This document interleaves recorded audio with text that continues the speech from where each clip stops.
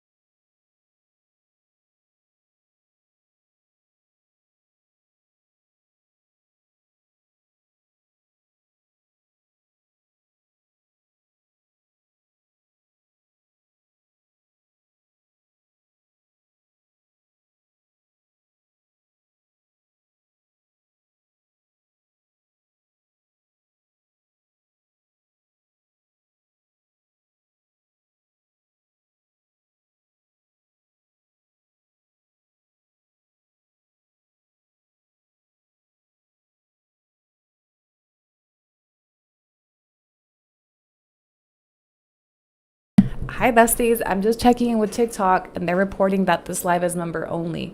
Do you want should we let them in or no? I'll let my members vote in the chat if you want to let TikTok public into this live.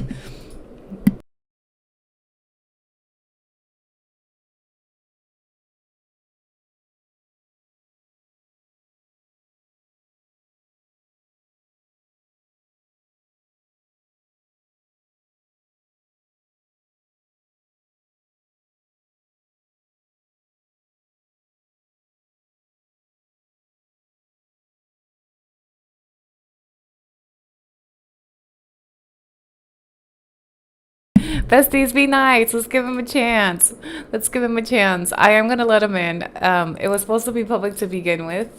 The replay will always be for members only. Don't worry. And then if things start getting icky, we'll switch over to members only. Don't be mean. No sean malas. Either way, I'm live streaming on TikTok, so you'll be able to see it both ways. Que malas son, besties. Oh my gosh. Okay. Good morning, besties. Welcome back to the shit show. It is 12:19 p.m. Welcome back to our timeline of Laguerita70 on the whiteboard part 2. We did a lot of work last night. If you didn't watch the replay, it was 4 hours long. I'm not mad at you. I will do a recap for those of you that weren't here or haven't had time to watch our 4-hour live stream. Thank you for supporting my live streams, to all of you through purchased memberships, or if you became a baddie or a bestie.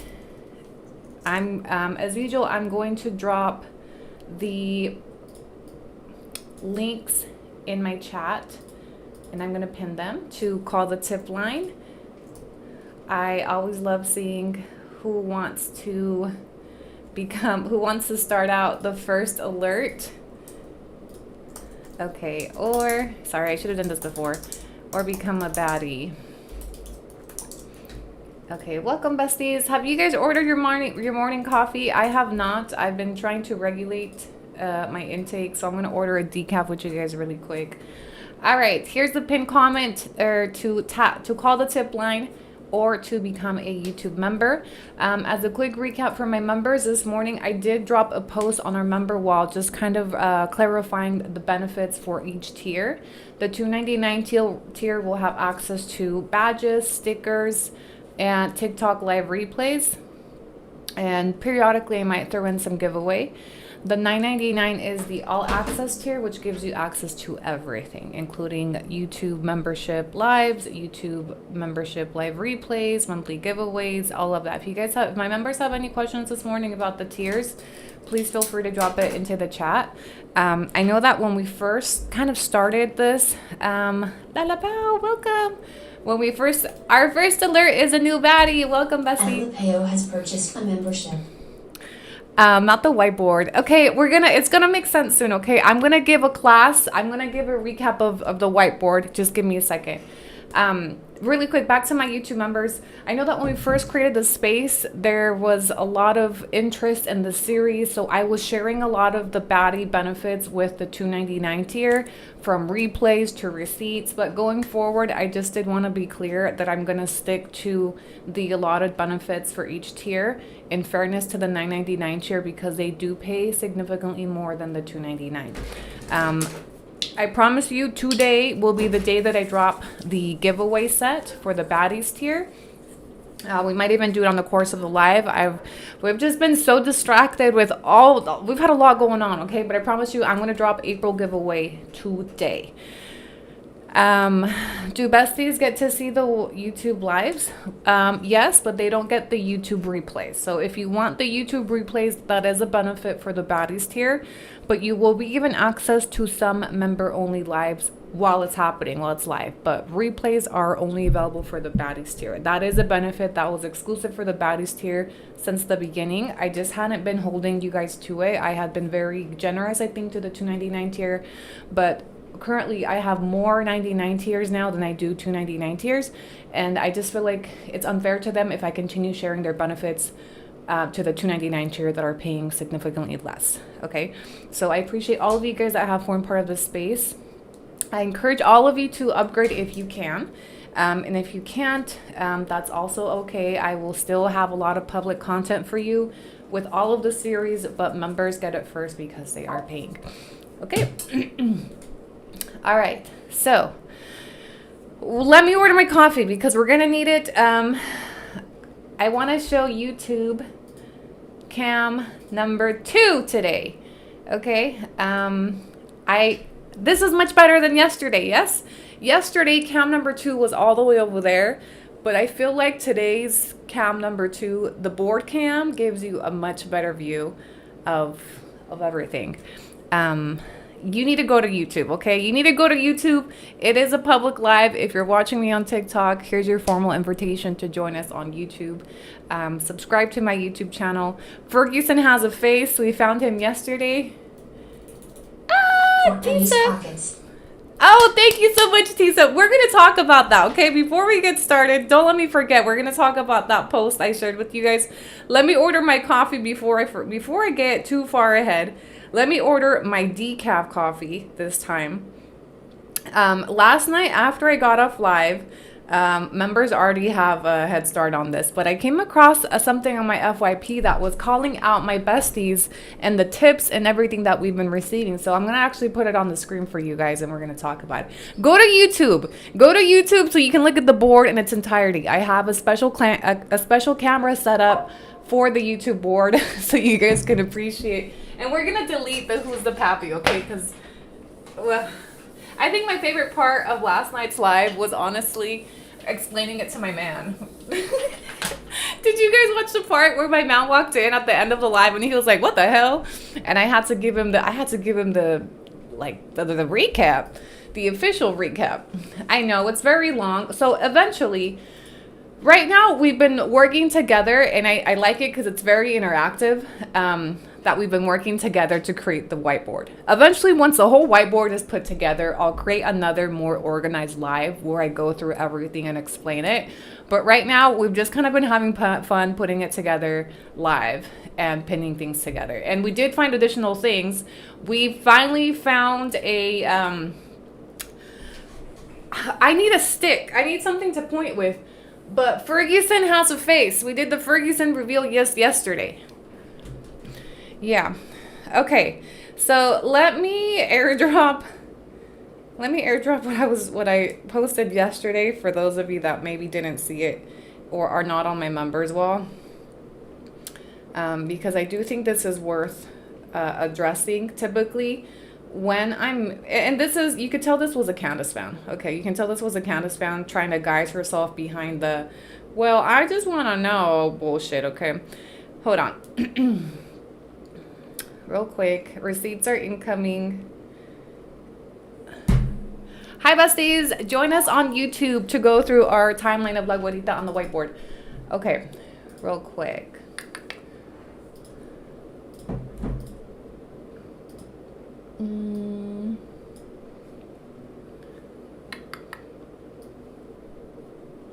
Oh, no, this is not it. Okay, 2 seconds. 2 seconds. Remove. Sorry, I'm getting my screen up here for you guys so you can see. So I can give you a visual. One thing about me is I love me some visuals. Okay, right here. So yesterday after our live, I was on just my FYP, and this post came up on my FYP, and I wanted to address it. Sorry, excuse me while I'm resizing this. Should have had this ready to go. Okay. So if you're on my membership wall, I even tagged you. I gave you guys the link to the TikTok, so you guys could maybe go respond if you want to. Okay. But this user, I'm just going to read you.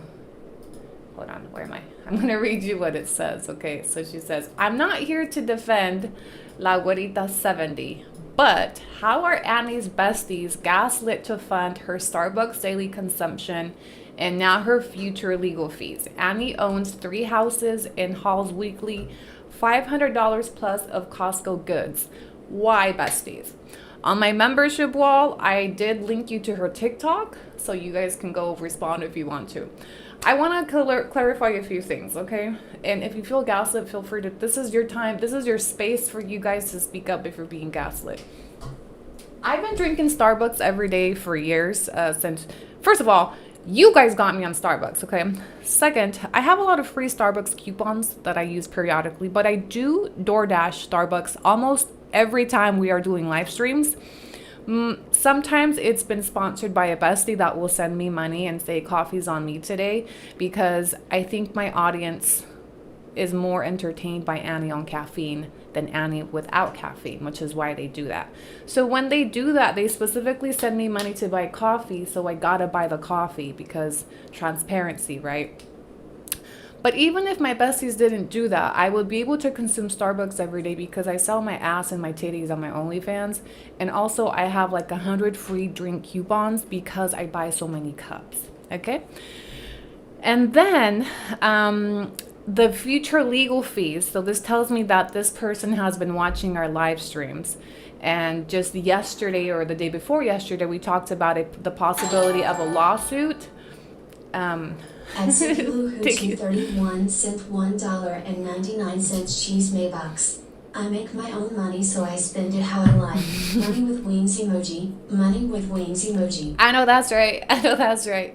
So the future legal fees that we talked about, TikTok user, bestie, whatever. Yeah, I opened up the door for besties to pitch in the same way that they've pitched in for research fees, grandma fees, court record fees. All of this has been a huge group project, which is why they send in money specifically for that. Do you see how I tell them exactly what it's going for? They know I haven't been sued, right?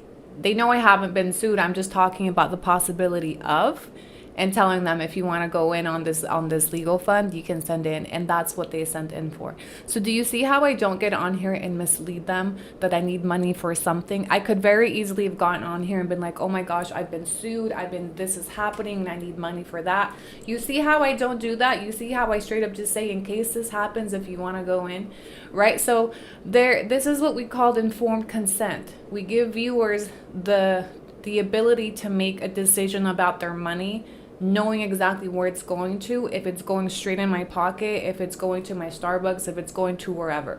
Okay, the second thing I've been very transparent about, I am not on here.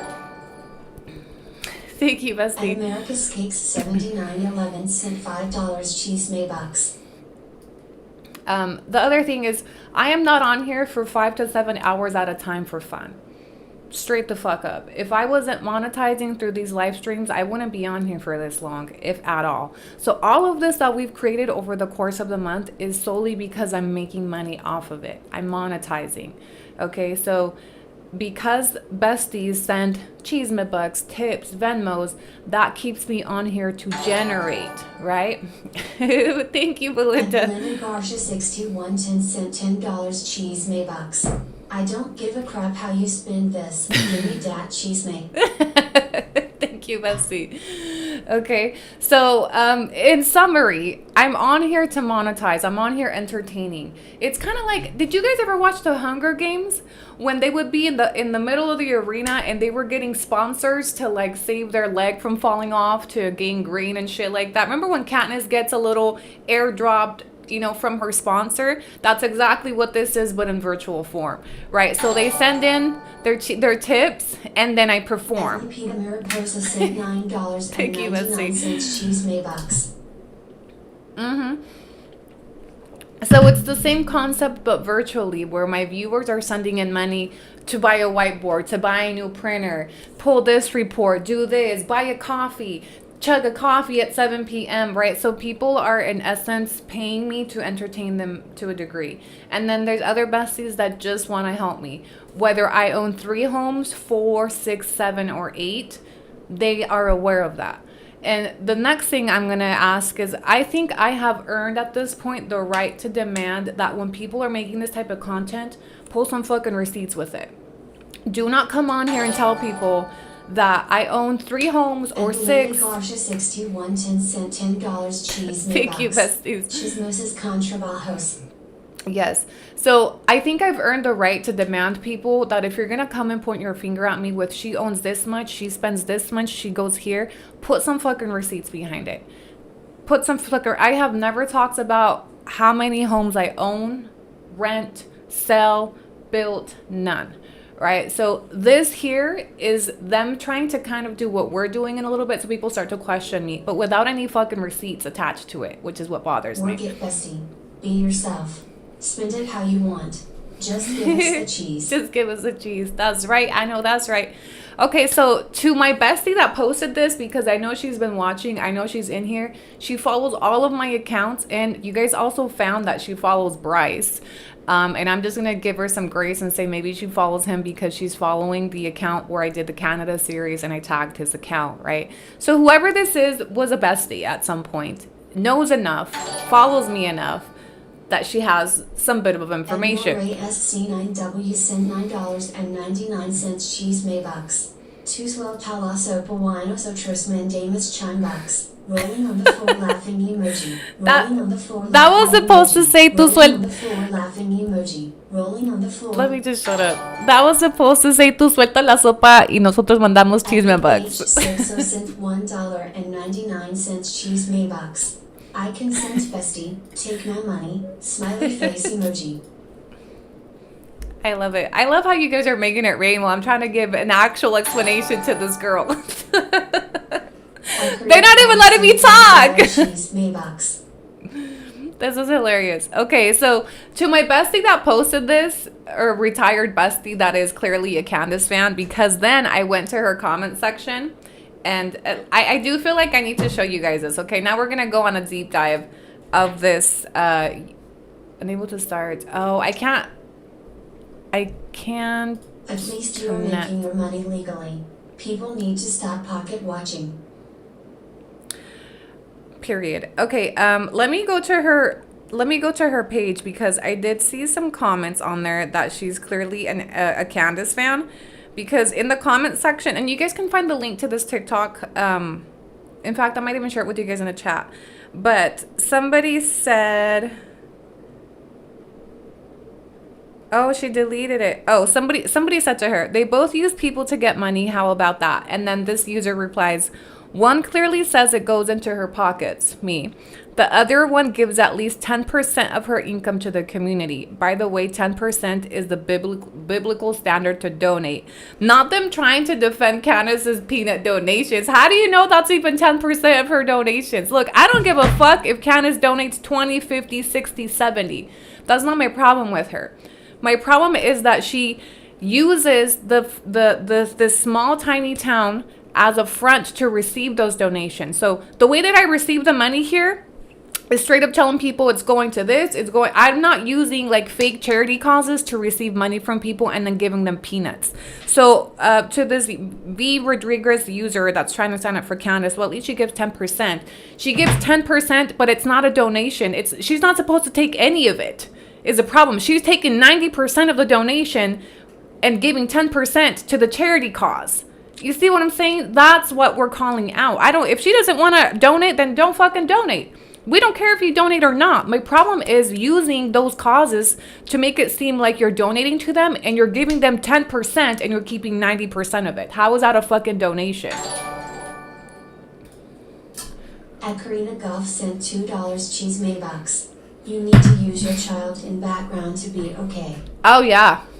Yeah. If I had my 5 kids back here doing the whiteboard with me, would it hit different, Miss V Rodriguez? Yeah, maybe I do have 5, 6 houses, but I also have 5 kids.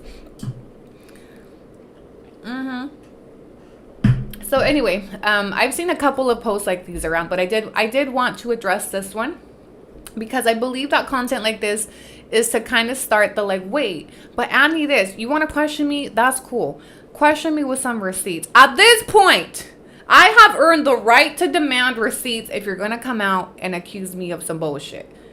In 2020, especially after all the shit I went through in 2023, that I had to come out and clear out with no receipts. If you're going to get on here and make a TikTok about Annie and say, well, she's doing this, she's doing that, put some fucking receipts behind it.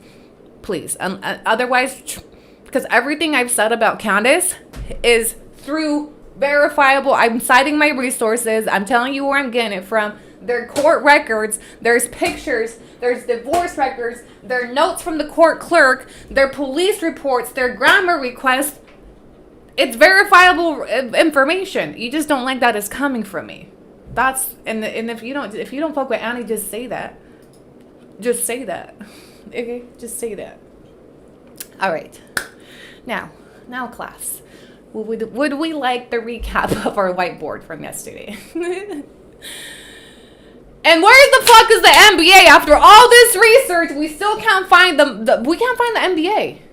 We cannot find the MBA. We were able to, okay, can I give you guys a recap? I need something to point with. I need like a long stick. For those of you that missed yesterday's live, and we're going to pick up where we left off yesterday, but I need to give you guys, just get a real fucking job. Do you see how much work is here? Someone take a picture of this, please, on my TikTok and send it to me. Thank you. Okay, I need something to point with. Where is the fucking MBA? Okay, we're going to start from the top. Okay, we're going to give you the camp, we're going to give you the board camp.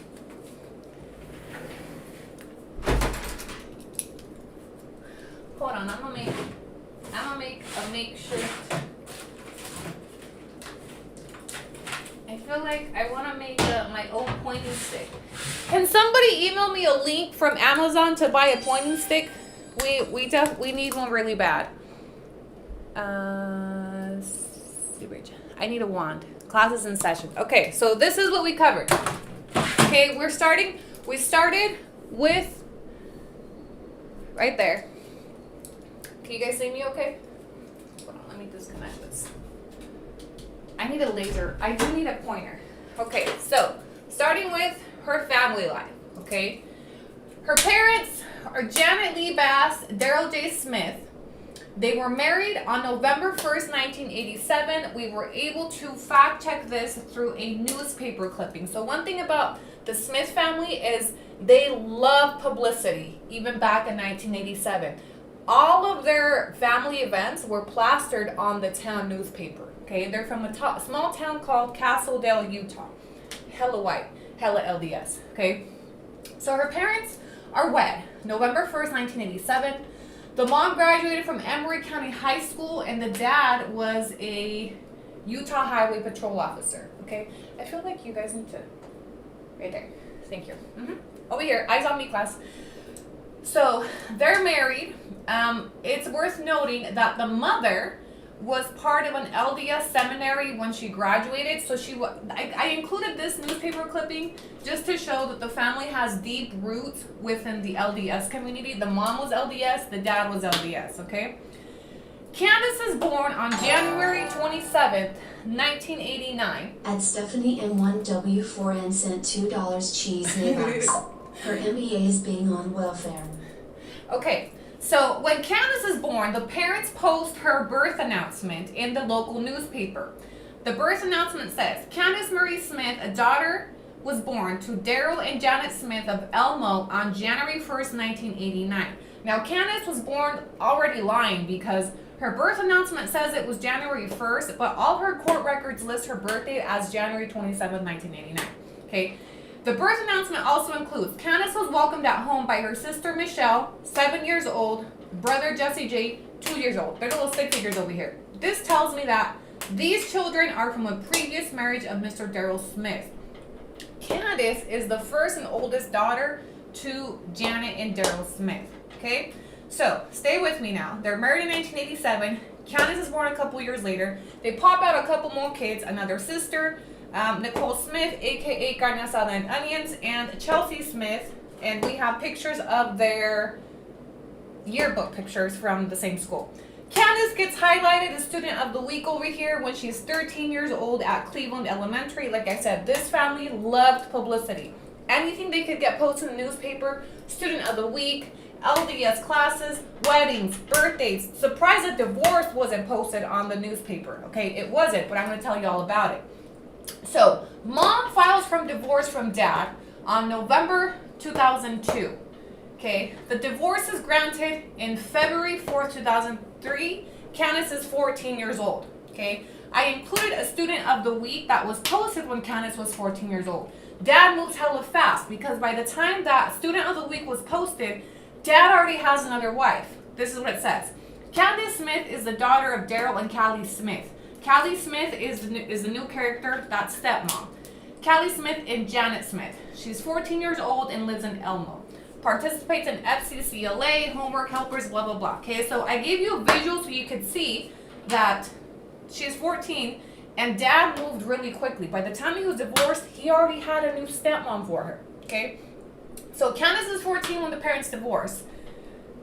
We're gonna wait to explain this little thing over here, okay? Now, stay with me. In March 2016, when Candace is 17 years old, dad files an emergency custody order for Candace and the two girls, okay?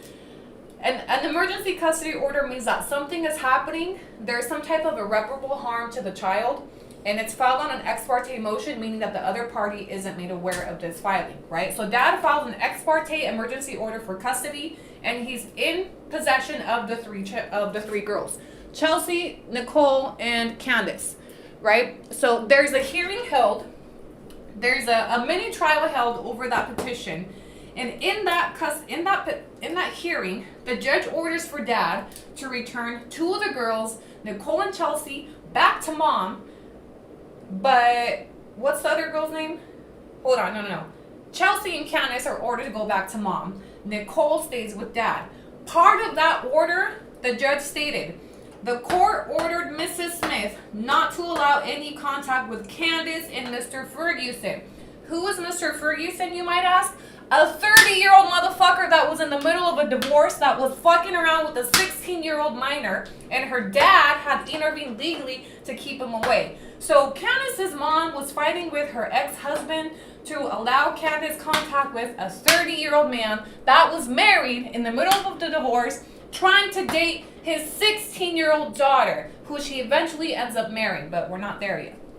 Okay, so when Candace is 17 years old, the court orders that the mom should not facilitate any contact with the 30-year-old man, okay? Candace graduates eventually May 24, 2007. She was class of 2007, the peasants, 2007 class of peasants. We verified this through Deseret News posted a schedule of Utah high school graduations, and they listed her high school graduating on May 24th, 2007. Okay, so she graduates. She's freshly 18. Now, the reason we put this over here, this is Julie. This is Candace's high school bestie. Julie is the sister of the 30-year-old man that the dad is trying to keep Candace away from. So Candace is hanging out with high school bestie, meets her 30-year-old old-ass, married-ass brother, and starts fucking around with him. So Julie Ferguson is over here. We confirmed they went to the same school during the same year through yearbook pictures, okay? Now, stay with me. Candace graduates in 2007, May 24, 2007, okay? And then, let me switch over to the other half of the whiteboard.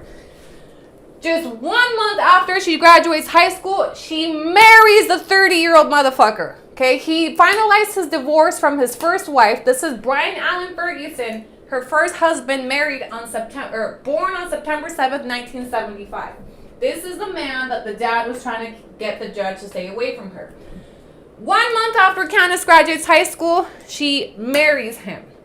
June 29, 2007, she marries him. She separates from him on October 3rd, 2007, just 3 months after she marries him. So, all that shit just to say, okay, anyway. Then, she ends up divorcing him in April of 2012. But a lot happens between the divorce, because before she divorced him, meet Carlos Ortiz Torres. Her first not her first boyfriend, a boyfriend that she was hanging out in cars. She was renting cars with boys with Carlos in March of 2007 before she married Ferguson. Okay, Carlos lives in Salt Lake City, Utah.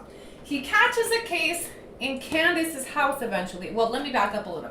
So after Candace divorces Ferguson, but remember she met Ortiz first and then married Ferguson.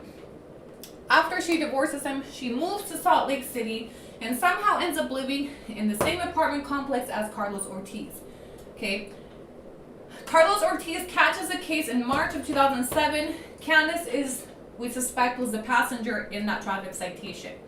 And then she goes back and marries Ferguson. She leaves him, comes back to Ortiz. Then, on January 4, 2008, Ortiz is arrested in Candace's apartment. He is charged with possession of a fake social security card. He takes a plea deal, and his plea deal includes to self-deport. Hashtag plead and deport. Literally, his court papers say plead and deport. Okay? So this man, Ortiz, ends up deported over an incident that involved Candace, where she was present for his arrest. Pay attention, this is important, because the same thing happens to fucking Fidel. Meet Fidel. She meets Fidel in November of 2008 when she's 19 years old, okay? Fidel also doesn't have papers. He was born in 1980.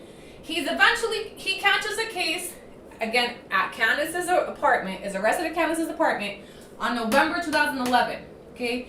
He's deported over this charge on March 7, 2012.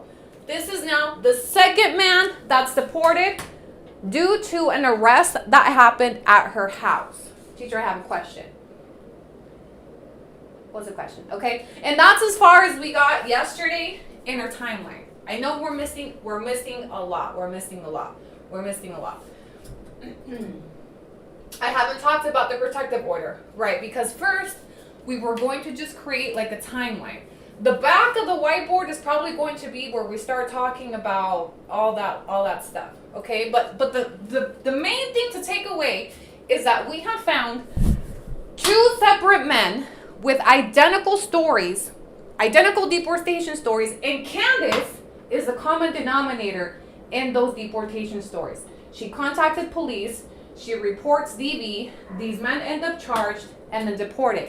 In the Ortiz arrest, which we're still waiting for a copy of the police report, she reported that there was an incident of domestic violence, that Ortiz had broken down her door, broken her cell phone. She called the cops and he got arrested, but the cops charged him with possession of a forgery device, the fake social security card. They didn't charge him with domestic violence. So we suspect that Candace lied.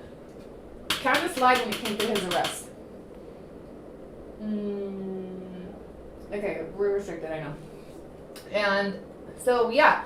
And then, to make it even messier, so there's 3 men. She's married to this guy, dating this guy, and then a baby is born in 2009. And Linda Garcia 61 10 cent $1.99 cheese Maybox. Bestie, can you give the new peeps a close-up for me? Okay, so a baby is born in December of 2009. While she's married to Ferguson, on and off with Ortiz, and on and off with Fidel, baby's born in 2009. So the question here is, besties, and everybody watching, the pop quiz question is, who's the pappy? Who can tell me who's the pappy? And the only question you shall have on this exam is, who's the pappy? Who's the baby daddy? Okay. Oh, and then we haven't even introduced the fact that she was living with Fidel's brother. She was living in the same apartment as Fidel's brother. Okay, so once upon a time, before Candace, okay, so Candace is living, I need to do this separately, okay? Candace is living at his apartment complex, Park Place Apartments, in 2008. She stays living there until 2010. In 2008, Fidel's brother, Carlos, is clocked through public records living at the same apartment complex, unit number 10, where Candace moves into in 2010, class. In 2010, Candace moves into the same apartment complex that Fidel's brother was living in since 2008. Now, we could try to say, well, maybe they live together. No, because Fidel is listed at a completely different address at the same time that Candace is living at the brother's unit.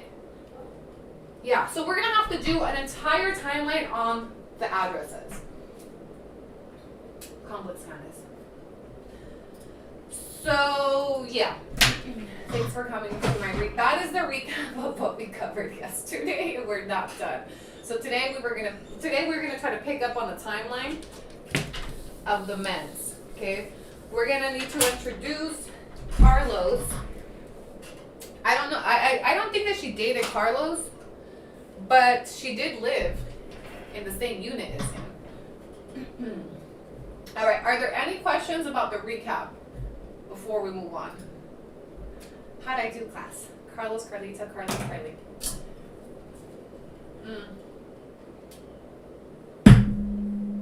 We need to see Ferguson. Ferguson, so everybody has a picture. Ferguson doesn't have much of a digital footprint. So the most we were able to find. Thank you, Bestie. Brenda J _03 sent $1.99. I know. I need a pointer. Can somebody? Boards to fit all the fuckery. I need a pointer. Brian Allen Ferguson, her first husband, doesn't have much of a digital footprint. The most we were able to find was a picture of him with his new family, and it's not great quality, but he's old and white. Okay. Carlos Ortiz, we have his mugshot. This is what he looked like when Candace was dating him. Fidel, this is what he looked like when he got arrested for beating her up. So we've been able to get visuals of all the characters, down to Candace during her senior year, her sisters, the bestie, all of it. We don't have any information on Anthony. So, but what we do have next is information on Fidel's brother. So Fidel's brother goes by the name of, and we're going to need to get back into the Utah court system for this. Well, or maybe I could pull up the live replay. Fidel's brother is Carlos Garcia Sanchez. He was born in 81. I don't remember his exact date of birth, but I just remember it's 81. So he's just like a year older than Fide. We need to try to a point. TMZ needs to interview on this. Okay, so in order to get the timeline for her brother, I do need to get back into the Utah court system. We need $10 search tokens so we can do a timeline of the addresses. And I'm going to start doing a timeline of where Candace lived once she was... Yeah, so Candace...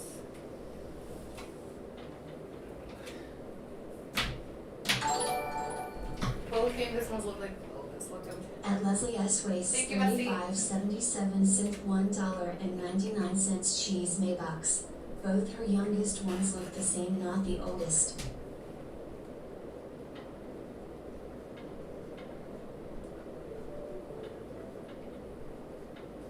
And Veronica Ortega Hewitt has purchased a membership. Welcome, Veronica.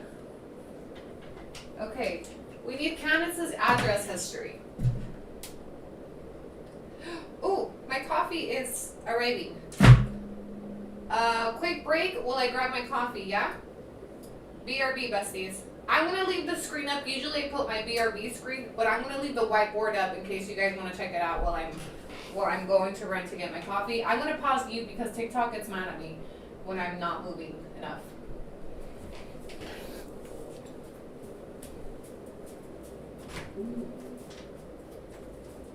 Aquí quédate con está bien.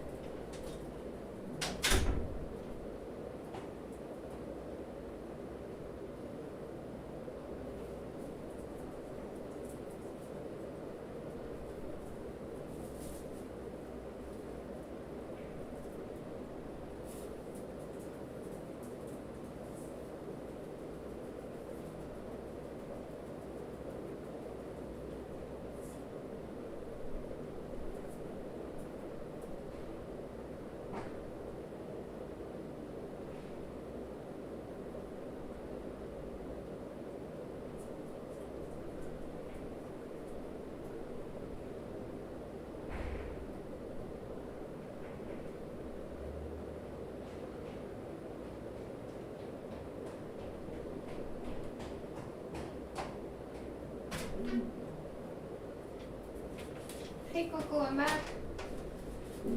It's hot as hell out there. You don't want to go out there. It's hot. Okay, besties, ya regresé. Okay. Hello. Coffee's here. Okay. Let's recap. Let me take any questions that you guys have before we start adding to the whiteboard.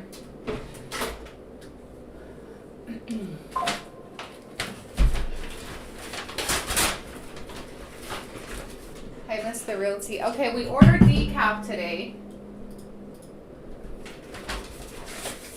Decaf, okay?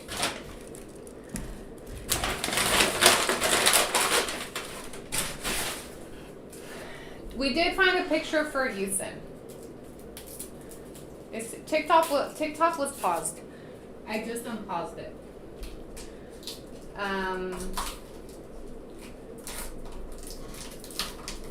¿Qué quieres? ¿Qué quieres? Huh?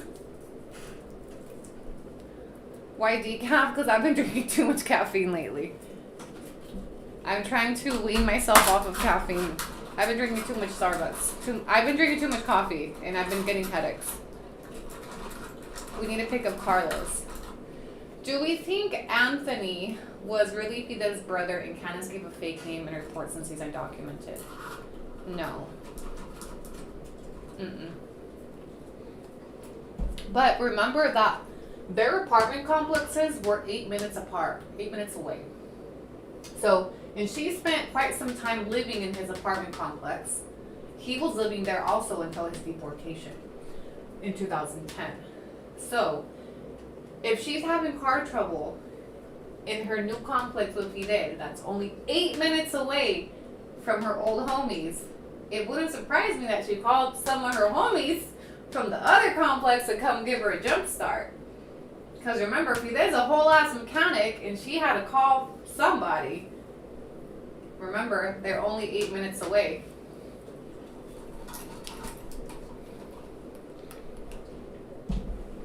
Carlos Peg is cut off. Yeah, it's because this is, here you go. Do you guys prefer this screen? This is the board cam.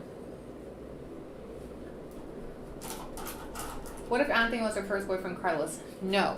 I don't think there's any Carlos as Anthony. I don't think so at all. I think if we can get a picture of the brother, we can see if, we could, I don't know.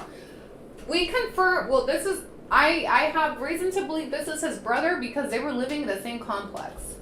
And there was a third brother. So all the brothers, him and his two brothers were living in the complex where he caught the DV. I don't know, but we have no information on the Anthony character. None. The one that's on the police report.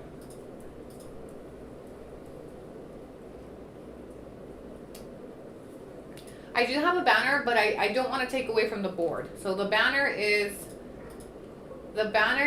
here when I have this screen. But there were people asking to see the whole board. So I have 2 cameras on for today's show. So that you guys can get a full, because the board is so big, it doesn't fit in my background from my regular streaming camera. You can turn your camera just a little to the left. So you guys let me know, yeah, I turned it a little bit when I was giving my presentation. Hold on. There. So you guys let me know if you want me to switch between cameras when you need, when the board is shaking. It's shaking because the fan is right over the phone. Okay, let me turn it off. There. Okay. I follow Candace and I'm so lost, new to these allegations, but why would she do this? All for the house or money? Hey, that's a good question. Here's my personal take on why she did this. I think money is the root of all evil, and I do think the root of all of her lies are money. Because a lot of the things that she lied about, there was no need to lie. For example, in all her stories, she tells, on all her interviews, she said that she met Fidel in 2007 when she had just turned 18, and she tells this story like Fidel is her one and only, and they had kids. So when we found the divorce, when we found this kid, like, there's nothing wrong with the fact that she dated, that she had experiences. So why lie about the real history, in my opinion, because it wouldn't sell the same. And maybe she was just trying to create an image of this picture perfect life. That's all, like, an honest answer, not me trying to be a hater, but when I think about why would you do all this, the only thing I can come up with is money and status and image to, in a way, like, to be superior, or maybe not, maybe that's the wrong word, but like, why would you need to lie about only being a one-man type of woman? There's nothing wrong with having this history. There isn't. I'll be the first to tell you, like, I have 2 baby daddies. I've been with more than one man. But I feel like a lot of times women that present themselves as, well, I've only been with one man. I married him. I had kids with him. I feel do that maybe as a way to make themselves be superior to other women that perhaps have this type of history. So and then those are just speculations. We really will never know why she lied to this degree. But the same way that she's lied about little stuff like this, she's lied about big things. Big things. One big thing that we have not been able to uncover is her education credentials, that I also believe she lied about. I don't think she has an MBA. We have spent a month plus researching Candace's history through records, through newspapers. We have found everything. We even found the date of when she graduated from high school. We have not been able to find anything on her bachelor's or her MBA, and we have looked everywhere, including the National Clearinghouse. So I don't believe she even has an education. And I think that's why lie about that, again, to make herself seem more polished, to be able to justify all the money she makes from social media and donations, and accredit it to herself instead of to her donors. When she made a video just earlier this year where she told everybody that we built this house through my work as an MBA and my YouTube channel. She never acknowledged the donations. You know she's received thousands of dollars of donations for her house in form of tools, in form of Venmos, in form of Cash App. She's briefed on it. But she won't give credit to that. When have you ever heard her acknowledge that her house was built with the help of donations from her viewers? No. Why? I believe, again, because she wants to take all the credit for where she's at. Through her MBA, through this, through that. No, she's not where she's at because of her MBA, which I don't even think the fucking MBA exists at this point, okay? But even if she had one, she's not where she's at because of her MBA. I'm not where I'm at because of US-based work. We are where we're at financially because of the privilege that we have through platforms. And that is some just straight transparency. I was doing well before I had platforms. Yes, I was. I had a car. I already owned my home. I had a stable job, but I lived humbly, okay? Platforms amplified. If it wasn't for my platforms, my kids wouldn't be in the school that they're in.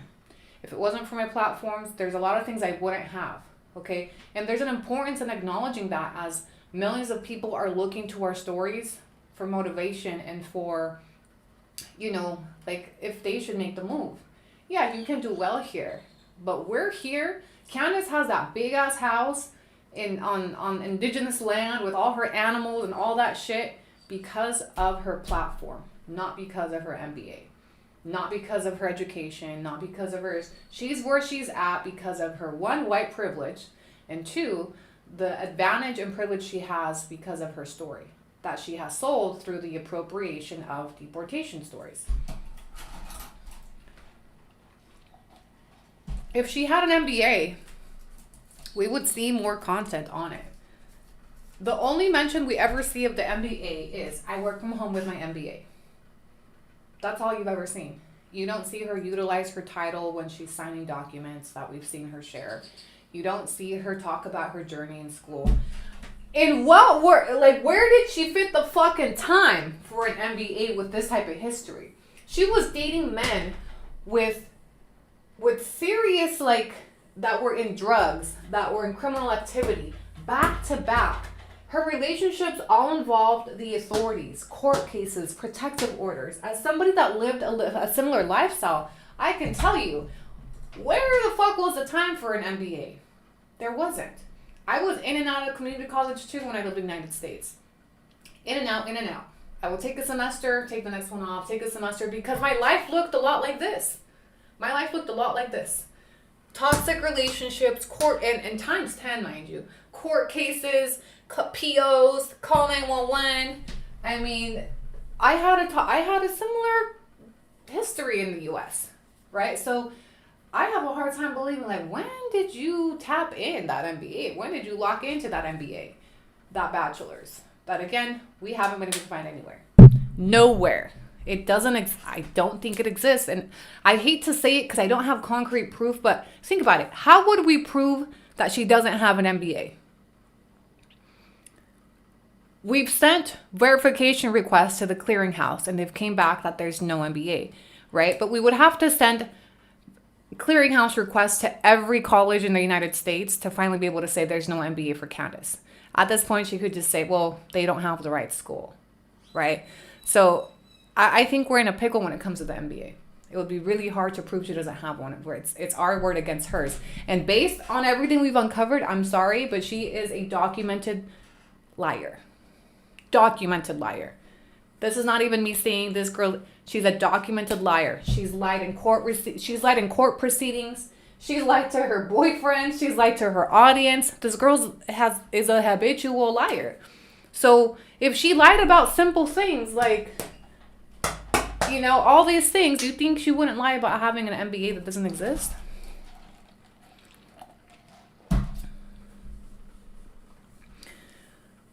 Candace had plenty of time to shut this down. Yeah, and she had, and remember, when some of this came out, she had the opportunity to clear up the timeline. What did she do? She came out with more lies. She doubled down with more lies.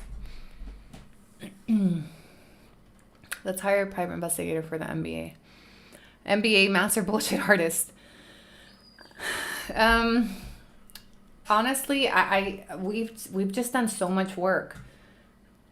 I don't think I could find anything, look anywhere else that we haven't. We've literally looked everywhere.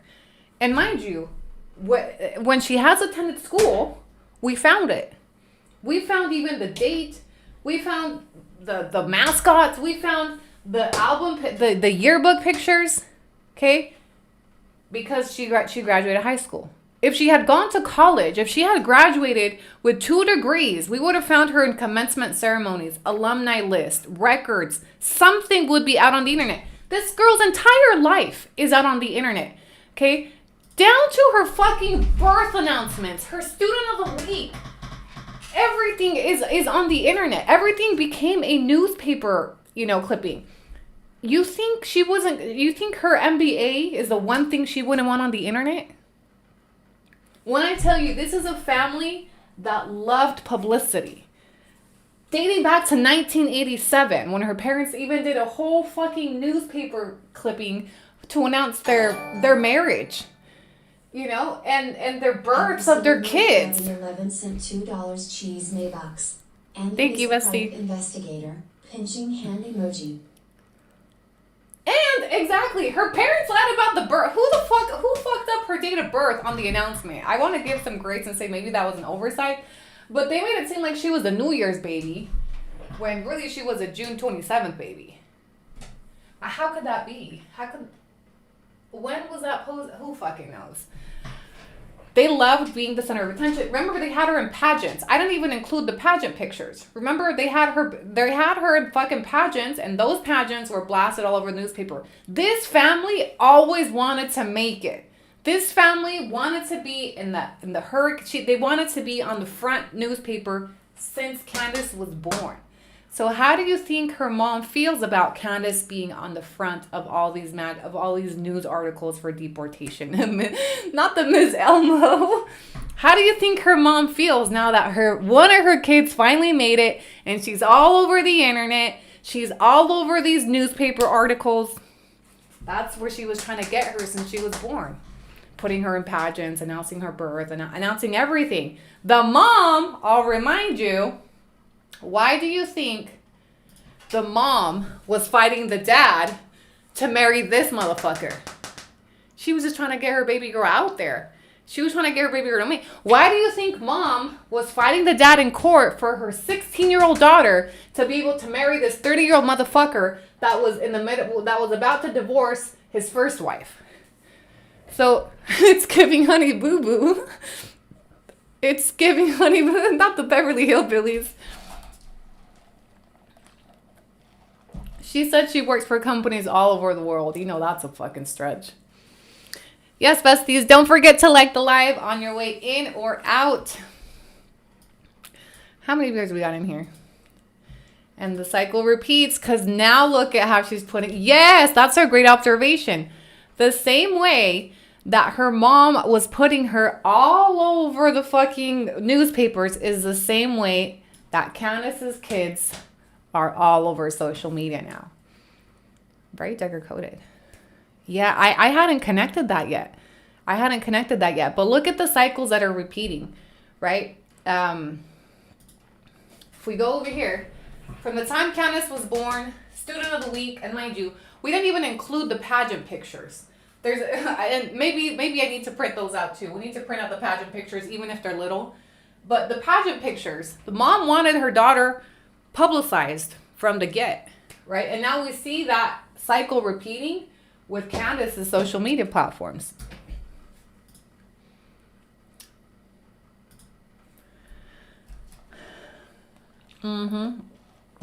They wanted her out there. Okay. Are you guys ready to add to the whiteboard? Where do you guys want to pick up off?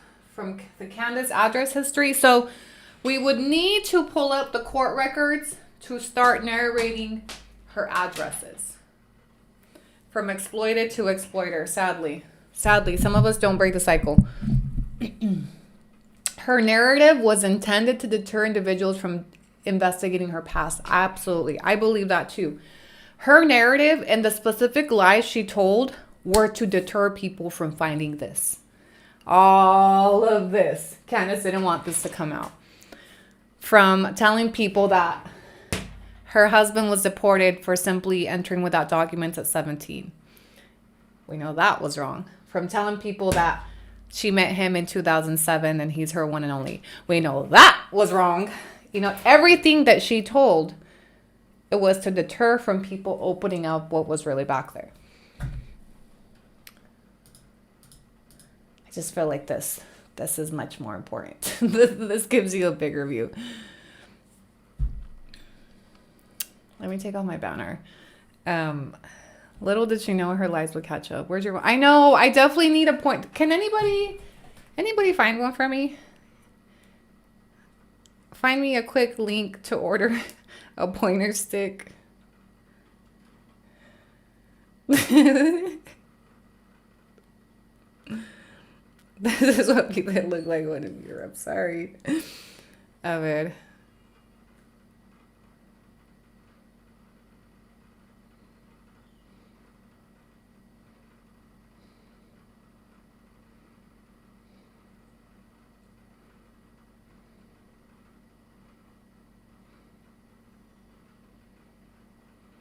Oh, this is interesting.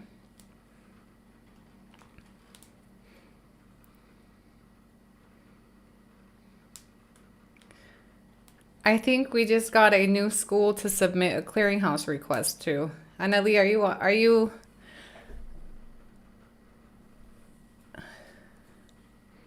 use a broomstick. Okay. Oh, Alex, thank you. He sent me a link to get a pointer stick. Look how cute. Can you guys see it? Wait. Oh, up here. Oh, is it long enough though? Oh, it extends. Sold. It'll get here Monday, April 27th. Oh. Okay, I'll keep looking. Get it late. No, I like that one. I just don't like that it's going to take so long to get. It's because it's coming from the US. That's a good one. Okay. Ferguson photo is AI generated. No, it's not. This is from Facebook.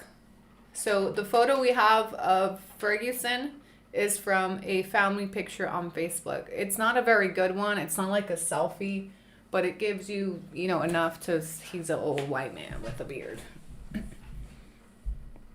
Use a stick to the blinds. Mine doesn't have one. Okay, so now we're gonna segue into the second part of the live. If you've been watching this far, that was kind of a recap of everything that we were able to put on the whiteboard. We have a lot more to add, unfortunately, and we're even gonna use the back because this is really only covering the basic, like a soft foundation. Use a Starby straw. They're not long enough. I need to make something. I'll make something. Some of the besties were wanting to see close up of his pic. They're on yesterday's live. Yeah, they're on yesterday's live. I don't want to spend too much time backtracking. I invite you to watch the live replay from yesterday. Are you saying like I don't get, if I don't follow you on Insta, it goes into like, I don't know where it goes, but I don't get them. Yeah, it's not in there. Can you show for just picture and color? I need a new printer. My printer's been fucking up. My printer has not been printing color. I'm so sorry. What you see is what we have. Okay, it's not much, but it's honest work.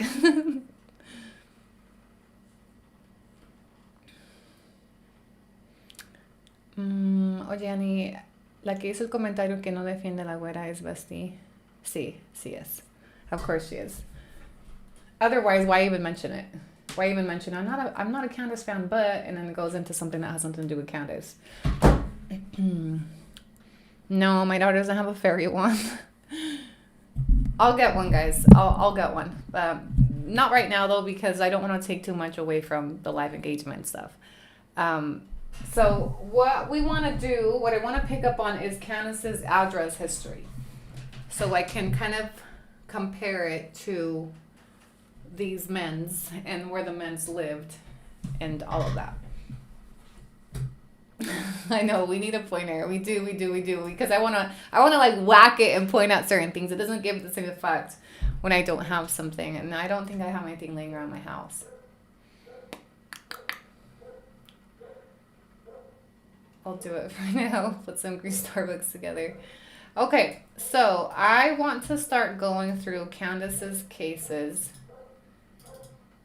and putting her in, doing a timeline of where she lived. Carlos Ortiz. When she filed for divorce, service 2003.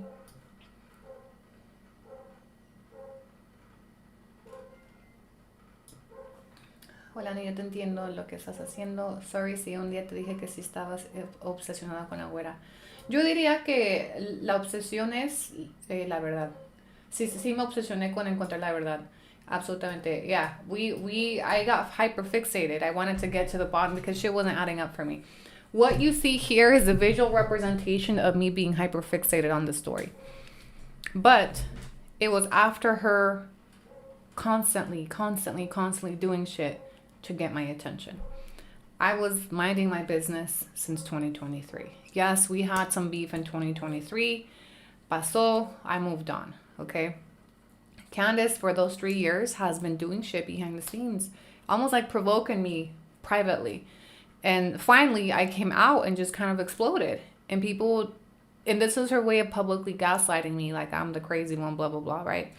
But the first couple of videos I made, yeah, they were in response to her. But this became a hyperfixation on finding the truth and also getting to know my opponent. This woman, the same way she's machined 2 deportations, the same way she's lied about everything, that is what I'm up against privately. Okay? She is doing things to date, machining things the same way she machined this deportation, the same way she machined that deportation. So when she talks about who's dangerous, my personal opinion, white women like this, fucking dangerous towards people like us. And I'm dealing with her in my own backyard. Okay, so I've been getting to know my opponent through this. I've been getting to know Candace really well. Really, really well. I just need to know what I'm up against. And eventually, right now, this is not hitting the way it should because it's coming from me. Eventually, Candace is going to fumble. It might be months from now. It might be years from now. Mark my words, people will circle back to this series, apologize to me, and tell me that I was right. It's not going to be right now because it's coming from Annie, and Annie's this, and right now Candace is a victim, and Annie's just crazy, and Annie's just drama, blah, blah, blah. But eventually she will fumble, and people will remember me. Se van a acordar de mí when she fumbles. Every dog has its day, and there's no way that you can build such a shaky foundation, and it's eventually going to crumble. And when it does, se van a acordar de mí.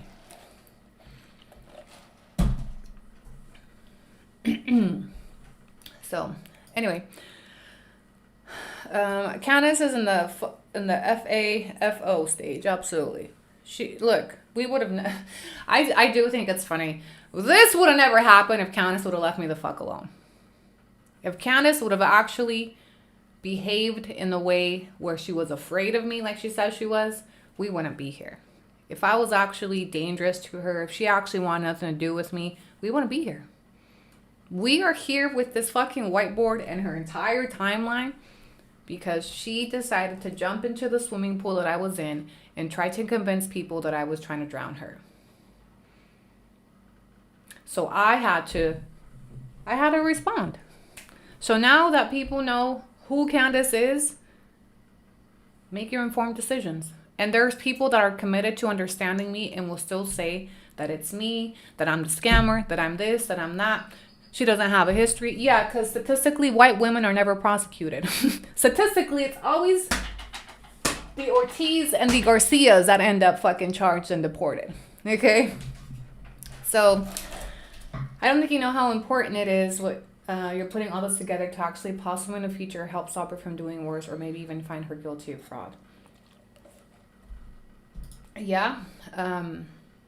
Hey, where did my alert go? Welcome to YouTube Baddies Luher. I'm sorry the alert didn't call you out. Thank you so much for being here. Thank you for supporting my live streams.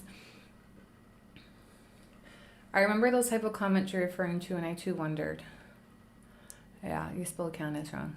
Oh, I did, huh? You know why? Because I had a sister-in-law named Candace that was just as fucking crazy as this one. Sorry, Candelaria. Bryce had a sister named Candace, and she was kind of scandalous too, and it spelled it with the A. Sorry about that. She doesn't have a criminal history because she hasn't been caught yet. She doesn't have a criminal history because she's white. Period. The amount of times that she's lied and nobody's ever questioned her is because she's white. She's lied many times to receive different types of benefits. She's lied so many times. The only reason she doesn't have a criminal background is because she's white. And I will die on that hill. Go look at these statistics. Okay. The system in the United States statistically prosecutes people of color. So she has an advantage. Even her white privilege has kept her out of some fucked up situations. Her white privilege helped her get him deported and helped her get him deported.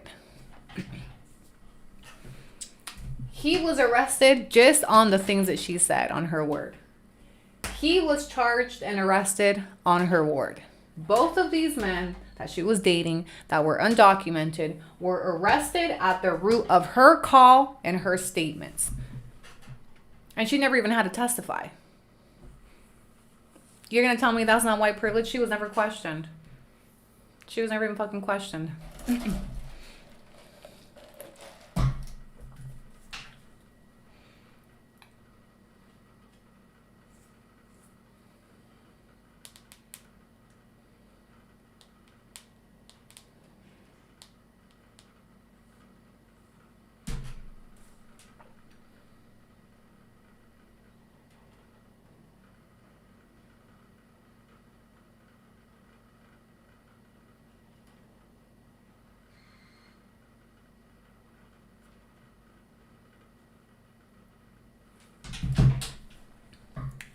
Was she not afraid for her safety? No.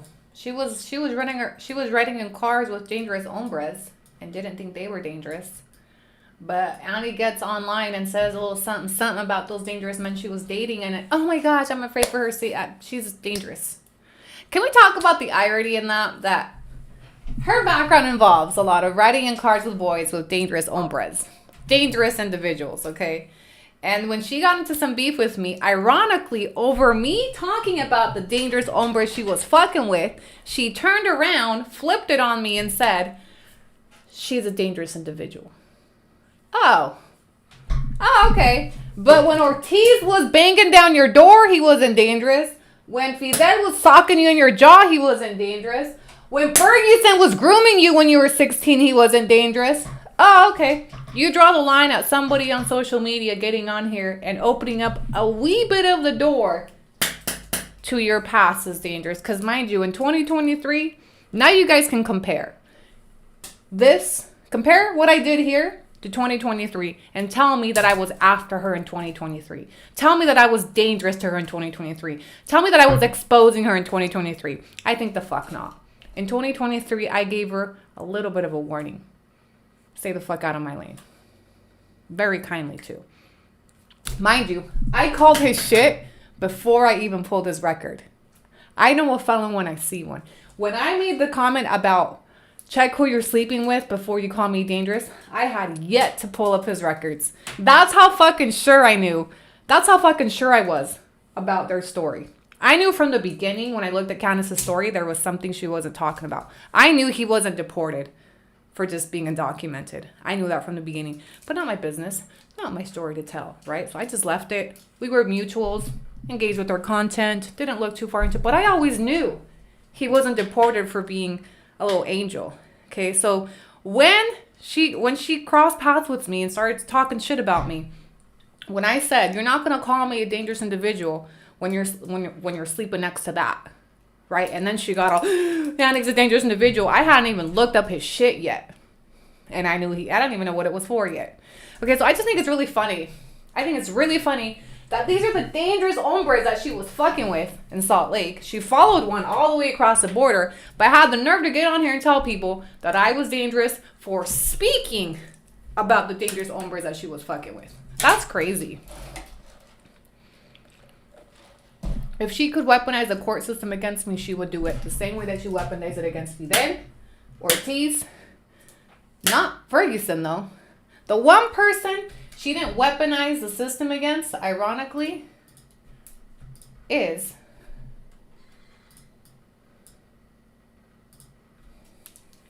the white man. The white man is the one person she didn't even fucking try. She didn't go after him for alimony. She just divorced him quietly. The one man that she didn't weaponize the system against in any way, shape, or form was probably the one man she should have. The PDF that was fucking with her when she was 16 as a 30-year-old man, but whatever. The only people she can weaponize the system against, people of color, people of color, people of color.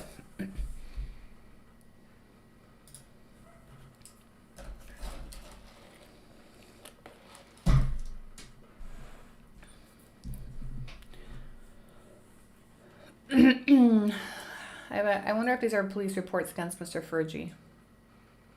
That would be interesting. Because remember, the dad was law enforcement. The dad was working for Utah Highway Patrol when he filed his emergency petition for custody of Candace to keep her away from Ferguson. So there had to be something there.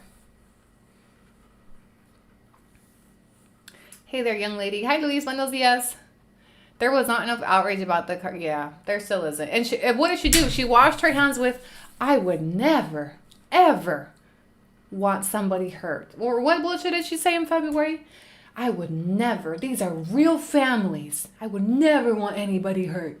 And that's all she had to do. And then people ate that shit up.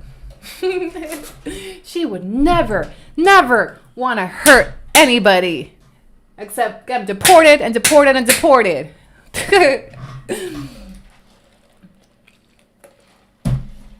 Bottom line, Candace and Fidel built their story on lies. I'm even questioning if Fidel is... I think he might still be... I'm not sure that Fidel is completely aware of all the shit Candace has done with his story. That's his story, by the way. The deportation story belongs to this man. Not this little white girl that grew up in Elmo, Utah. With beauty pageants and sisters and mom and dad's a cop and Fergie, okay? This girl had a privileged upbringing. Story does not belong to her. It belongs to this man and this man that she helped deport. She appropriated his story. The reason why I think this is important to look at her family history, her lineage, the type of upbringing she had with student of the week, pageants, all that shit. That is her story. Not no fucking deportation story that she was affected by policies. The family was voting for the policies that was getting her boyfriends deported. Okay, the minute she was falling out with them, she was calling ICE. The minute she was falling out with, well, maybe not ICE, but she was calling the police, knowing good and goddamn well that they were both undocumented and they were going to get arrested and deported. And that's exactly what happened. Plead and deport. His plea deal literally said, plea and deport. Plea deal of a case, of a charge he caught in her home. Fidel, the same shit. He caught a case at her home and ends up deported months later. So both of these men, their deportations are rooted from an interaction that Candace had with authorities in her home about them. And I'll give her a pass, I guess, for Fidel if he was truly beating the shit out of her. But I have my suspicions. I have my suspicions if he was or wasn't. Despite her having... I'm sorry, but Candace gives... Knowing what I know now about Candace, she gives the type of woman that would slap the shit out of herself to set him up. And we're going to get more information on that once we get the police report for the Ortiz arrest.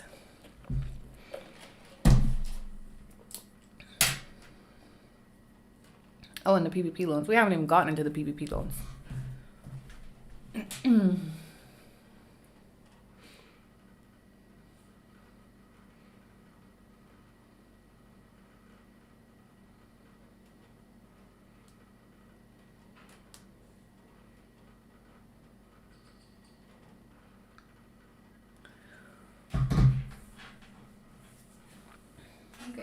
cold in here. What if Fidel's family knew about this? Well, Fidel's family lived at the same apartment complex he got arrested at for the DV. So they had to have known something. But I guarantee you, nobody, not even Fidel, knew that she was a cooperating witness in his case. Because she said right in front of him, when they did the video of his deportation story to clear up the lies, and she said it in front of him, I was a non-cooperating witness. I bet you that's what he thinks. I bet he actually doesn't know that she was behind his DV charge full force. So, Bestie, how do we find Carlos Ortiz? We actually haven't done much searching for him. We kind of left off yesterday there. Do you guys want to continue? Should we add on to the... Do you guys want to segue into adding on to the whiteboard? Jamani, I left off when you were requesting a police report and I have a whole whiteboard. I blame my YouTube besties for this. She didn't stand out with her educational awards among her white people, but realized she stood out with the dangerous homies. That part. You know what? Her pageants are actually important because you touched on something really important. She was constantly trying to stand out. Student of the Week, pageants. Among white people, Candace doesn't stand out. Candace is just another white girl. But put her in the middle of minorities, Candace stands out. And that's exactly what she obtained through social media. If you line up Candace with wives, with whatever other niche, she's just a little white girl from Elmo, Utah. But put her in the middle of all these deportation stories. Wow, look at that white girl. She stands out. She needs minorities. That's why she surrounds herself with people of color. KimuWorks2418 has purchased a membership. Hi, Kim. Thank you for upgrading. That's why she collabs with people like Carlos, Rafa, all these brown men, because she stands out among the brown men. She stands out. That's a really good observation. She doesn't stand out among white people. If you take her back to Elmo, she's just another white girl in Elmo. But if you put her in the middle over here, wow. And that's why she's there. That's why she's happy. That's why she loves living in that little town. Ask herself why she's not like most deported spouses that elected a border town or a bigger city. She doesn't stand out. In that tiny town, she's probably the only white girl there. She's, oh my gosh, she's la güerita. She's not la güerita over here. They're all fucking güeritas over here. But if you put her in the middle of Atzicintla, she's la güerita. And that's why she chose to live there. That's why she chose to stay. It's not Elmo's world. If you put her in Elmo's world, she's just another white girl. They're all fucking little white girls over there. They're all fucking la güeritas over there. But over here, on this side, she's the only one. She's a celebrity here. Yep. Absolutely. That's a really good observation. Why didn't she reach out to Alondra? Because she doesn't stand out. If you have Alondra and Candace, who's going to stand out? Alondra. Why do you think she doesn't collab with women? We already talked about this. She doesn't stand out among women. But she stands out among brown men.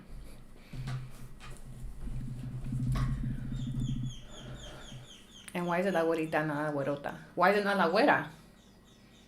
La güerita is a little white girl.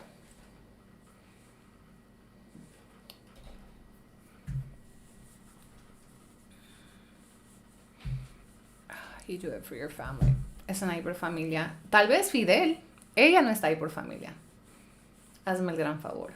She's there because she monetizes from being there. She was a welfare queen. She was on welfare over here. Okay? If you're going to tell me she lives in Atzicintla because of family, it's either live in Atzicintla like royalty, queen of the White House, or go back to Utah to be a welfare queen. Take your pick. You're still going to tell me she's there because of family? She's there because le conviene. In Utah, she's a welfare queen. In Atzicintla, queen of the White House. Rich. She's a rich bitch over there. She's a celebrity over there. Honey, someone posted in the chat they found Anthony living in Unit 14 in 07. Wait, Anthony who? We don't have a last name for Anthony. Felly, thank you so much for upgrading, bestie. Edfley Roman has purchased a membership. We don't have an address for, or we don't have a last name on Anthony, so we don't know what Anthony was in the police report.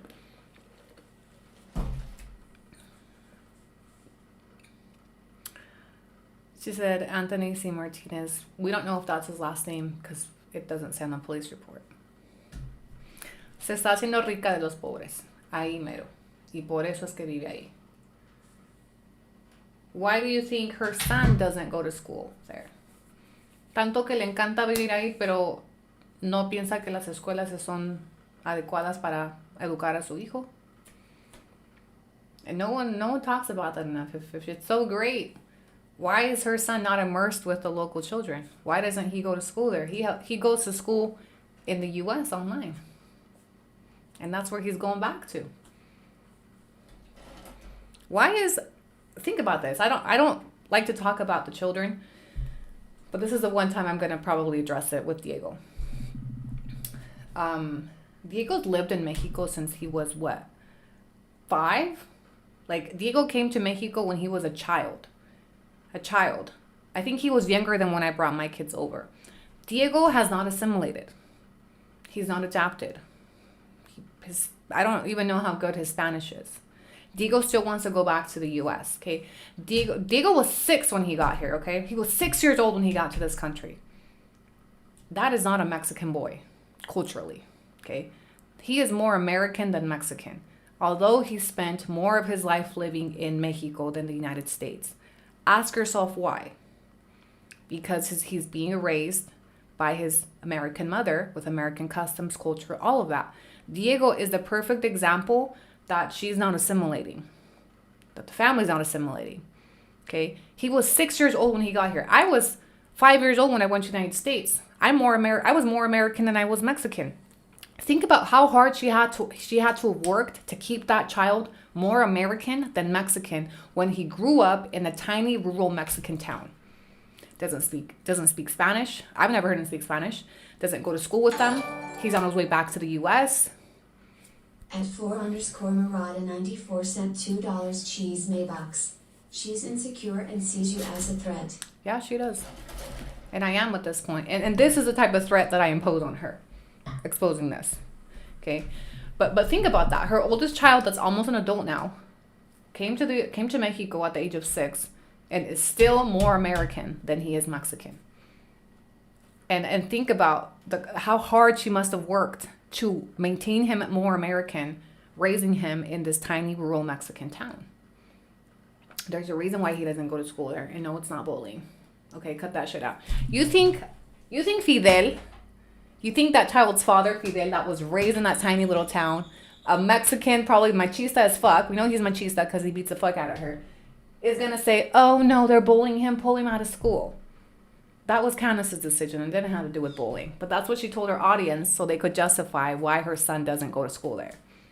You think he would give a fuck? You think Mexican dads are going to be okay with their kid being pulled out of school because it's being bullied?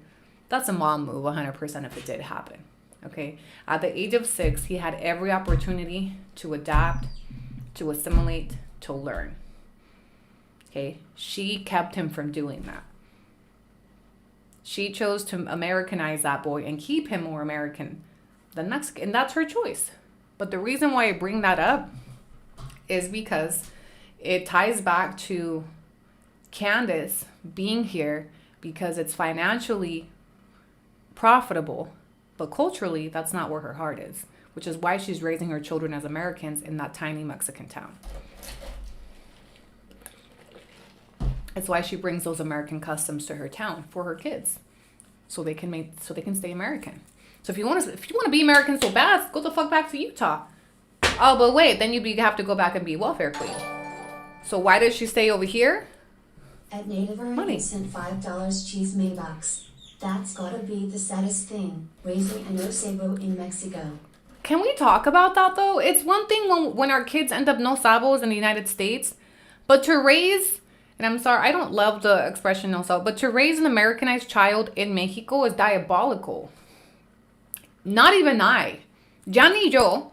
Mind you, I don't have family like Candace has Fidel's family. I don't have a Mexican spouse. It's just me and my kids. And even then, my kids ended, and you guys know I'm also very Americanized. Yeah. English 24/7. Even then, my kids are more Mexican with this type of influence than her child being raised in a tiny rural Mexican town. At Elia Puma has purchased a membership. Imagine seeing your mom lying to make money on your own people. Imagine that college application. I mean, does he even speak Spanish? I don't watch his shit like that.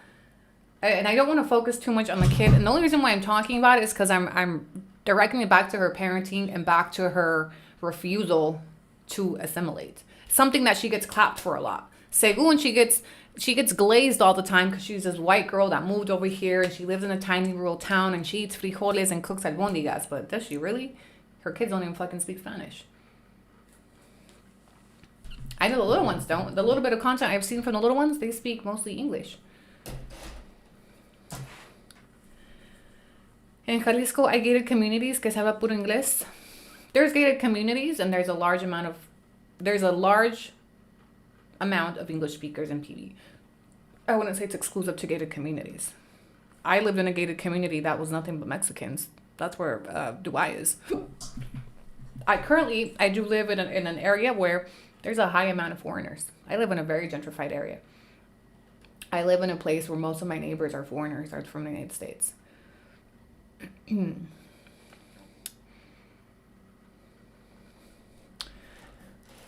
The little one goes to school in Mexico. Good for him. I don't think there's an option for him to do online school in kindergarten.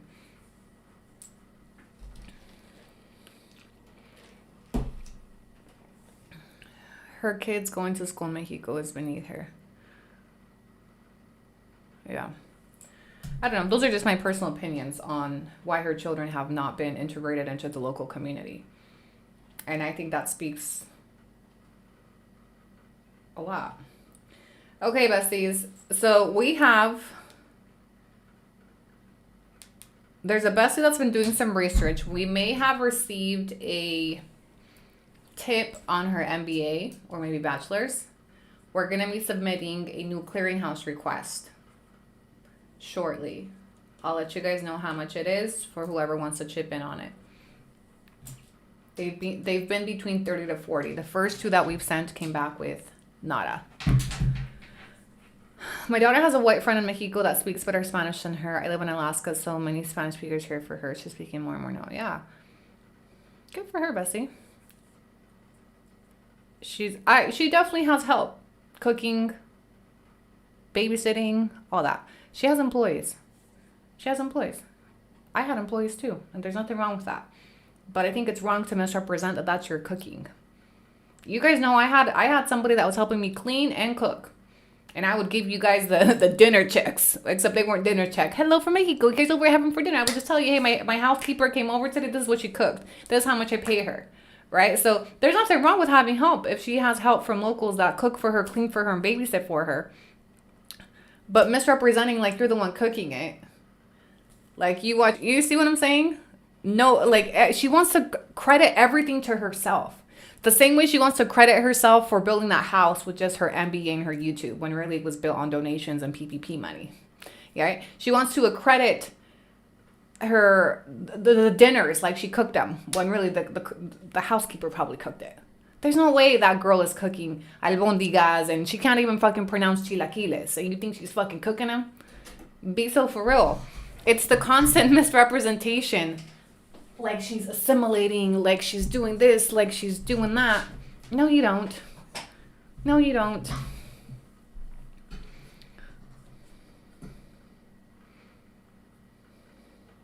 I did see that comment. Somebody asked, how come we never see the oldest kid at the house site helping the dad? Let me talk about that. That's such a good point. When I was building, I had my son, both of my sons, helping Enrique with what they could, whether it was moving brick, whether it was my son did all the electricity in my house, right? I took advantage of Enrique to try to teach my boys some traits, okay? I find it very interesting that her oldest son is never at the job sites, that the oldest son is not learning trades from his dad. The dad is un albañil and is building a whole house. Why is he not teaching those traits to the son? Why is the son never in the content helping build, fixing, caring? You never see him. Why? In my opinion, the same reason Candace isn't in there building with the house. The same reason Candace isn't in there getting her hands dirty. He's too good for that. My son's not going to be no albañil. My son's going to go to college in the United States. Why would he need to learn how to lay tile? Why would he need to put on knee pads? No. The same way I'm not going to get in there. When my house was in construction, I got in there. There were days that I was like, I want to help. I want to be able to say that I helped build this house. I would help move the brick.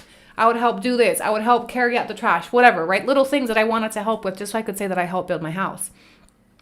She's the opposite. It's almost like, ew, no. That's the vibe I get from her. That's the vibe. And it's reiterated by her son is never in there. He's almost an adult. Why isn't he learning these trades? Why isn't they taking the opportunity to teach the son? Sent $4.99 cheese Maybox to help pay for Los Gastos. Eddie, you're doing a great job, and besties, thank you for the help. Thank you, Ellie. Shout out to you.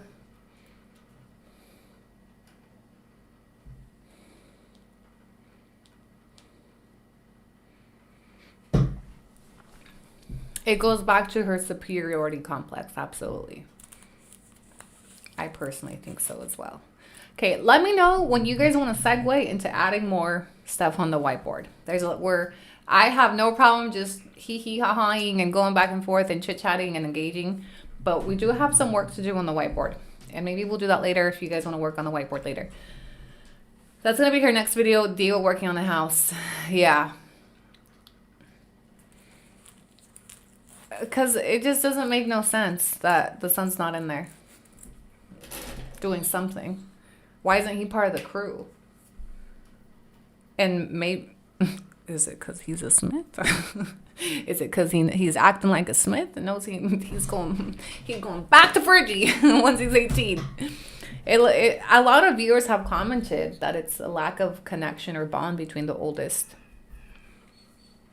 And again, unfortunately, that is something she also puts up for public consumption and for people to have opinions on.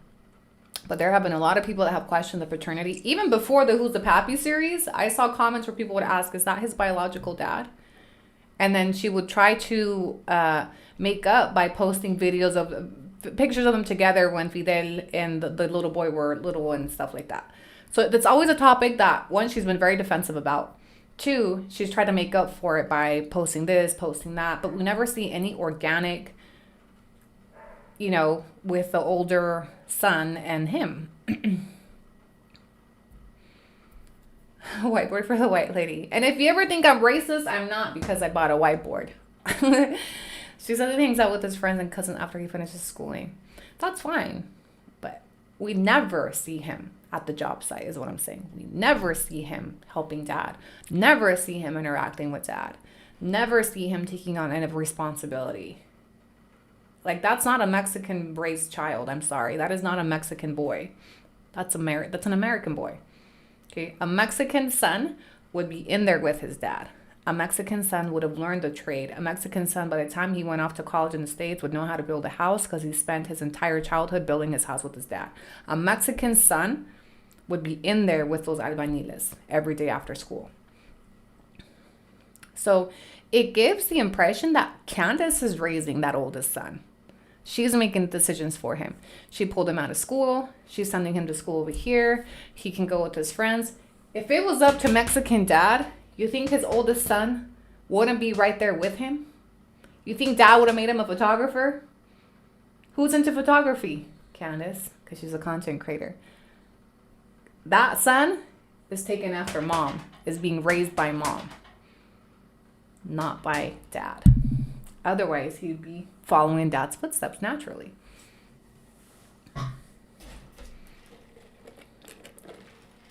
One thing about Mexicans is they're very proud about their oldest sons. Very, very. In Mexican culture, he would be like this with his dad. He would be in there at the job site. He would be speaking Spanish. He would be probably more Mexican than all of them. Who said the bologna sandwich? He's eating bologna sandwiches? What? Where did the bologna sandwiches come from? And mind you, me, when I was in construction, okay, and Enrique wasn't their dad. He was just like he actually ended up my daughter's padrino for her quince. So he was like a uncle, like an uncle vibes, right? I would take any opportunity to have my sons in there, learning, moving, working hard, a whole day in the sun, so they could appreciate, one, their privilege, and two, they could see how hard of a work it was and to learn. My son, we were just talking about this yesterday. Andre reminded me that he did all the electricity wiring in my office in Dubai. Because I had him one day go in, a few days. I would tell him, you're going to work with Enrique today. You're going to help him. And I would pay him. I was paying him when he was helping Enrique. But with the idea that I wanted him to learn. I wanted him to man up a little bit. I wanted him to learn some man things. Right? So it's just crazy that you don't see those dynamics over here with their firstborn. Unless it's not the firstborn.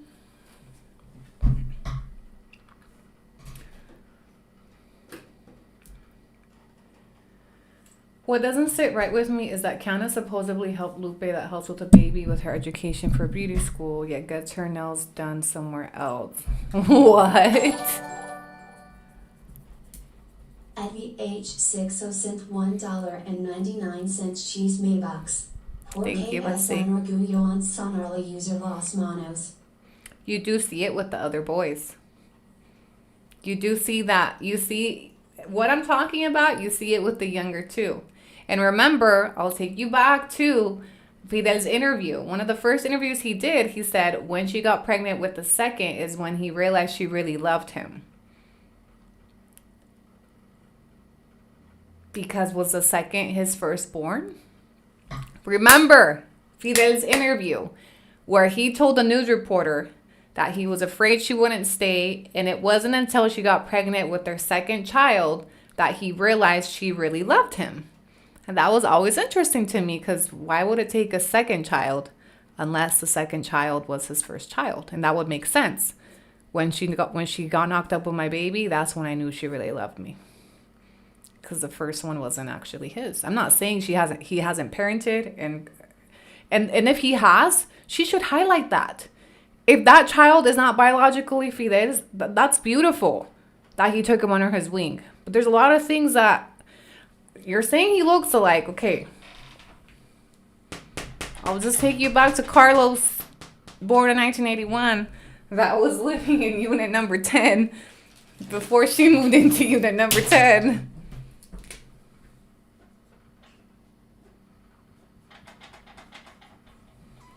We need to start on the address timeline. ChatGPT says Ortiz is a dad. So mind you, Ortiz and her lived in the same apartment complex until his deportation. So she was dating Fidel, but still living at the same complex where her ex-boyfriend was. Yeah.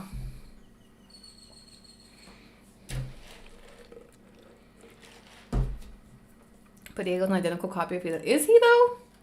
I do think he has like some mannerisms that I've seen, but I don't see the copy and paste that you guys talk about. What I do see is a stark difference in how the first child looks to the second two. What I also see is a disconnect between the first child and the dad in the content.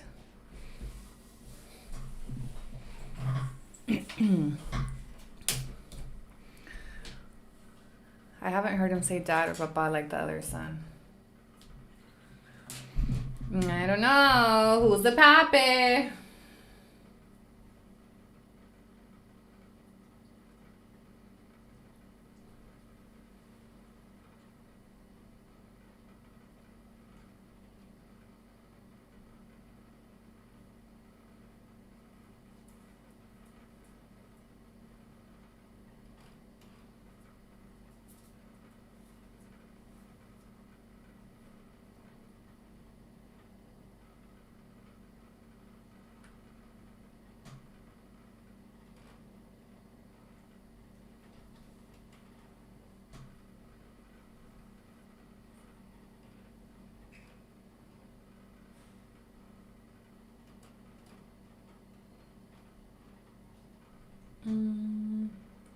Sorry, I'm looking at that.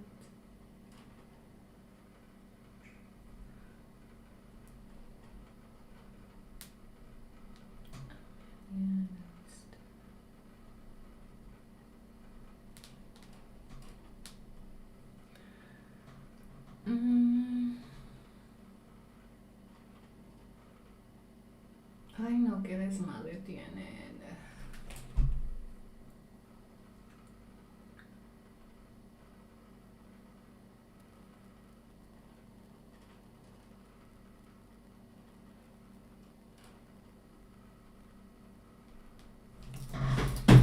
Sorry, we're getting paperwork ready for the Canada trip, and it is so unorganized. It's stressing me out. My stepbrother and my dad have a disconnect compared to me and my dad. My dad helping me Olive Garden cutting wood. My stepbrother does whatever he wants because we're not close.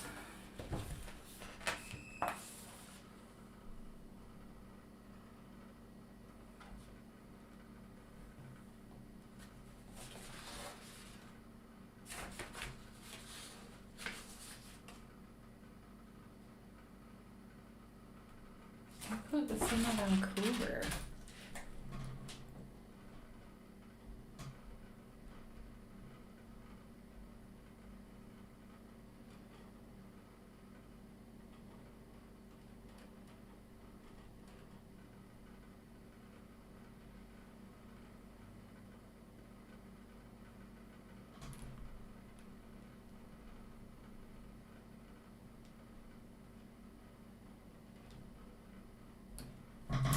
Okay, sorry, I'm back.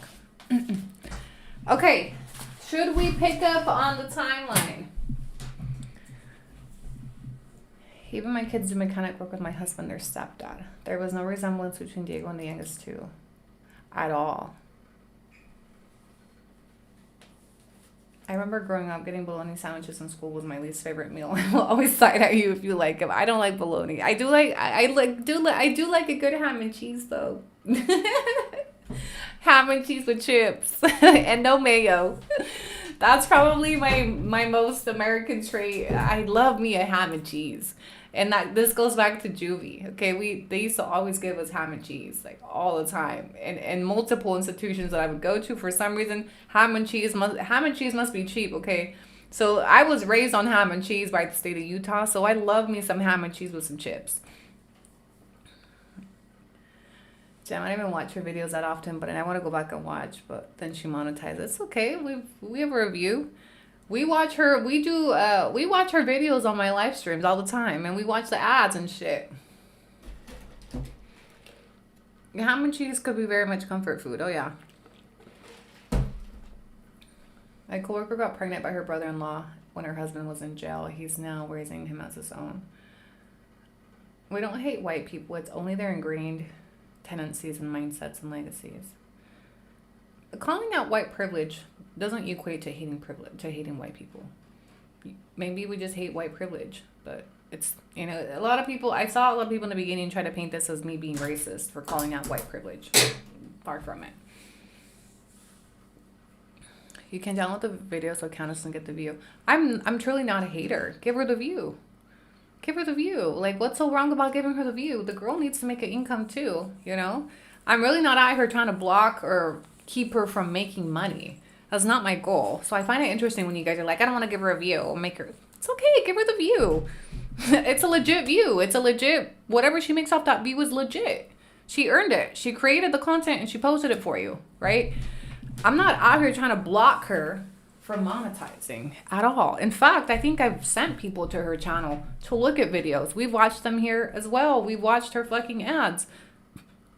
I'm giving her tons of people, this is giving her traffic. There's nothing wrong with that. We're really not being haters, besties. We're just calling out the white privilege and the exploitation of her audience and her community. There's ways for her to monetize without exploiting. People will watch her shit anyway. People will donate anyway, Candace. People will literally donate if you tell them you're going to buy a Starbucks with it. People will support you with transparency, even double. Imagine how much support she would get if she would just be fucking transparent. The only one trying to stop it back is Candace, not Annie. Go give her a follow. I watch her shit too when I'm researching. I've had to consume much of her content to be able to piece together all this shit. You know? And notice how she stopped doing the lunch check for the kids. You have a whole crime board. Yeah. It does give, like, we were talking about this yesterday when we were posting her senior pics, that it was given like victim pictures. Like those crime shows where they put pictures of the victim and then the bad guys with the mug shots. Listen, I'm stopping bags like TSA. Stop. We don't want to block her views. We just want to hold her accountable for her lies, and there's a difference. Yes, and make her uncomfortable with taking up space that doesn't belong to her. We want to make colonization uncomfortable. We want to make, her taking up all this space and appropriating deportation stories uncomfortable. I am certain that this is very uncomfortable to Candace. I think this would be uncomfortable to anybody. Having your family, your sisters, your parents divorced, their marriage, their full day. This is uncomfortable. This is definitely uncomfortable. And that was the point. This has to be fucking uncomfortable as well. Okay? It was uncomfortable. It was purposely to make her uncomfortable with taking up so much fucking space that doesn't belong to her. This is what happens when you take up space that doesn't belong to you. This is what happens when you build stories on lies. They eventually, your past is literally coming to bite you in the ass right now. She's way too comfortable colonizing. She's way too comfortable culturally appropriating. Way too comfortable taking deportation stories and making them as her own. When she was born and when she was raised in fucking Elmo, Utah, doing pageants and shit, and she had supportive parents. Such supportive parents that dad was trying to keep her from the fucking PDF that was trying to marry her at 16. This is not an upbringing of struggle, okay? The most she fucking struggled with was winning the fucking pageants, okay? She had loving parents, supportive parents, present father, a stepmom, siblings, friends, school, student of the week, access to education, it doesn't look like she was missing any fucking meals ever, okay? That is who is now appropriating a fucking deportation story. And part of why I wanted to do this whiteboard is to give you guys a fucking visual. And I love this part over here, because this is her upbringing. This right here. Okay? And then she wanted to make it seem like she's one of the homies. she's one of the homies. Okay? She was a fucking welfare queen in the United States.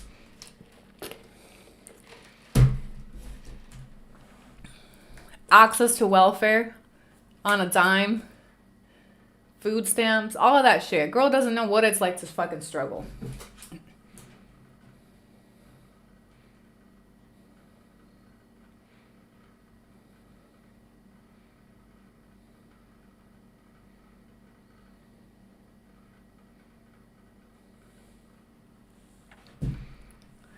His telling no, she was Miss Elmo.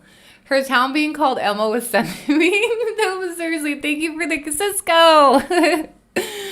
her being from fucking Elmo, Utah is diabolical, because out of all, she's from fucking Elmo's world and trying to make it seem like she's been fucking struggling and fucking hashtag deportation stories when she really is hashtag pleaded deport. Okay, welfare PPP queen and ice queen.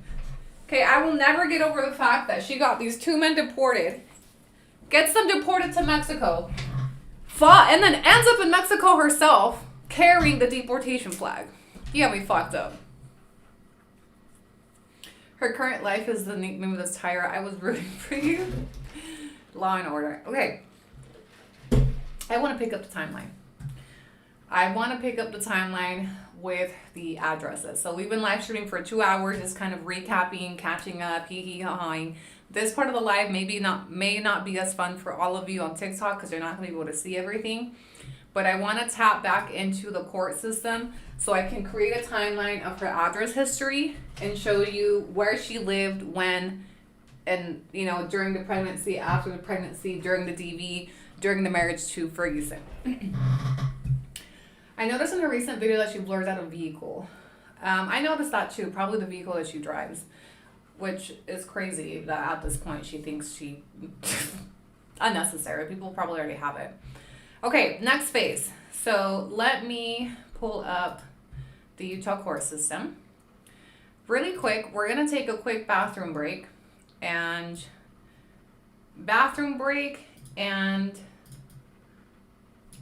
we're going to pass around. You know how in church, if you're Catholic, they pass around la canasta to put your donations? Okay, we're going to pass around the tip line for research fees. We need $10 to get into the court records. So if any of you guys want to jump in the tip line, I dropped it into the chat. So to confirm is the oldest fee that's done, we don't know yet. I'm going to be right back. I'm going to take a quick restroom break. I'm going to pause TikTok. Give me just 2 minutes.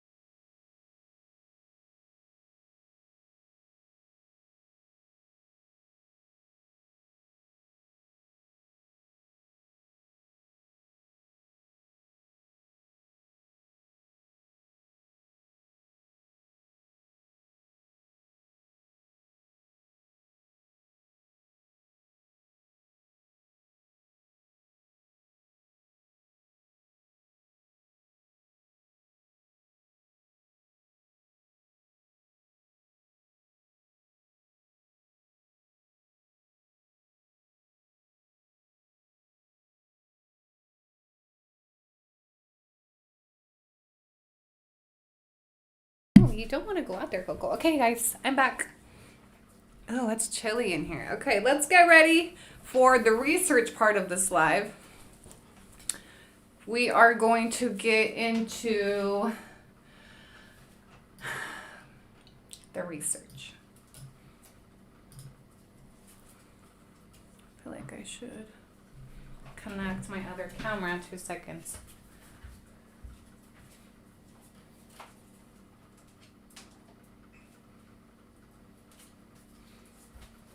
Okay, again, this part of the live you may not find very interesting, but it's going to be more interactive on YouTube with putting together timelines. The brother Carlos is helping build the White House as well. He was in a Christmas video when And she was Stephanie giving them jackets. M1W4N sent $10 cheese. Thank you, made Steph. us. Here you go helping out. Thank you so much, bestie. Okay, let's see here. So let's log in to the court system.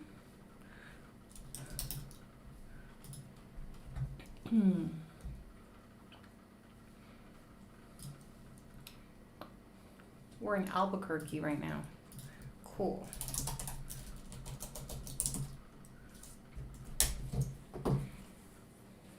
So wait, the Carlos is in Mexico now? Did he get deported too? Maria, thank you so much for the 10 jewels. Can you look up birth certificates? Depends. Which side of the border? Over here, yes.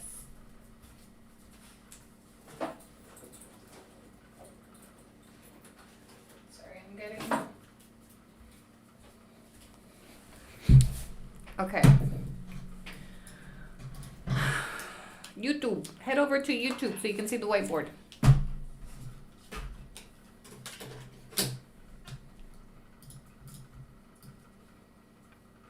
Plaza Sésamo in the making.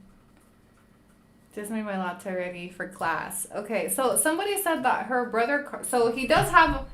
It is his brother. And he now lives in Mexico. Interesting. Okay, we're gonna get $10 worth of search tokens. I like calling them tokens like we're at the arcade or something.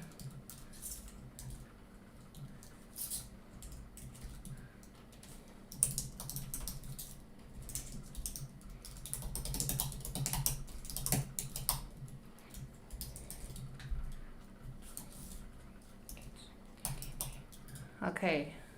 Bombs away. Wait, what?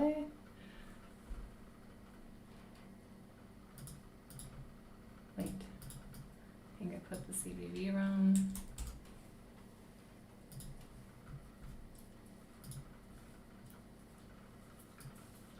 Let me type this again.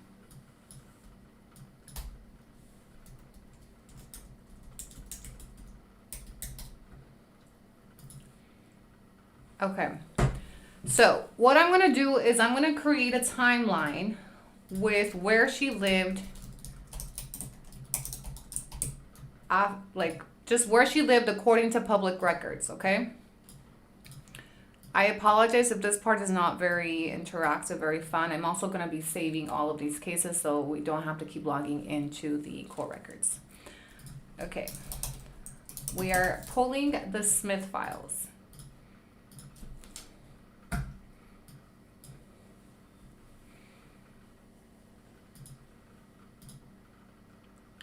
Fidela's sister is the only one that lives in the U.S. because when Candace goes to the U.S., they go to visit her.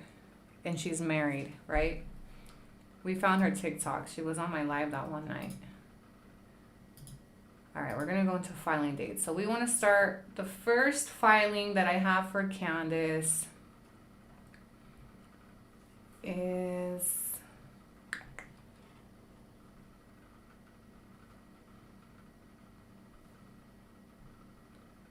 birthday 2009, filing date 2005, child support, that's not her. 2007,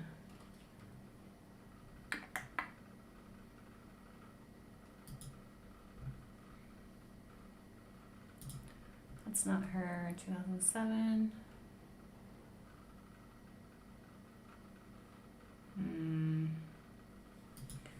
Okay, in February of 2008, we're gonna delete the brother really quick because I'm gonna need some space for this. Okay, so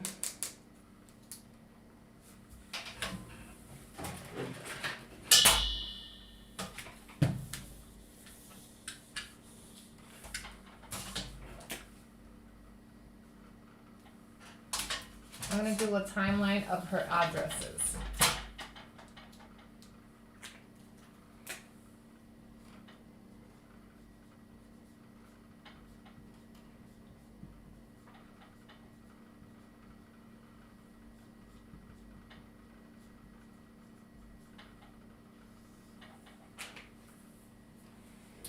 Okay, so starting in 2008,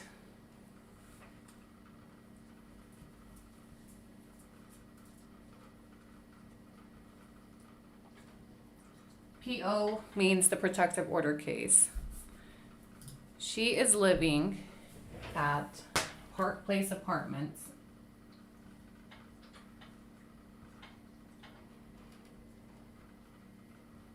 Building K. Okay, that's 300 East, 700 South. Oh, wait, I need the date to be February.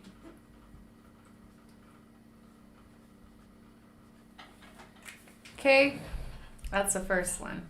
But I know she had she had something prior in 07.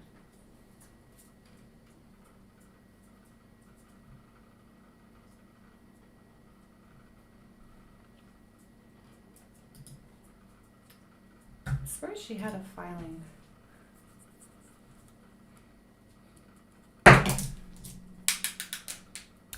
Oh no, hopefully someone does something similar to you to get exposed. And what do you think you would find exposed? Unfortunately, nobody could ever do this to me because it would be boring. It would just be going through the same shit I've already talked about. The reason why Candace's story is so intriguing to us is because her story was sold vastly different than the stop looking at me. Boy. With it. I'm sorry, we don't like this type of energy in my chat, so I'm just gonna hide you from the channel, okay? Yeah, like really an agent. Okay, I know there was like a 2007 case. T.N. Candace Smith. Debt collection in 2006. How old was she in 2006?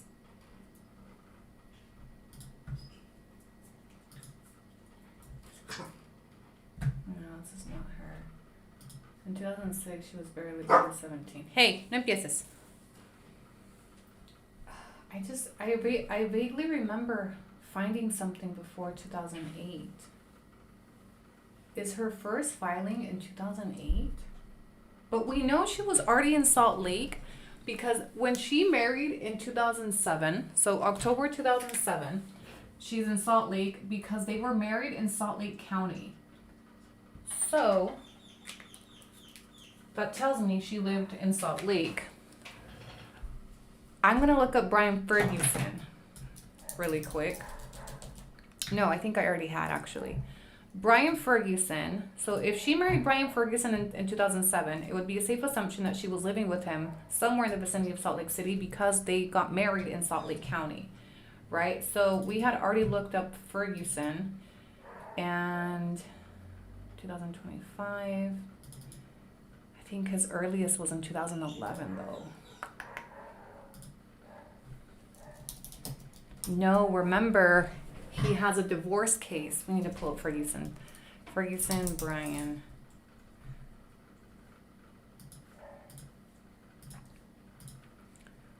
Can we look up the MBA? Yeah, we know she was in Salt Lake County in 2007. So immediately after she graduated high school, she left Elmotown, dipped, and went to Salt Lake City and married Brian. So Brian in 2000 lived already. All right, I'm trying to find court records for Brian closer to that time frame. 2005, 2006, 2009. In 2009, he was living in West Jordan. In 2004, he was living in South Salt Lake. It would be a fair assumption that he lived. Oh.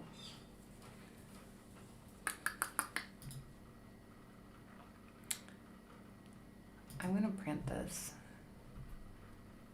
The divorce doesn't come until 2012. So what I'm trying to do first is get her history prior to the divorce. So I'm going to put this in the Ferguson files. Okay, 2004. Brian address.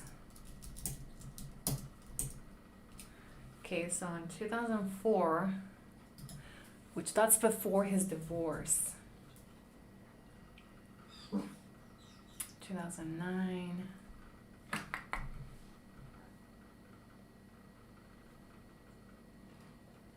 There's nothing around 07.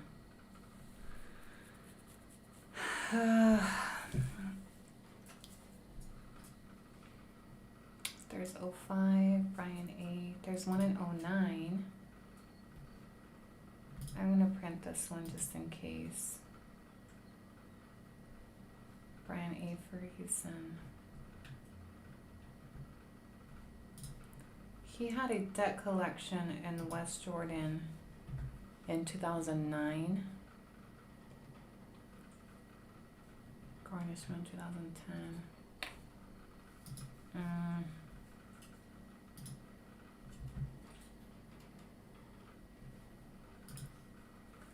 Okay, Brian, this is 2009.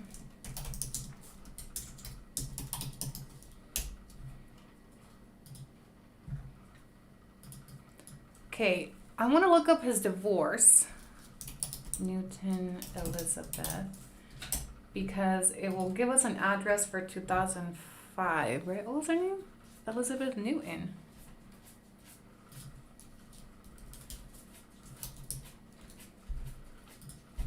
Okay, in 2000, well, she filed in 2004.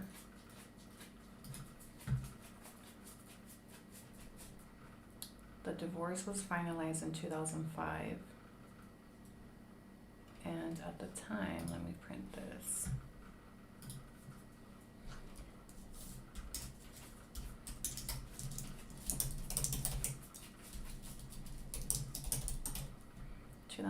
Brian divorce.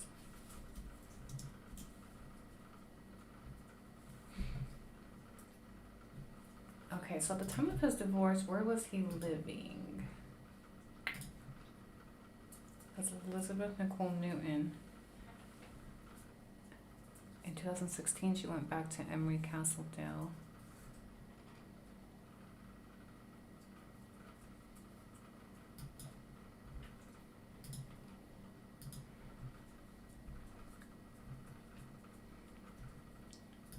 Salt Lake City, Highland Drive. No address changed from.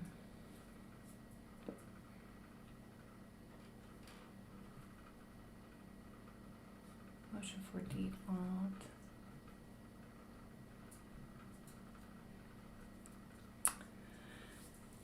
So I don't have an exact address I can clock her at until 2008, which was the request for a PO. I swear she had some I swear she had something before 2008. Let me go look in my files again. Court files, divorce, DOI. The answer was in 2011. 2013. She filed for divorce, Salt Lake City. No, well, okay, her first filing then is going to be the 2008 case, request for a protective order on Carlos. And in that request for protective order, she lists her address as Park Place, but I know for a fact she lived in Salt Lake County in 2007.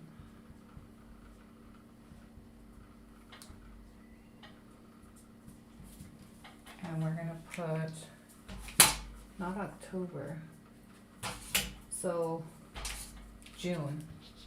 She was in Salt Lake County as early as June 2007 with Ferguson. In her answer to a civil suit filed in January of 2011, or in the year 2011, she gives us a timeline that I'm going to read to you guys really quick. Okay, so she was sued for an overdrafted account with US Bank. And she answered to the court and she said, when I opened this account, I had recently separated from my husband, which was in October of 2007. And I was working a commissions only sales position. I never had an account before. I opened the account to cash checks, blah, blah, blah. A week later, when my account overdrafted. Okay, I'm just kind of skimming through this. At the time, my mom was helping me with rent and my other bills, and I had no way to pay the balance that kept getting higher each day. After it was turned over to collections, I spoke with one of their reps and at the time, I was unemployed and expecting my first child. So she's jumping to 2008. So I think it is a fair assumption to say that after she separated from Ferguson, she moved to Park Place Apartments because they were living in South Salt Lake. Ferguson lived in South Salt Lake. She separates from him on October of 2007 and she gets to Park Place Apartments. And then the next filing is in February of 2008. When she moves to Park Place Apartments, she's there for quite some time.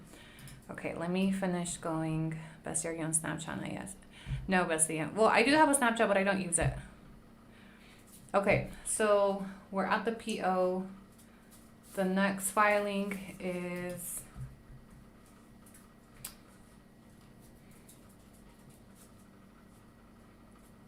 Candace Murray. She gets pulled over September of 2009. So she's pregnant here. In September of 2009, she is hella pregnant. She's 6 months pregnant. Okay, and she gets a speeding ticket. And her address, let me print this.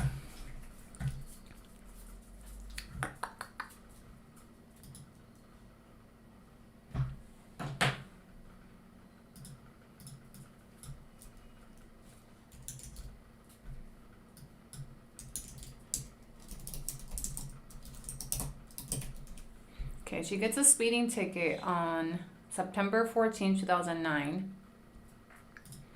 And the address has her at the same Park Place Apartments, Building K. 350 East, 700 South. So she stays there for quite some time.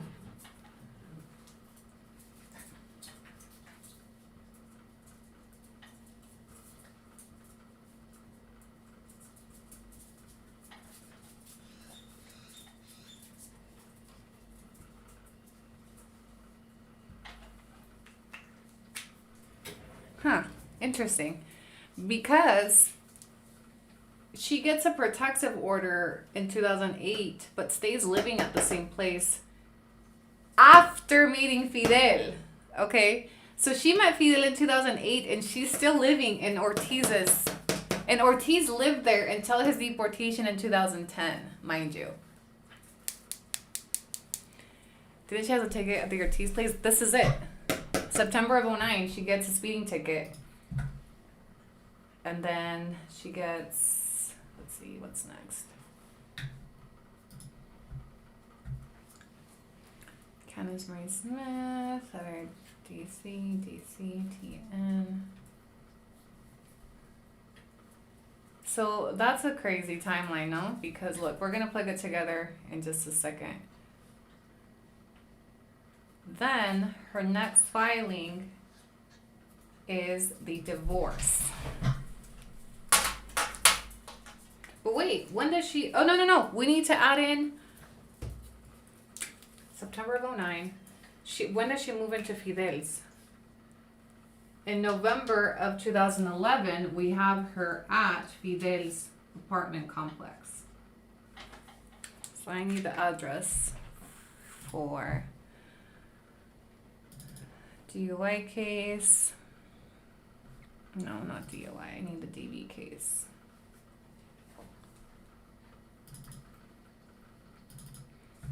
So 3407, I need to add it to both.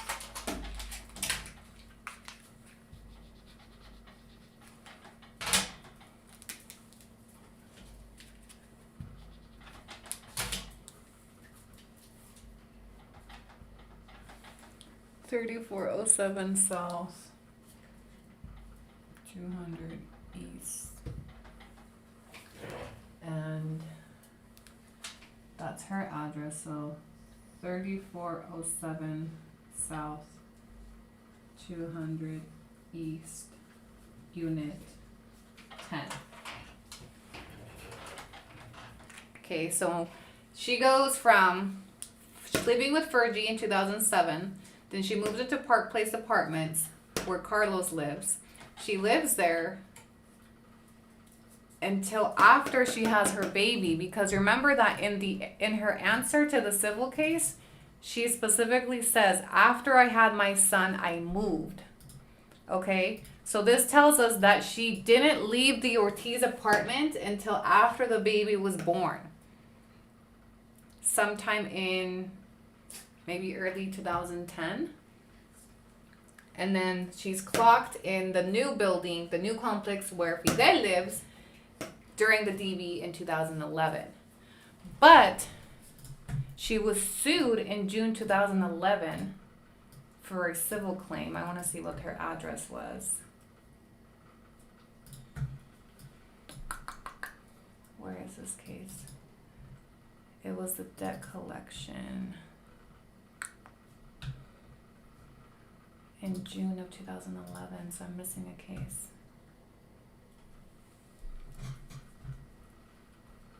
DC. Oh, right here.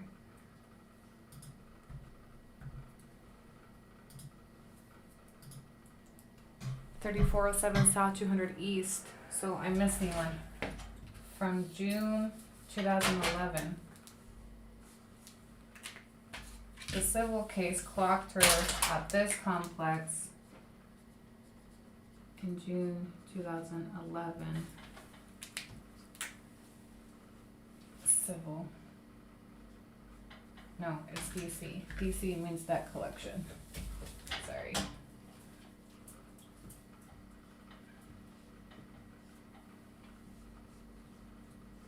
So I'm just abbreviating the type of case. So June 2011, she's in Unit 10. And we're gonna print the history of this civil case. Any trace on where he's originally from?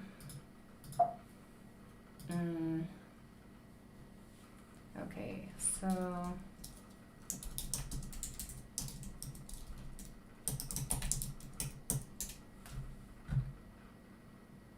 now remember that she lists herself as a single mother in June 2011.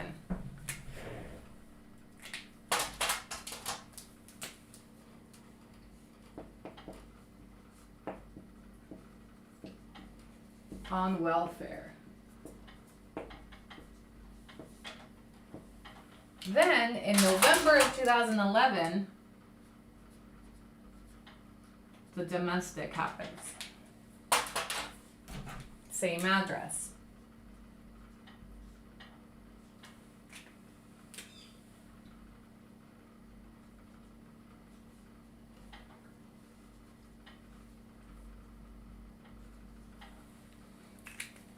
Okay, so I'm gonna give you guys Chem 2. Color banner. I gave up on TikTok. What's going on over there? You keep freezing? Oh, let me just end it. I feel like we've done what we need to do on TikTok, and it's just, I'm restricted over there anyway. Oh, look, I made 59 cents off of a 2.5 hour live on TikTok. Love that for me. Okay, so it's messy. I'm about to wrap up on her history. Then we have the divorce. The divorce clocks her where?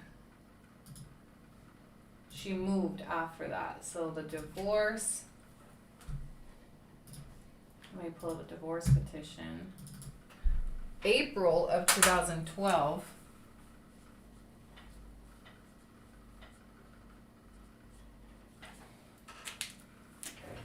Divorce case. She moved to, ouch, sorry, 2210 East.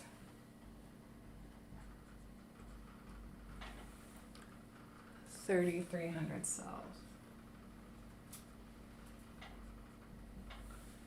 Number 23. Then, I don't think there's any more for her after that. Okay, we have the DA.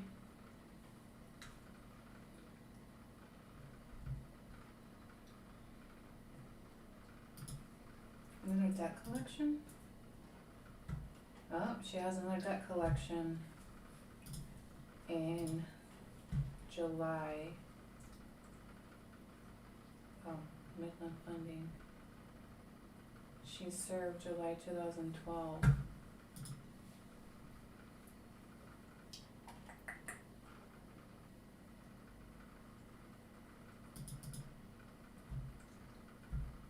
Same.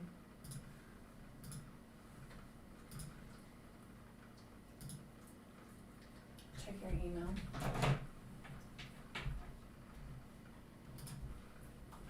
Okay, 2012. And let's see, 2012.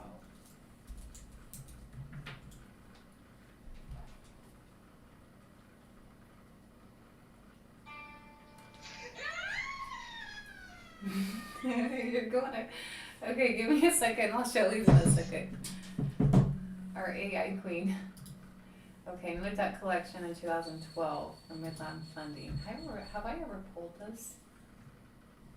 Summons on return, affidavit, default, satisfied. Complaint, what was it? Oh, for a credit card. $1,000 that she owed Capital Bank.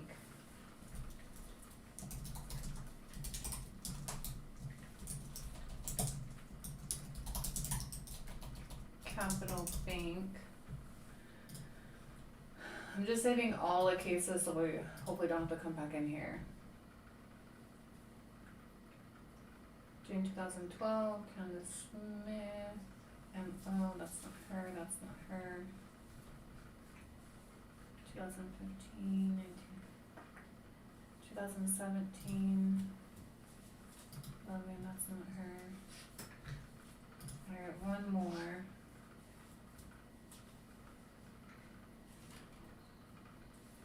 Logan. Candace. Sorry, almost done, guys. Debt collection from 2021. Clearfield, that's not her.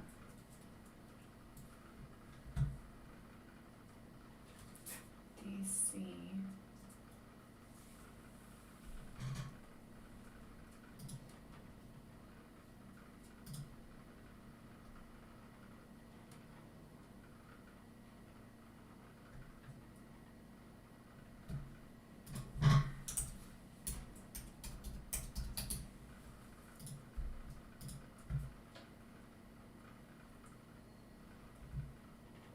And then 2016, she gets another speeding ticket, and she's still living there. So she lived at this address until 2016, April 2012 to right before she left to Mexico. So,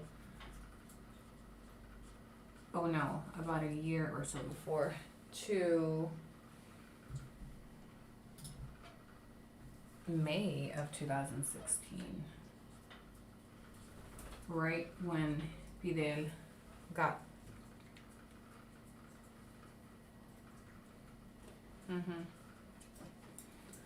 Interesting. Okay. So she lived at that apartment for years, and she eventually, I believe, lived there with Fidel. This is where, 2016.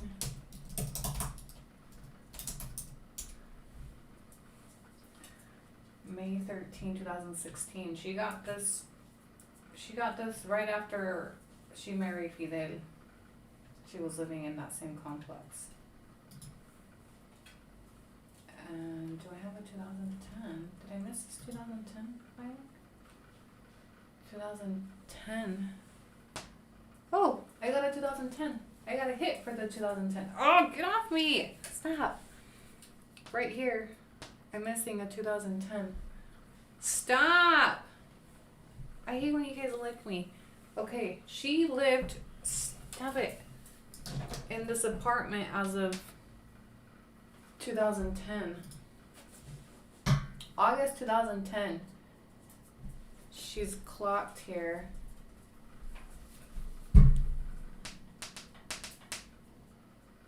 Right here. August 2010.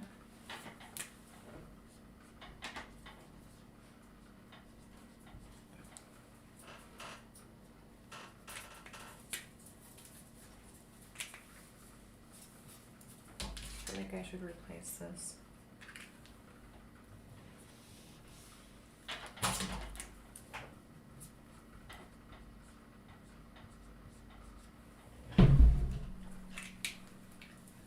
So that means she moved into that apartment, yes, shortly after the baby was born.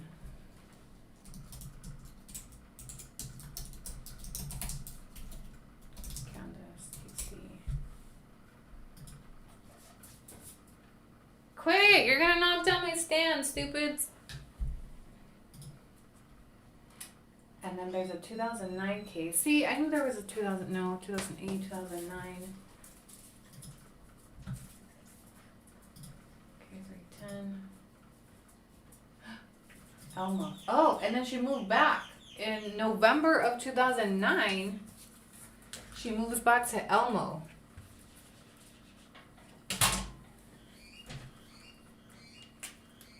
Just before the baby's born.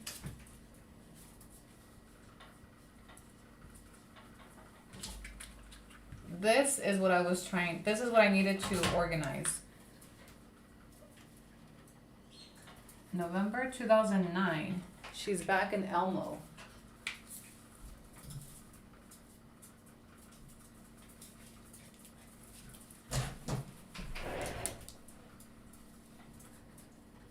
'90 South Center Street.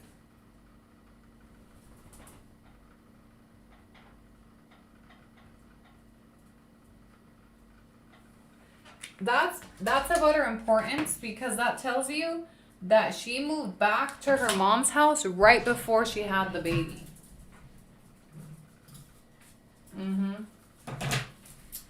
Yep.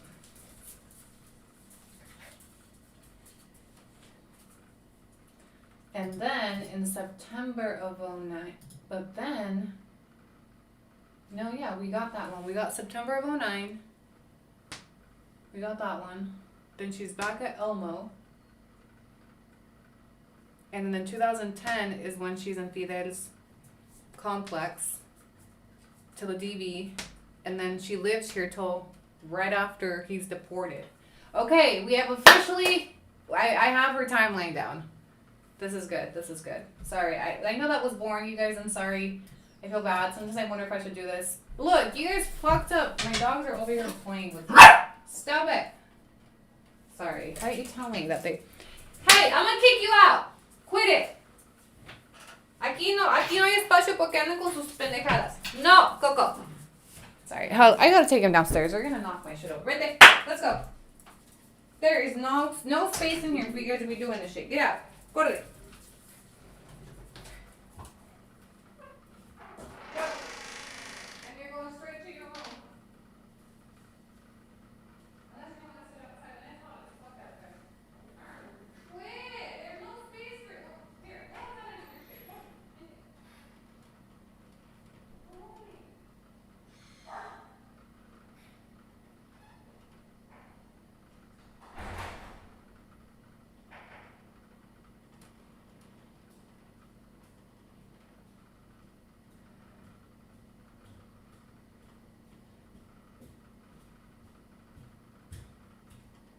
Okay, guys, sorry. My dogs they woke up from their nap and they were just being crazy. Okay. Oh! Sorry. Here.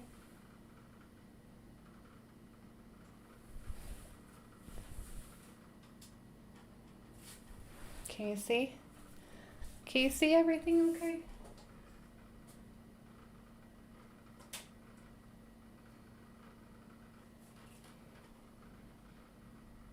Sorry, I'm trying to get this right so y'all can see the whole thing. I think I need to do this.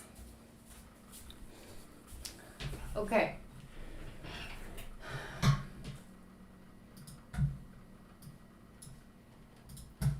Okay, are we good? Are we good?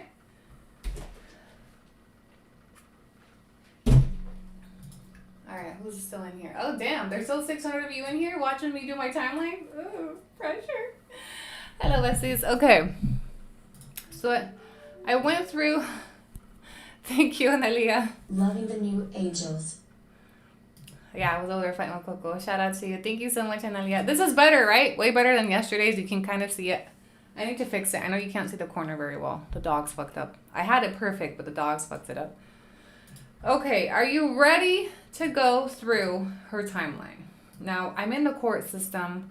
I have $7 worth of tokens left. We may need to jump back in here in a minute. Okay. I'm going to go through the address timeline with all parties. Are you ready? Just feel like this needs to...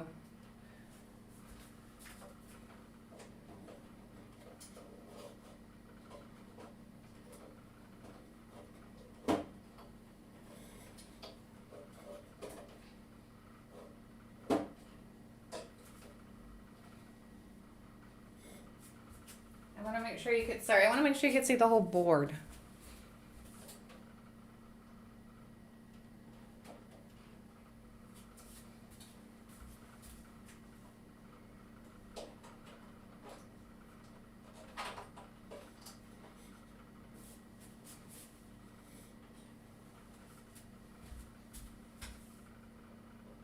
Fucking Coco, I'm mad at him. Okay, I think that's good.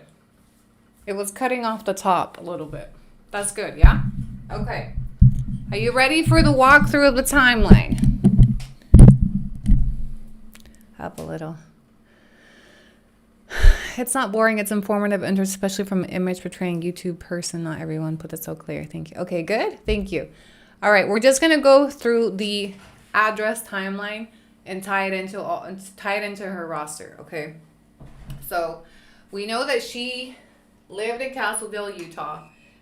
She graduated in May of 07, but she married Ferguson in June of 07, which tells me that in June of 2007, she was living in Salt Lake County because he's been living in Salt Lake County since his first divorce and since court records dating back to 2000. Okay, so this puts her in Salt Lake County, June 2007. As soon as she graduated, she left Elmo World and went straight to the big city. Okay. Carlos Ortiz has lived at Park Place Apartments since March of 2007. There is a traffic citation that Candace references in her protective order that leads me to believe that she was the passenger in this traffic citation in March of 2007 before she married Ferguson. But I can't really confirm that because her name's not on the report, but it does list that he had one passenger when he got pulled over. So he's lived... The point is that he's lived at Park Place Apartments since March of 2007. Keep that in mind, okay? In February of 2008, or some point before then, she moved to Park Place Apartments. We know that because she filed a request for protective order on her ex-boyfriend that she claimed she lived with. So they likely lived at Park Place Apartments together at some point. But when she files a protective order, she says she lives in Building K and he lives in Building A with his friends. Okay, in that protective order, this puts her at Park Place Apartments since February of 08, but I believe sooner because she developed a relationship with this man to the degree that they were living. So at least for a few months, they were together at Park Place Apartments. It's worth mentioning she lists her separation date from Ferguson in October of 2007. Okay, so she files for a protective order in 2008.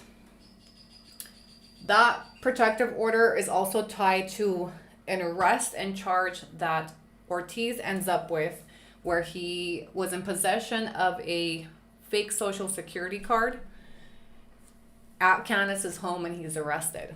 In her request for protective order, she states that he was arrested due to domestic violence, but the arrest records indicate something different. Okay, so after that protective order, they break up, or maybe they get back together. I'm not sure. He lives in this apartment building until November of 2010 when he's deported. He went AWOL on the first charge. When he was rearrested on a DUI, this is the same address listed. So he lives here until he's deported in 2010. Okay, now, going back to Candace's timeline, Candace meets Fidel in November of 2008 while she's still living in Ortiz's complex. We know that because in September of 2009, she gets pulled over and she's still living at Park Place Apartments, 350 East 700 South, Building K. Traffic citation in September of 2009 after she meets Fidel. So this tells me that despite her meeting him, she was still living at his complex and he's still living at the same complex. So she's living in the complex where her ex-boyfriend is, The protective order she got on him, she did not see it through, so it was dismissed. So they're living at the same complex for at least a couple of years together, and there is no protective order in place. So likely they're running into each other talking, but then she also meets Fidel. So she's dating him while living in his vicinity. In November, now she gets pregnant in March of 2009. Okay, we're gonna stick this here. She gets pregnant in March of 2009. She is living in the Ortiz complex when she gets pregnant. How do we know that? Because she got a speeding ticket in September of 2009 at the same complex. So she gets pregnant in March of 2009 while she's still living at the Ortiz complex, okay? So in September of 2009, when she gets that speeding ticket and she's clocked at Ortiz's apartment still, she's about 6 months pregnant. In November of 2009, just 1 month before her baby's born, she moves back to Elmo, back to her hometown, probably with her family. Okay? Now this is very telling because if Fidel was the dad, why wouldn't she move in with him? I think there was an issue of paternity from early on, which is why right before the baby's born, she moves out of this complex and goes home. Has the baby, and at some point moves into Fidel's complex. I don't know if she moves in with him, but she moves into the same apartment unit, which is Unit 10 at 3407 South 200 East, where his brother Carlos Garcia was clocked living at since 2008. So I'm going to introduce Carlos Garcia over here. At JS0620_ has purchased a membership, and Carlos got mad about Fergie in 08 case. Oh yeah. Hold on, let me get there. So he is, as of 2008, living in Unit 10.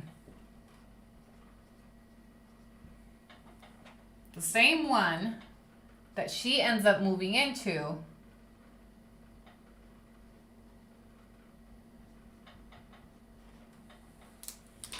Okay, so Fidel's brother is living in Unit 10 since 2008. Well, Candace moved into the same unit sometime before August 2010 because she gets sued by the bank for an overdraft fee. She provides an answer, and the address is listed where she gets served at this same apartment. In her response to that summons, she declares that she's a single mom on welfare in August of 2010. She doesn't mention Fidel. She doesn't mention child support. She mentions she is single on her own, living in the same apartment number that his brother used to live in. Okay. Then, the next address clocks her in 2011 with Fidel during the domestic violence incident that resulted in his arrest in this same unit, unit number 10, where Candace lives and his brother lived once upon a time. And that is when Fidel gets arrested, placed into deportation proceedings, and he's deported in March 2012. The next address, she moves out of his complex. In April 2012, she files for divorce from Ferguson a month after Fidel's deportation, and they clocked her at a new address of 2210 East, 3300 South. She lived at that address for 4 years or more. From April 2012 to May 2016, there's multiple filings that clock her at this address, from civil suits where she was sued for money and they served her here, traffic citations, and her divorce all list the same address where she lives for at least 4 to 5 years. Okay, so that gives you the timeline. Now, based on that timeline, who's the pappy? Who's the pappy? And she never mentions school. In any of her court documents, in none of the court documents is school ever mentioned. Not during the request for a protective order, where she asked the judge to order Ortiz to stay away from her work, school, and family. She doesn't list the school. Okay, so she gets pregnant while she's married to Ferguson, living at her ex-boyfriend's complex where they once lived together, and while she's dating Fidel. And then she moved home when the baby's born, and then she moved into Fidel's brother's apartment. So class, who can answer the question of who's the pappy?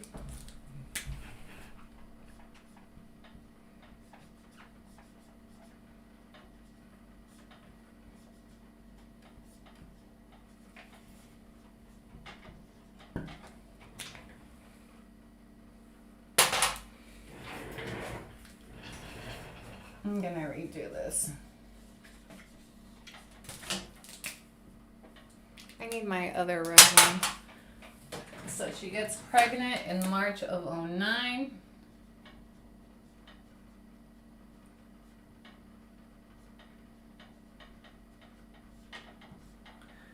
And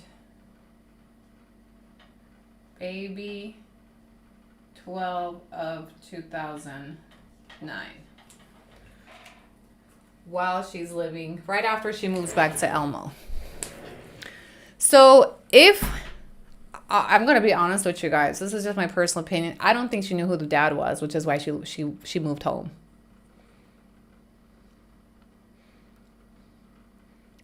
Or she wasn't with Fidel.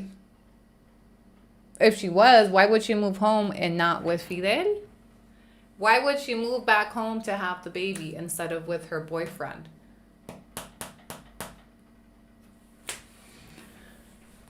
Can we have a drawn timeline with the events on the back? So yes, we'll get there. But right now, I think this is the groundwork, the basics of her family life, the three men's timelines, and then her own timeline that intertwines with their timelines.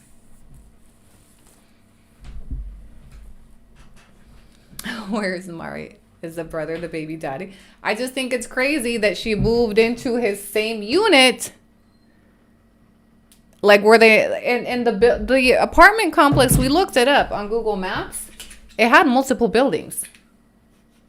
So it just seems like too much of a coincidence that she would move into the same apartment number that the brother was living in. And what makes it even more crazy is that during the timeline, Fidel has a different address. Fidel has a different address when Candace moves into the complex. So yeah. Candace, can you grade us? Can you please grade us?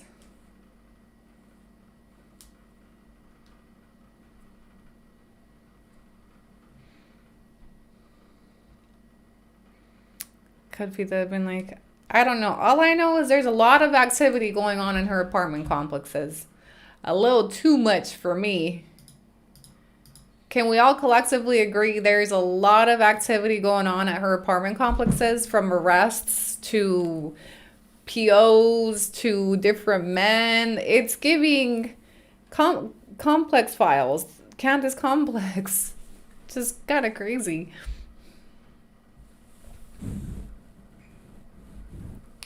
I feel like trying to... I'm hungry, y'all. Let me order some food. Or should I just make some? Should I just warm up some food from leftovers? I feel like I need some food. Were both men deported from the same complex? No, but their complexes are only 8 minutes away from each other.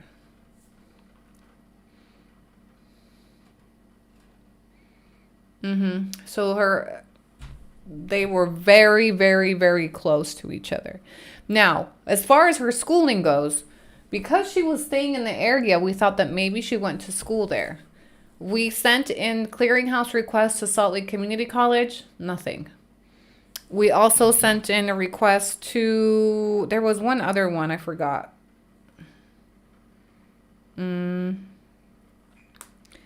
Anyway, moral of the story is we can't find her school. And so we know she wasn't in school at least up until 2012. Because in 2012, when she does her financial declaration for her divorce, she doesn't list any educational expenses. So she was in school. I don't know when she obtained her degrees because that only gives her 4 years from 2012, maybe 5 to 2017 when she left to Mexico. Right, we were able to find everything but nothing on her degrees. Nothing. We were even able to find where she graduated high school from. Peasants class of 2007 down to the date that she graduated. Okay, so if she had graduated from a college of some sort, I feel like we would have found something. We would have found her in some alumni records, commencement ceremonies, and trust me, we've looked.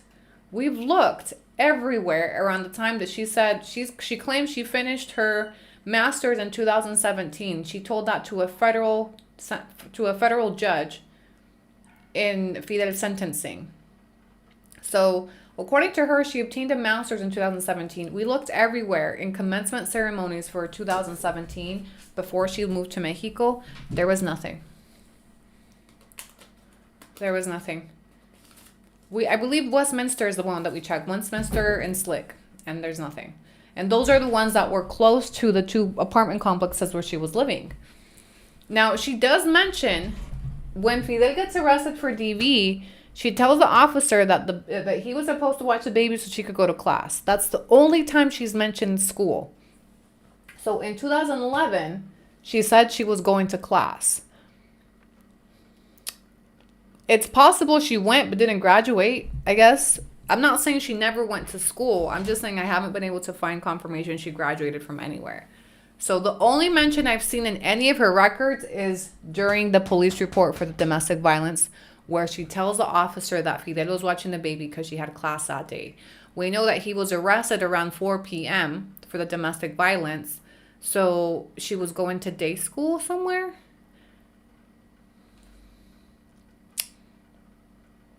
Not Jelly being drunk as fuck, crashing on a unit.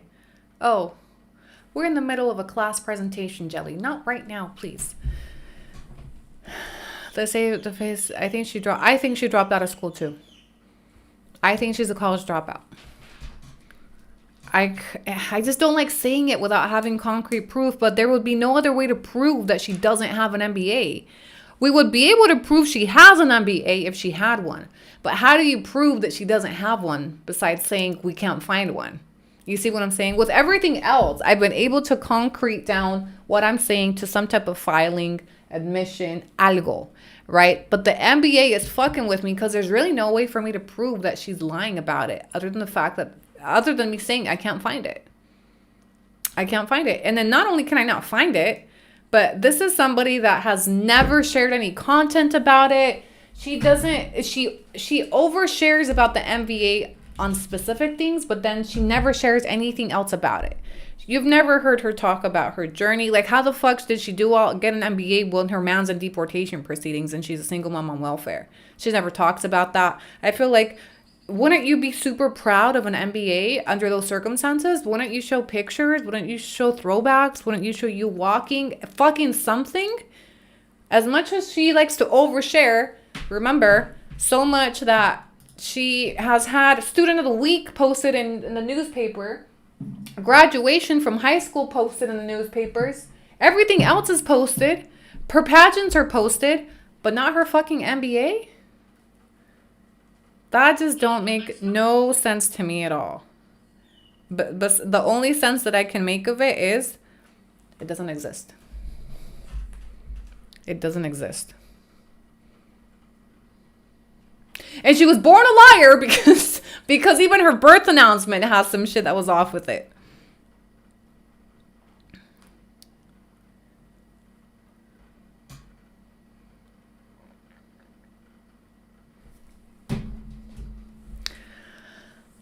Or is it Fidel is the pappy? We can't find Waldo, but not her MBA. Where's Candace MBA? I would be hella proud. Right. It's something that you would rep, or I don't know, for as much as she mentions it, because we know she mentions it. I work from home with my MBA. I work from home with my MBA. And then we even said how that's kind of weird, because why don't you just say work from home? Why the constant mention of the MBA? Right? But she didn't mention her MBA title when she was addressing letters to a judge. She didn't mention her MBA titles when she's addressing the nonprofit, the screenshot she shared. She didn't mention the MBA in the contracts that she's having a content creator sign. So she doesn't use her title where it would be customary to use it. She only uses it on social media to say, I work from home with my MBA. That's why I'm really beginning to think she doesn't have one. But not on the credentials.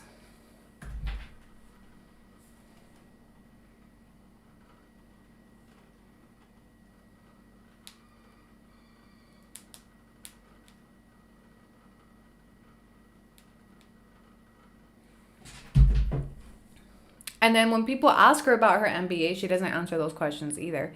Granted, the people that have asked them those questions have been recently, so she probably knows that they're coming from this series. So the reason she mentions that MBA, I believe, is to be able to take credit for where she is financially. The house, and she said, I built my house with my MBA and my YouTube, right? She wants to take credit for all that with her MBA instead of giving credit to, one, the PPP loans, and two, the donations and the amount of money she's received from her viewers. That's what's built her house. But by saying she has an MBA, then people are like, oh yeah, well that's she's able to do that because she has an MBA. She can afford this because she has an MBA. But really, she's not affording her lifestyle with her MBA because the MBA doesn't fucking exist. She's affording her lifestyle because of her viewers. That's okay. Just give them credit. Stop misrepresenting that you're working your ass off for A, B, C, and D with this. And no, you're where you're at because people have donated to you. You're where you're at because you have stolen money from American taxpayers. You're where you're at because you've been welfare queen. Welfare got you by. You're where you're at because of other people's work, not entirely yours. Not saying she doesn't do any work at all, but she's where she's at with a huge advantage and privilege because of her platform, not her MBA.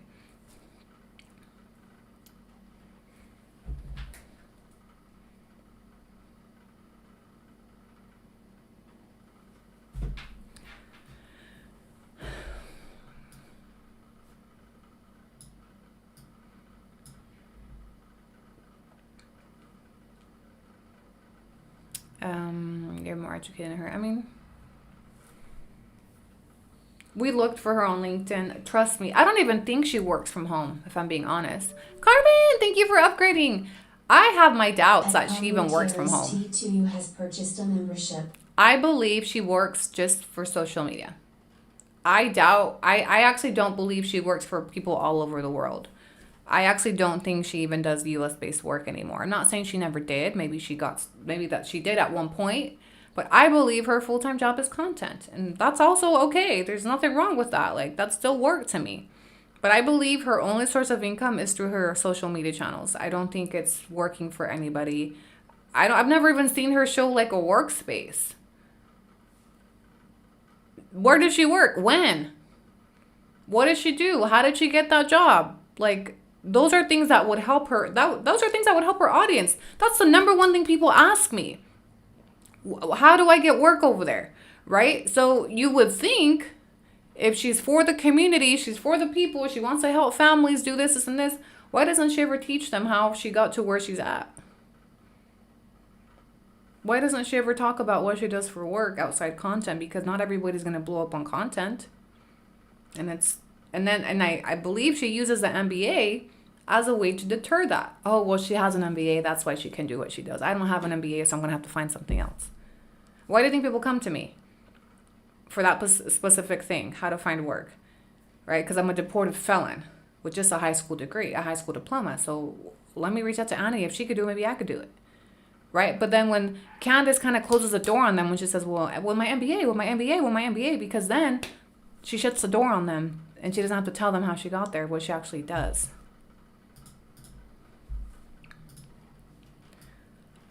I believe her job is reaching out to deported. Oh, can we talk about that for a second? You guys remember one of the things that I called her out for during the hate campaign was shading me for charging for consultations, right? I saw that she recently shouted out another creator that he just launched some type of business in Merida to help people with moving there. Did anybody see it? And she shouted him out for it. I remember seeing it, which there's nothing wrong with that, but I'm like, the hypocrisy, because isn't this what you were calling me out for? She specifically said that I was taking advantage of people in vulnerable positions by charging them for a consultation to give them the knowledge that I had. And that she said that if there had been somebody to tell me, I would have paid whatever money to tell me how to do it, right? So she shaded me indirectly by saying that I was taking advantage, and that's around the time that also she unfollowed me. Okay, so now one of her new creators that she has in her pockets just launched a similar business where he made a whole web page. Let me show it to you actually, since we're here. And she posted this on her, look, I'm gonna have to show you both.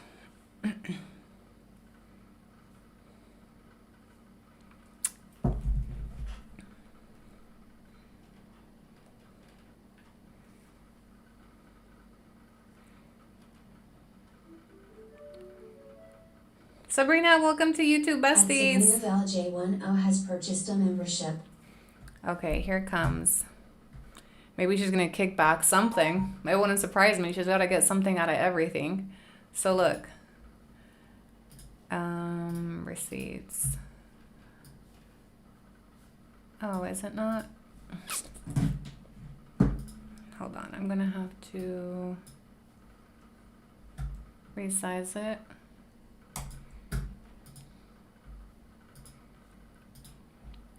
Two seconds, guys. Sorry.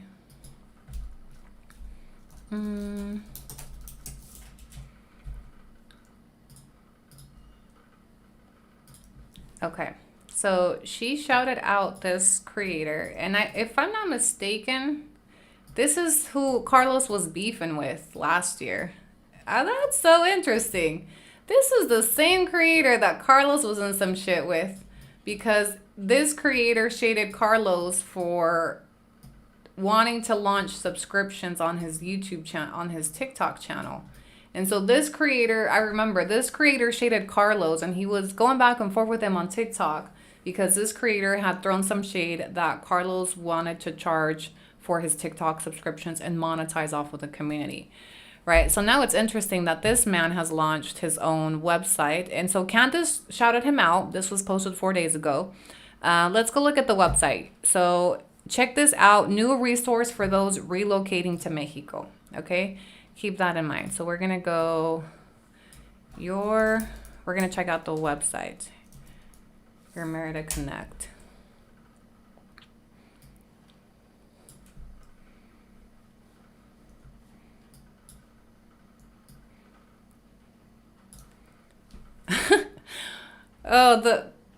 Born in Mexico, lived through the entire country, now rooted in Merida, with a lifetime of local knowledge to help expats arrive, settle, and thrive. So is this for foreigners? Let me find out. Look, I am very critical of people that use the term expats. I believe the term expats is just a way to have superiority, and you refuse to acknowledge that you're just a fucking immigrant. Okay. I haven't even looked at this. Okay, so let's go. Let's just see what services he offers. Not just based in Mexico, Merida, a son of Mexico. Okay, so he's... All right, everything you need to arrive and thrive. Airport pickup, housing assistance, initial stay up, banking setup, mobile phone, food and markets, medical facilities, utility setup, concierge services. Is this free? I don't see anything that talks about what he's charging, but I can only assume somebody's not doing this for free. He didn't make this website for free. He had to pay to make this website. He's not going to be picking up people from the airport for free. He's not going to be helping them with the house assistance for free. Or maybe he is, and if he is, congrats. Kudos to you. But mind you, this is marketed towards expats. Expats, not Mexican nationals, not people that are returning home. So maybe that's why she felt okay with it. Maybe that's why she co-signed this, because it's for foreigners. It's for expats. It's for people that refuse to acknowledge that they're immigrants. It's for people that moved to another country and are expats, not immigrantes. Okay? So that's interesting that she publicly co-signed that. I guess expats are not in vulnerable situations. Maybe that's the difference. Maybe that's a difference where she's willing to shout that out versus I'm giving consultations to people facing deportation. Really to anybody. My consultations are for anybody. You don't have to be in deportation proceedings. There's people that have booked me just to vent to me, to ask me for relationship advice, to help them with legal stuff. Like, it's not just people in vulnerable situations. So that was interesting to me when I saw her shout that out. But yeah, that is who Carlos was beefing with back in the day. Was he deported? Yeah, so it's okay. I don't know much about him. I just know that Carlos had sent us some of his videos where they were beefing last year, going back and forth. So it's interesting now that he's besties with Laguerita. It's giving they're picking up allies. It's giving they need more people in their pockets. Notice how she typed all that in Spanish but never speaks in Spanish videos. Yeah, you're right about that. I actually didn't notice that. Interesting, no? And yeah, notice how it's another Mexican male. One thing about Candelaria, she likes them Mexican men's. Another collab with a male creator, with the man, with the men's. No women allies. Where are her women allies? Why is it all men? Okay, like my speculations aside, but where the fuck, why doesn't she ever shout out women? It's always men. Always men.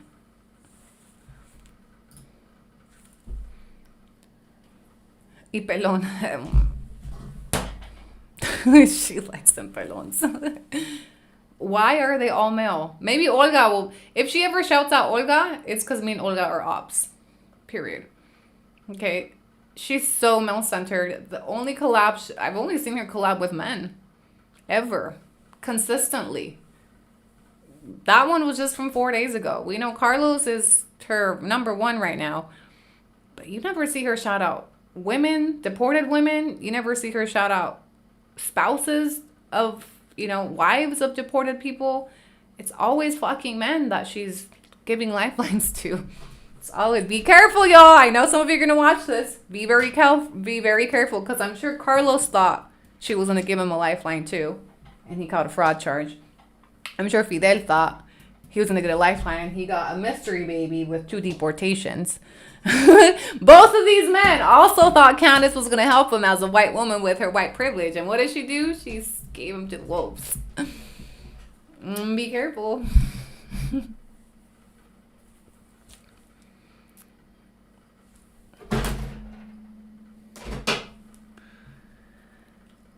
Well, to be fair, last girlfriend she had got her info.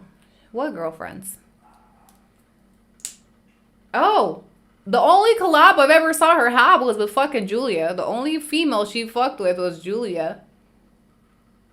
Yesenia, what was it? Alexis. So once upon a time, that's the only female collab I've ever seen her in. And then she was like, fuck you bitches, I'm going to the other side.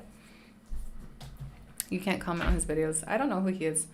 I've seen him, but I don't think I follow him.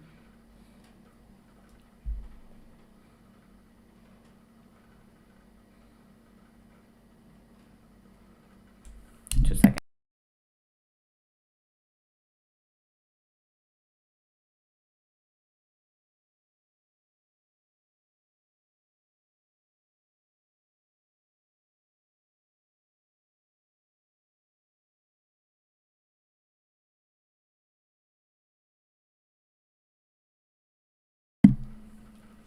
Okay. La Mama de los Güeros or something like that. I think she's been mentioned a couple times. Lower banner needs to come down a little bit. Or maybe I just need to be moved up a little bit. There. Sorry, I feel like I was eating my banner. Candace is that girl that says she only has guy friends because girls are dramatic. Yes. Yes. Candace is that girl that's like, I don't trust bitches. That's why I only have my male friends.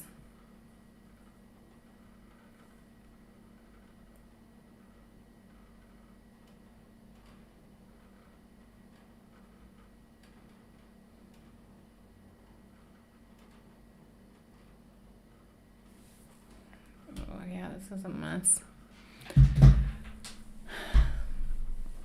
Does anyone know if she's attending UVU? We sent in a clearinghouse. I think it was Westminster and Slick that we sent them out to.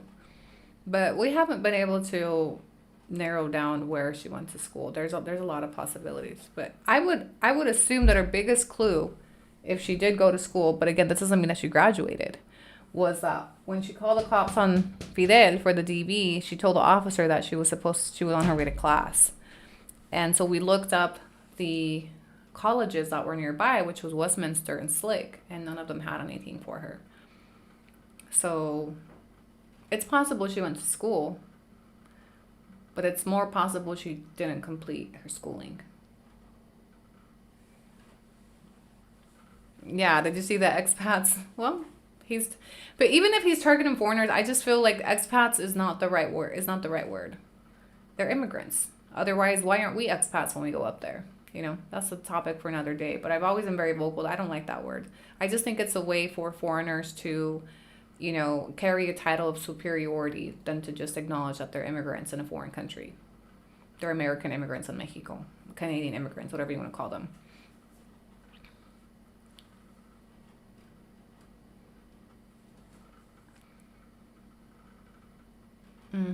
Candace posted a new video last night. Fidel was holding their godson and he wanted another one. She told him that we had just had one. She seemed annoyed. I think traditionally it's very common for, you know, Mexican families to have multiple kids. Which is probably where he's coming from. I typed Utah Valley God Parents what they had available and she wasn't built. She's not anywhere. And none of the information online, like commencement ceremonies, alumni list, she's in nowhere in the years that she said she would have been. It's giving hice 6 semestres en la San Marino. Hey, I went to Slick for a couple years, on and off, right? But I didn't graduate. So imagine if that was me and I was like, yeah, I graduated with an associate's and I didn't really graduate. And it wouldn't surprise me for her to feel comfortable enough doing that the same way that she did it with his criminal history. And she was like, yeah, no, he doesn't have a criminal history. He was deported just for entering without document 17. It would be very in line for her to be doing the same thing and say, oh yeah, I graduated with a bachelor's when really she only went for a couple semesters. Because she never thought anybody was going to fact check her. She never thought there was going to be a fucking whiteboard with all her lies on it. Right? So she's been very comfortable lying for many years. It wouldn't surprise me that she was comfortable enough to lie about that degree, the same way she was comfortable enough and bold enough to lie about his fucking criminal record that was extensive.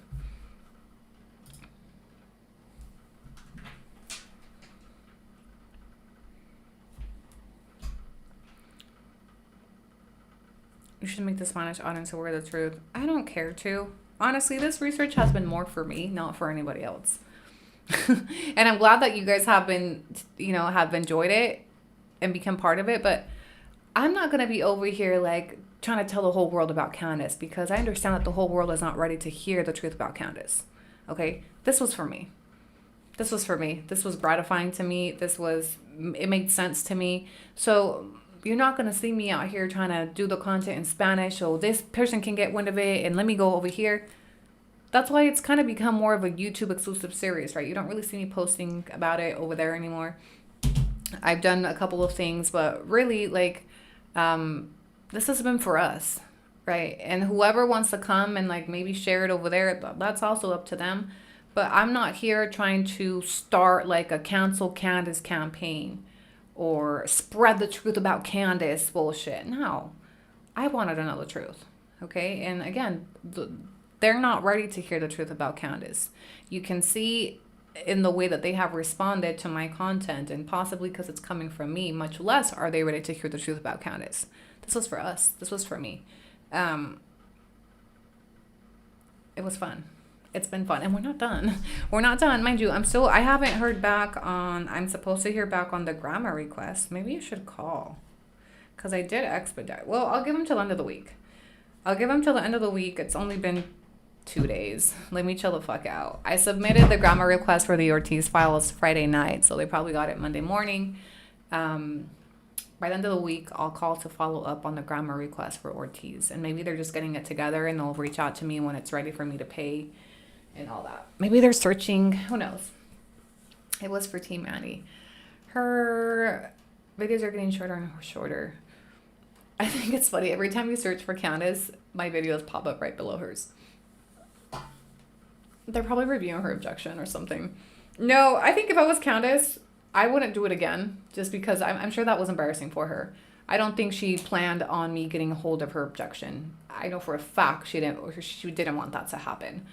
I think that was very embarrassing for her when that objection landed in my hands and became part of the series, because it looks really bad on her part to try to be actively trying to conceal records that should be public and that contain the truth about the story that she's been feeding everybody.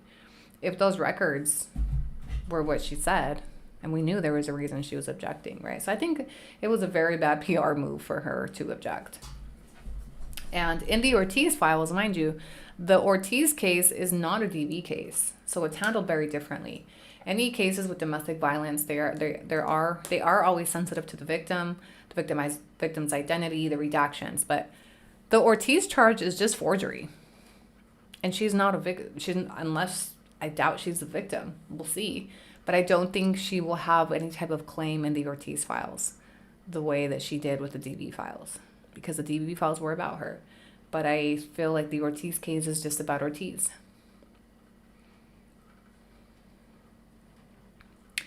It's understandable since Candace was in that group chat with dangerous individuals plotting on you. Even after you exposed their hate group, she still stalked and told them to work with you. And she still followed them. She still supported them. And only when the receipts came out is when she stepped away, not while it was happening. And mind you, the hate campaign was very loud. Very loud. If you were around for that time, Candace or Julia was very loud. She did similar things to this, but in a very malicious nature. Okay? And Candace was in those lives supporting her.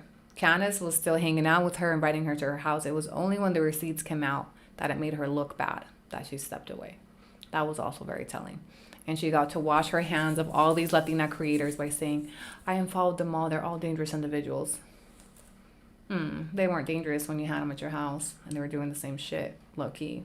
They weren't dangerous when you were hee-hee-ha-haing about what they were doing. They weren't dangerous as you were watching all of this unfold, even if, you know, if you want to say that she didn't do this, she didn't do it. They weren't dangerous when you were feeding their fucking narrative indirectly with your fucking TikToks about me. They weren't dangerous then. They were only dangerous when the truth came out.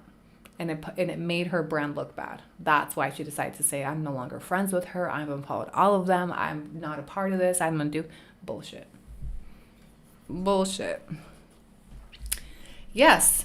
Both her boyfriends ended up deported. Look. Ortiz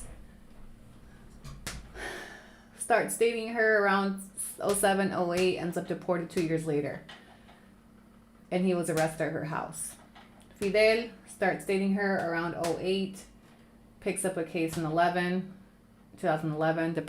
he's arrested at her house, deported in 2012. So both of these romantic interests ended up deported. And she was involved with both of the arrests. Is that a coincidence? No.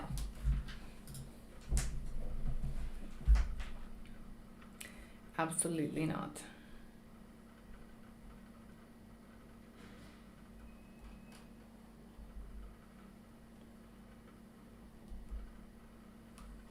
What is today? Lunch. I'm supposed to be cooking lunch. Yeah, we're still waiting on the appeal and we're waiting on a new grammar request. So we'll have a couple more episodes. And we're not done with the whiteboard. It's just a little overwhelming. This shit is exhausting, you guys. This is a lot of work back here. What am I going to do with this thing once we're done? I mean, I'll be able to use it for other things, but yeah, this shit is... And then once it's time to clear it off, it's going to be like, oh, all that work. All this work.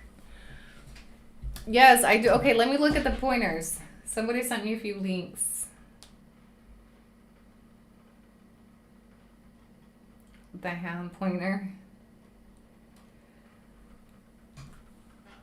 Oh, I got tired.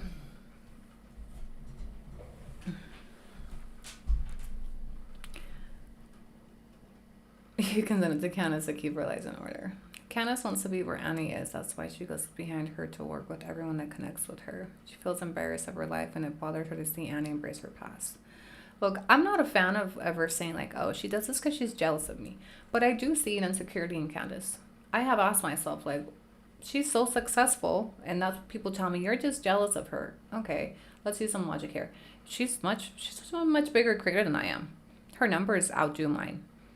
She's so successful. If she's doing so well, why does she care about anything to do with Annie?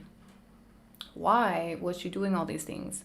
Why was she still stuck on this after 2023 happened?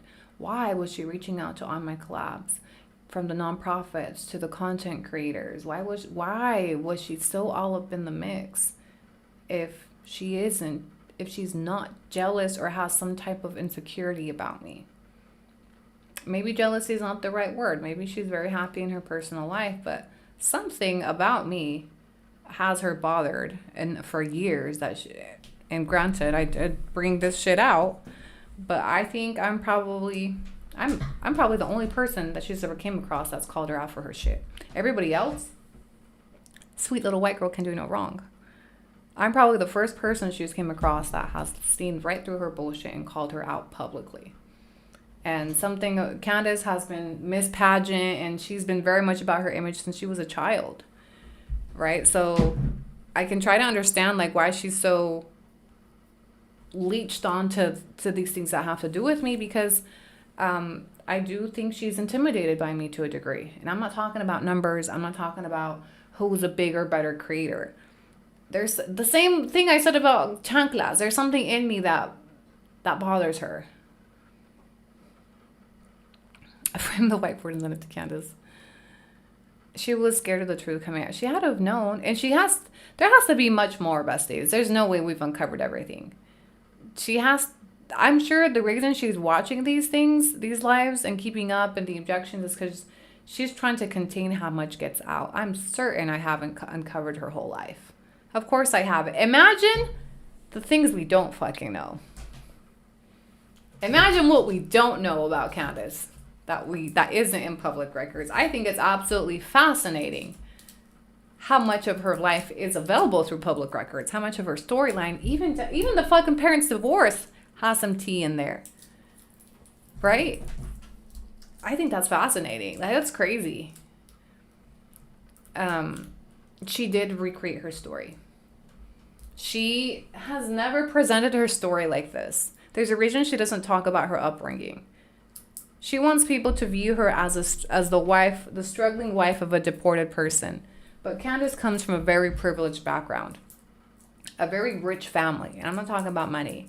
She had a very present father that actively tried to protect her. Most of us have daddy issues, okay? She had loving parents. She had siblings. She had a good, decent life that people over here didn't have. So she tries to appropriate, like, she's been this struggling, she's a struggling, and she's had an uprising, and like she overcame so much by coming over here with her husband. No, she didn't. She rewrote that shit. She rewrote her story and purposely left out her real upbringing because it wouldn't coincide with a struggling wife of a deportee. She's a privileged white woman and has always been, but she didn't stick out among the white women. In Elmo, Utah, she's just another white girl, right? Even in the pageants, you saw the pageant pictures, ickies. But you put her in the middle of minorities, and she sticks out, which is why she's there. What did Carne Asada and the Nins write on the quote in the yearbook? I didn't see the quotes. My question is, how can she sue when there's no false statements? Anybody can sue. Anybody can sue. You could go tomorrow and sue your neighbor if you wanted to. Doesn't mean it has to be real. Doesn't mean it has to have substance. Anybody can present a lawsuit. We know that she's used to weaponizing the system against people that she's unhappy with. We know that her go-to is the legal system. She's frustrated because she's not in Kansas anymore. But we know that her line of defense is courts. Weaponizing, statuses, calling the police, reports.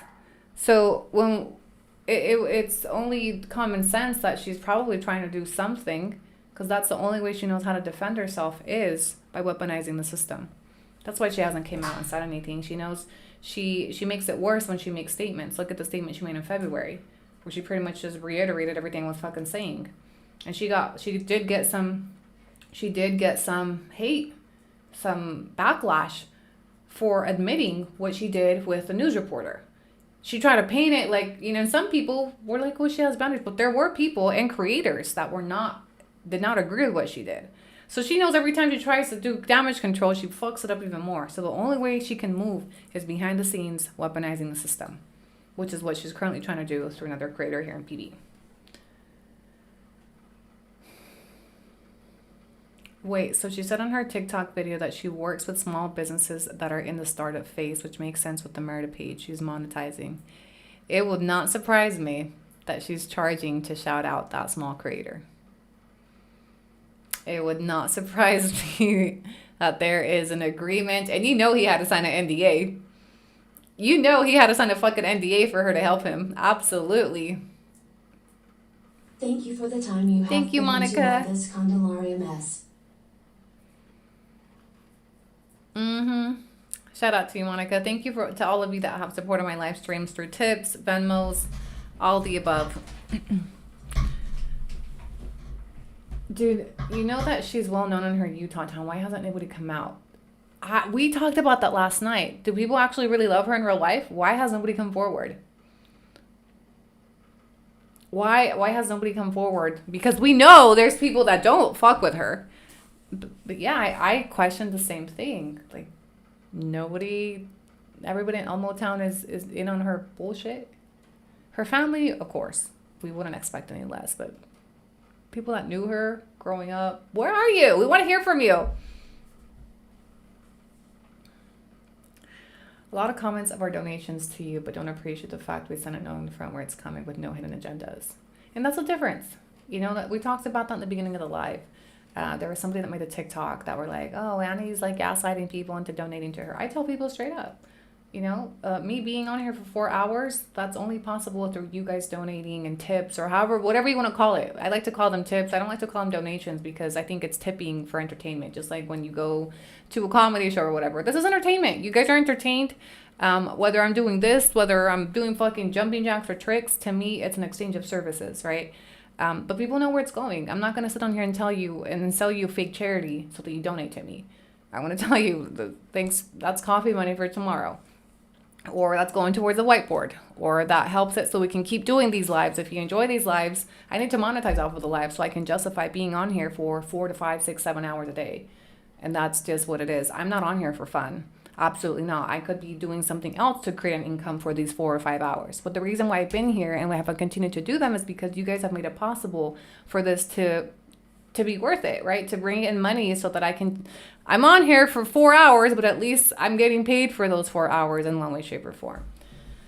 So the difference is just being straight up.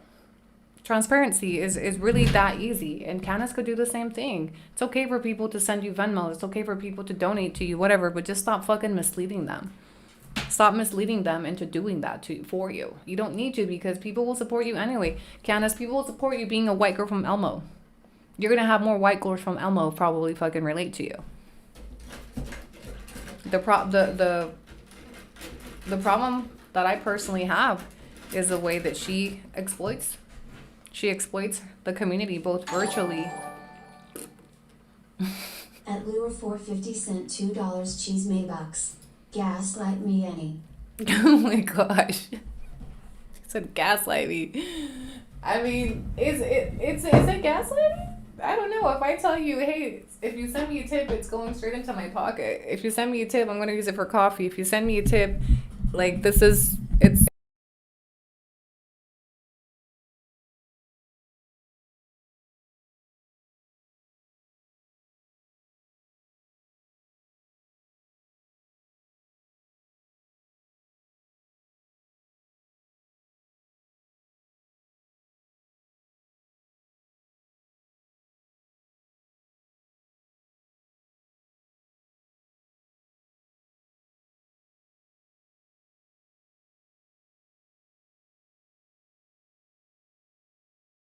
frozen.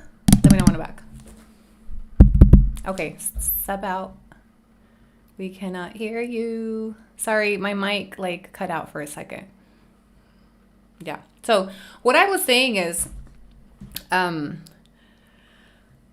could get on here and dry bag. I could get on here and tell you that like, oh yeah, you know, thanks for tipping. I'm struggling. This is gonna go towards my kids' school tuition, or I'm really having a hard time doing this. I could be strategic in my wording, just like Candace and other creators are.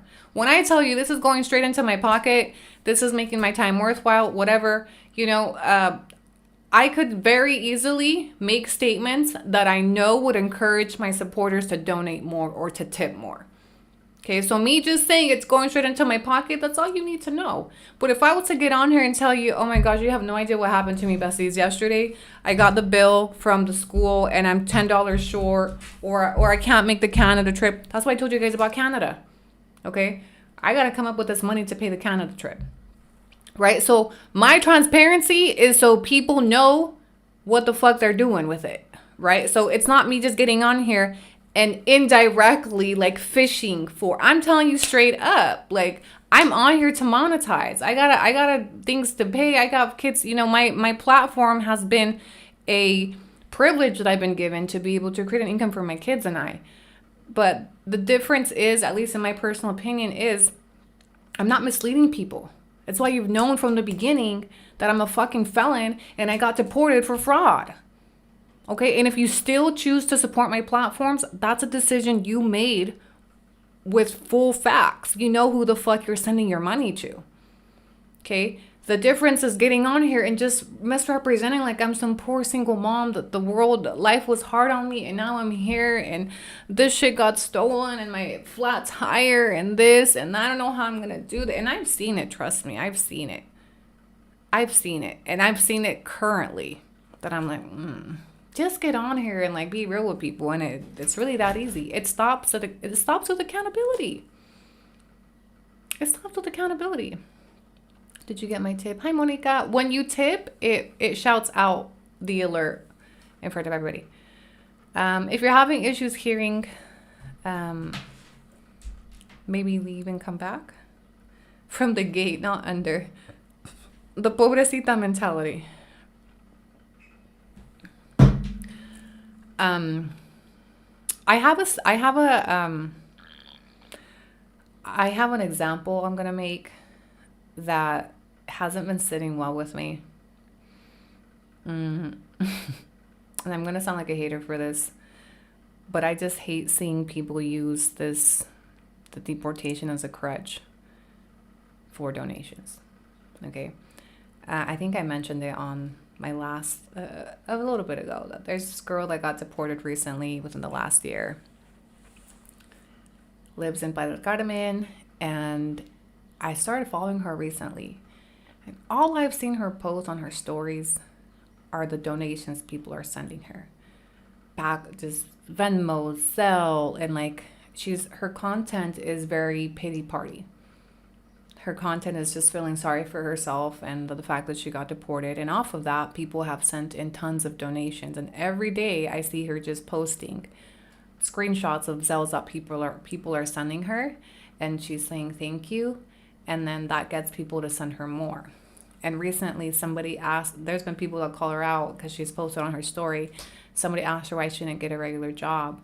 And then she made some reply like she has schizophrenia and it's so this and I'll never be able to do this. Just like feeling sorry for herself and telling people like I'll never be able to work because I have this wrong with me. And not to downplay mental health, but everything I've been taking from her content for the last couple of weeks, as I'm this close to following her, it's giving the same thing, just the dry begging. Just using the feel sorry for me and send me money. And what is she going to do with that in the long term? What is the end game? It's the one that does lashes. Right. I just feel like her content just gives off that feel sorry for, and people do. People feel sorry for her and then they send her money. She's in a relationship now. And then I think somebody also called her out for like, you have a whole man and you're still taking donations. And then she gave him another reason or whatever, which look, I'm not against people receiving help when they need help. Right. But everything that I just don't like and this is just my personal opinion, okay, it doesn't mean that it's right, the constant using the deportation line to get pity, okay, because get up. There's opportunities. Go find a job. Go do this. Go, like, how long are we gonna sulk for? And then when you guys send money to people like that, it keeps them sulking longer because they can sulk comfortably. People that don't want to help themselves and just want other people to get them out of it. I experienced that with Olga. I experienced that with Rich Boy, right? I had a learning experience about donating and helping fresh deportees. They need to struggle. They need to fucking struggle. So they get up and they pave a way. So when people are sending in donations for that, you are 100% just enabling them sulking and feeling sorry for themselves. And it's not creating any type of long-term stability. You're making them reliant on donations. You know, and I just, I don't know. I believe there's a difference in accepting donations and entertaining people, creating content, selling memberships, sell them something so it's not a donation. Even right now, I'm selling you entertainment. I'm selling you my time. I'm investing into materials. I spent an hour teaching myself how to do the graphics. I'm trying to sell something. So when you're tipping me, when you're Venmoing me, whatever, I feel like I gave you something in return for that, right? You became part of this community. We got to chop it up. I taught you how to do this. I taught you how to do that. We called the courthouse. We did the grammar request. I'm giving you something for that tip. And that's why I like to call them tips. I don't like to call them donations, but the tip line, call the tip line, right? Or if you want to sponsor Coffee and Cheese Me, the wording is important to me because I don't like the word donation. I don't need donations. I'm creative. I'm very fucking creative, as you can see here. Okay, I'm going to find a way to wring whatever I need to wring out. So when I see stories like that, they're off-putting to me because I can see what they're doing.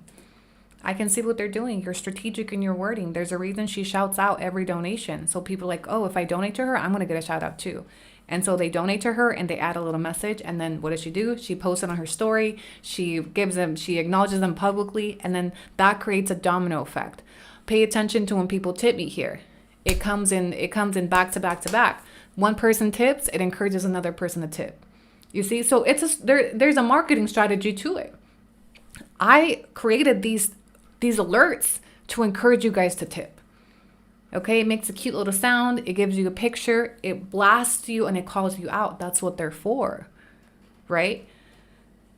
There's a lot of stuff that other content creators are not going to tell you that I'm going to tell you. And I probably shouldn't be talking about it. It might even discourage people from, from supporting my content or whatever. But I just feel like there's an importance in just keeping it 100. It's like TikTok battles, right? People get hyped up. It's like a game. TikTok battles are the perfect example of it. You tip them and then you feel like you're in the game with them. The creator starts to get to know you. The creator starts spotlighting you. The creator, oh, here's the MVP, Yeah, it's an interaction. It's like playing a game. It's like when you're buying tokens on a live, you know what I'm saying? There's a lot of similar things we could compare these live streams to. But again, I feel like it's an exchange. I'm dropping 4 hours of my day, 4, 5, 7 hours. Of course, I expect to take something back from it. I can't justify sitting on here for 5, 7 hours a day, just chopping it up, ha-haing. As fun as this is, as much as I love y'all, I can't justify that because there's other ways that I could be monetized during those 5, 7 hours if I wasn't on here live streaming, It's like when we used to do our raffles, and mind you, we're still going to do them. Speaking of raffles, I'm going to relaunch my store probably next week, and I'll relaunch another wheel. We've just been so busy with this that I'm just now being able to balance all of it. Mrs. Reyes, thank you so much. That others could never do. Thank you so much, bestie. So just recently, I started to post on my other pages again, TikTok, Facebook, because I've been so consumed with these lives that I've not taken care of my other pages. That just barely, I'm like, okay, I need to start balancing this out because I can't just live stream, right? I can't basically add my other platforms that I've spent years building. Let's try this out. At Jeanette sent $2. Thank you, Jeanette. Let's try this out. Let's try this out. hand over mouth emoji. Thank you, bestie. Ciclones.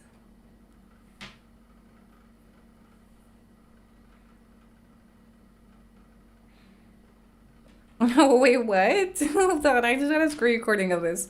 Can I play this? She's talking shit saying people want to pay for her therapy like they pay for Annie's Starbucks.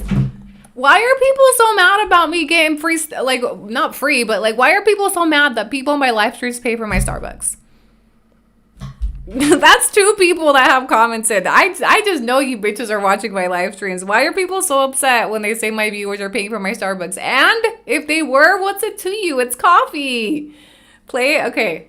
I just got a screen recording of Jelly's live. I'm just gonna get the audio. We even know what that means. Oh, it's got music. I can't play music on here. Somebody, okay, alcoholism is completely different. Let me just paraphrase because it's got music. I can't play music on TikTok. That's 100%. That's somebody who went my way. Okay, that's an actual terminology. And we talked about, and this is not an actual terminology for people who say functioning alcoholic. And I say that about myself. Is it in this clip? That's not a medical terminology thing. That's just Okay, so she's mad because I said she's an alcoholic. somebody who's responsible and still goes to work and functions after she drinks. That's not an excuse for my behavior. I'm not excusing her. So I think I would have better coping mechanisms. But all these motherfuckers like, oh, you should go to therapy. Pay for my fucking therapy, bitch. You want to pay for Annie's fucking $20 fucking Starbucks? Go ahead and pay for my therapy. Oh, right That there. part. How about that? $20 fucking Starbucks? Go ahead. Okay, All here. these motherfuckers like, oh, you should go to therapy. Pay for my fucking therapy, bitch. You want to pay for Annie's fucking $20 fucking Starbucks? Go ahead and pay for my therapy. Okay, number one, they would, Jelly. They would. If Jelly actually got serious about getting help, I promise you people would pay for her to go to rehab. People would have been willing to pay for Olga to go to rehab, okay? But why are people so mad about my followers paying or my besties paying for my Starbucks? Mind you, a lot of my Starbucks I get for free also, okay? Not the DoorDash, not the DoorDash. When I DoorDash, I do have to pay for it. But it's like when I'm live streaming and people want me to drink coffee with them or like want to see Annie on caffeine, because you guys know I talk shit when I'm caffeined out, right? So they'll send me $20. Here's for cafecito, here's for chisme. Y'all are some hating ass bitches, Jelly. I'm sorry. What does that my coffee have to do? But if you're being serious about it, if you got on here and told people that you needed help and need therapy money, they would probably send you therapy money straight the fuck up. Because we do want to see you do well. But why do that's the second person in the last couple of days that have mentioned my viewers sending me money for Starbucks. What is it about? Do y'all not get Starbucks? My man buys me Starbucks too. Do y'all not get? What is it? Do your peoples not buy you coffee every now and then? Damn. Don't be mad at me because your friends don't fucking buy you coffee. It's giving jelly. It's giving jealous jelly. What the fuck? Patty. And Patty X sent $9. Now you guys pissing them off more. For tomorrow's coffee. Not hand y'all. over mouth emoji. Hand over mouth emoji. Smiley face emoji. Purple heart emoji. Not y'all pissing them off more with more coffee funds.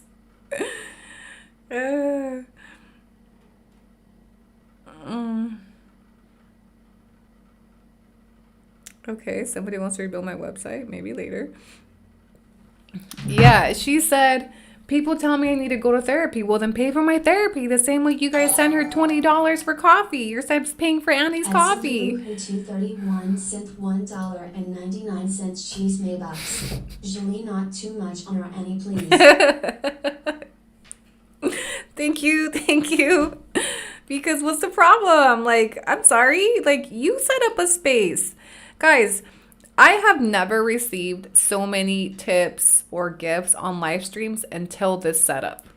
Okay? Even when we started, before the alerts, Dita Licino 6672 sent $20. Didi, thank you. Thank you so much, Didi. Someone commented in her live respectfully saying they like her, but Shirley needs to find a better way to cope, and her mods muted them. Peter Mariposa sent $9.99 cheese Maybox. For another cafecito from Starbucks. Rolling on the floor laughing emoji, coffee emoji, coffee emoji, coffee emoji. You guys coffee like to emoji. fight with people. You guys just like to piss people off. I mean, I'm not mad at you. Go on, do your thing, girl. Thank you so much. I appreciate all the tips. But here, what I was trying to say is I have never, and I've been live streaming for years, you guys, for years. Okay, on and off, TikTok mainly. I've never received as many tips, gifts, and like money through live streams until this setup right here. Okay, until I did the alerts. Even when we were starting on YouTube, yeah, I was getting some super chats. But I took an entire 2 days to teach myself this bullshit. Okay, the banner, like the OBS, like it's actually a lot of techie shit that I self-taught myself so that I could improve the space, so I could make it work, because I want to make money off my live streams, right? So this is also like an investment, like time, money goes into the live streams, like time, you know what I'm saying? So to me, I looked at this like, okay, this is actually working. Like, how can what do I need to do to make this keep working or work better, right? And so I spent an entire day fucking playing with the alerts. Remember our first alerts were kind of funky looking, all right? And then ever since this setup, it's been taken off like this. 24 sent $4.99 cheese Maybox, coffee emoji, and croissant emoji. Oh, she said croissant correctly. Yeah, so I took the time to invest into, how to make this live stream work, how to do the graphics, how to do the alerts, how to make it interactive and fun and entertaining for my audience. And this, mind you, do you know the beatdown I've taken for this series all over my other platforms? I'm getting beat the fuck up over this series, okay? But my audience on YouTube is fucking loving it, right? So I'm gonna take one for the team. I'm gonna get hated on, dragged, whatever, but I'm gonna make the space. I'm gonna take the time. I'm gonna teach myself. I'm gonna do this. I'm gonna do that, right? And the payoff is okay, because I want this to make me money. I want people to, enjoy the space too, and like to have fun and this and that. I purposely did all of this to monetize. The alerts were to monetize. Like, look how cute this shit is. Tell me this doesn't make you want to send in the tip more. Girl, get more coffee and forget the rest. Rolling on the floor laughing emoji. Thank you so much, Daisy. I get so much shit done while listening to you, so yeah, I'll tip when I can. And I appreciate you. And I get nothing done when I'm live streaming, okay? I get nothing done. Like, I still have a hard time understanding how we're doing 5-hour, 7-hour live streams. Like, I don't know where the fuck the time goes. Candace's supports are paying for her house, and that's fine. I've never spent so much money on subscriptions. That's a bad thing, Bessie. I'm sorry, but it also makes me feel special. I've had people say, I've never subscribed anywhere. I've never tipped anywhere. And that makes me feel like, wow, like, I gotta be doing something right. Like, that makes me feel special that you guys invest your money into my channel. Like, that's crazy to me. It makes me feel very humble. But also it comes with a lot of hate, right? Because look at all these fucking super chats and gifts and whatever. And then we get haters like Jelly or this other random girl. Let me show it to you. For those of you that weren't here, let me show you what I'm talking about. We talked about this in the beginning of the live. But probably some of you weren't here. And just to give you a recap of what we're dealing with and piggybacking off fucking Jelly's statement over there. This. Wait, is it working?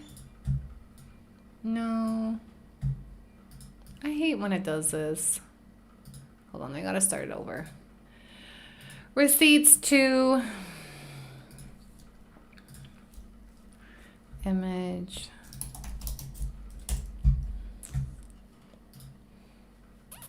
Okay, so I came across this last night. This tells me my live streams are getting out there.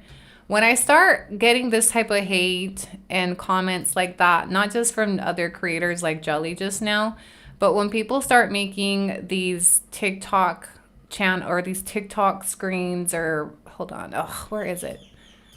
These TikTok videos. Where is it?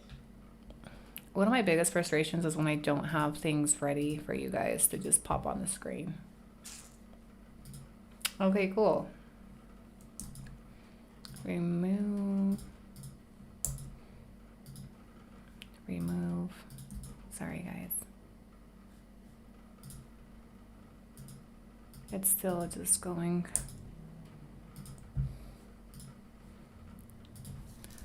Okay, one more time for the fun time. Okay, so this is posted on my member wall. I posted it last night for those of you that are subscribed to my channel. But somebody made this TikTok video that was specifically talking about the monetary donations, tips, whatever, right here. And the Starbucks daily consumption has me really insecure. Ugh. Are you shitting me right now? Hold on, guys. This the Starbucks daily consumption has me really in my feels. Because why is everybody so fucking mad that I drink Starbucks every day? Look, I'm mad I drink Starbucks every day. If I'm being honest, with you, I'm kind of mad that I drink Starbucks every day. I'm actually trying to quit. Okay, I've been trying to cut down on my consumption. But my problem is that when I do these fucking live streams, coffee almost feels like a must have. Like it goes together. I'm trying to level out my intake. Okay, sorry, I had to exit out of it. Receipts 3. Okay, so look. I'm not here to defend Laguerita70, which this tells me she's a Candace, from the Candy cult, because there was no need to mention Candace in this if she wasn't a Candy cult, right? But how are Annie's besties gaslit to fund her Starbucks daily consumption and now for future legal fees? Annie owns 3 houses and hauls weekly $500 plus of Costco goods. Why, besties? Right? And then Jelly just now made a similar comment. In fact, Jelly, is this you? I don't know. It sounded it's kind of crazy that it's the same narrative almost. 6 cent $1.99 cheese Maybox. I'll donate Thank you, to bestie. Starbucks recovery. Rolling on the floor, laughing emoji. Yeah, so the Starbucks DoorDashes have people a little bit upset, I guess. You can't buy back time, and you have put in time and energy. You better get paid, Annie. Thank you, bestie. Oh, did someone purchase a membership? Thank you. Yeah, so this tells me she's from the Candy cult, because why mention Candace then? What does Candace have to do with me getting, Starbucks funds, or with me owning 3 homes or Costco hauls or whatever the fuck? Right, so this, and then Jelly right now in her live saying, pay for my therapy the same way you pay for Annie's daily Starbucks. Why are you so mad that they pay for my Starbucks sometimes? And it's only sometimes, okay? It's sometimes. And I'm going to be honest, a lot of the times, a lot of you will send me coffee money. It doesn't all go to coffee because I can't drink that much fucking coffee in a short span of time, which is also sometimes why I feel obligated to have coffee on these lives. I'm like, everyone's sending me money for coffee. I can't drink. Obviously, all that money's not going to go towards coffee. No, it's probably going to go to other stuff too, because I'll receive like a $20 Venmo or a $15 Venmo on the same day. My coffee is only like $5, right? So honestly, I can't drink as many tips as y'all have sent for coffee. A bitch can't drink that much coffee in one day or even in 1 week, right? So y'all have me covered for a hot minute with coffee. Plus, I also have a ton of free drinks on my app. So when I go myself, the shit is free. So anyway, in summary, why are y'all so mad about the fucking Starbucks, the daily Starbucks consumption? That tells me you don't have Starbucks every day. Yeah. Hey man, you don't get cafe money, but don't get mad for the $10 donation from La Mentirosa. Like, what the hell? What about the trailer trash lady saying you and Candace are working together to make money? I haven't seen that one.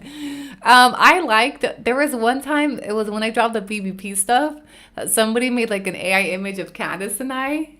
drinking and said that we were like working together back in October. I retweeted that shit. I reposted it. I thought it was funny.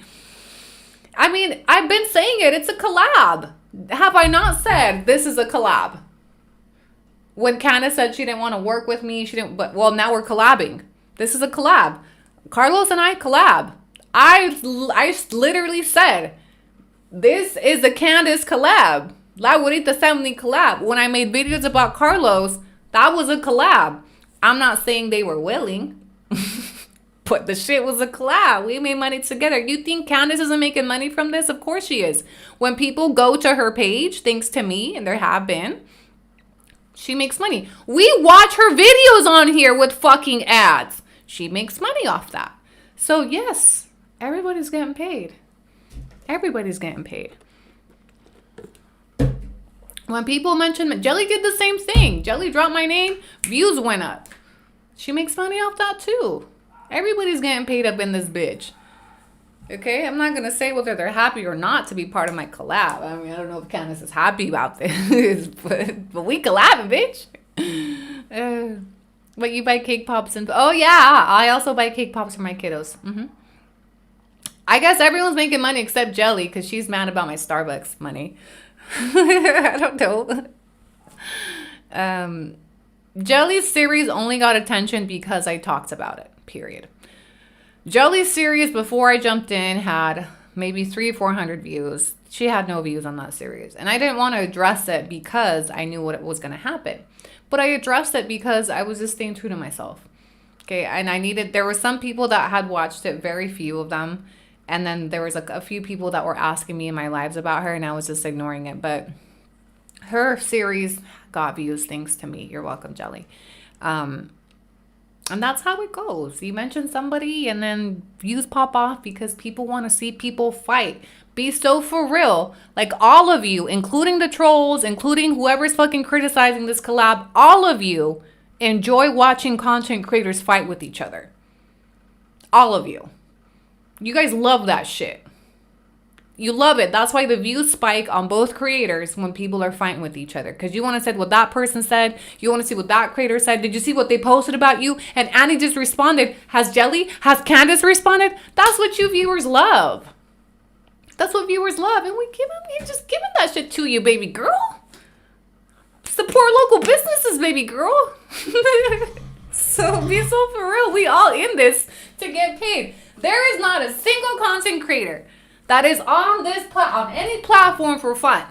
Okay? All of us. The game changed when you started to be able to monetize off social media. It wasn't always like this. But I will say I've always been a messy bitch because even when I was on Facebook in 2008, I was oversharing over there too. My mom used to really get upset with me. I remember posting on Facebook when my ex-boyfriend gave me an STD because he slept with a stripper. Okay? Annie's always overshared. The difference is y'all really fucked up when you started paying Annie to overshare.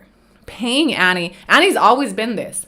Okay? She's so problematic. She's always, yeah, I've always been this. The difference now is that I'm getting paid for it, and that's fucking lethal to some of you bitches. Okay? I've always been like this. Ask Sabrina. Ask Michelle. Ask my ex-boyfriends. I've always blasted people in this manner. The problem is that I'm getting paid for it now. I would hate me too. Not the stripper. Yeah. I literally posted. I still remember the post I made on Facebook when I told everybody my ex-boyfriend gave me an STD with a stripper. And then I got back with him and I posted flaunting that he came home to me after jail, not her. I'm not new to this. I'm true to this. Okay? I don't give a fuck about my digital footprint. Okay? I fucked it up in my 20s. Way too late to clean it up now. Story time on your STD. Oh, it's so bad. Do you want it? I've told it before. Okay. Can I take a quick potty break really quick before I tell you the STD story? I've shared it on a few live streams, but I've never shared it on YouTube. And I need to timestamp this one. Okay. Let me go potty really quick, and I'll be right back, and we'll get into the story time. Right here, BRB. Let me move the R, BRB. Okay, BRB.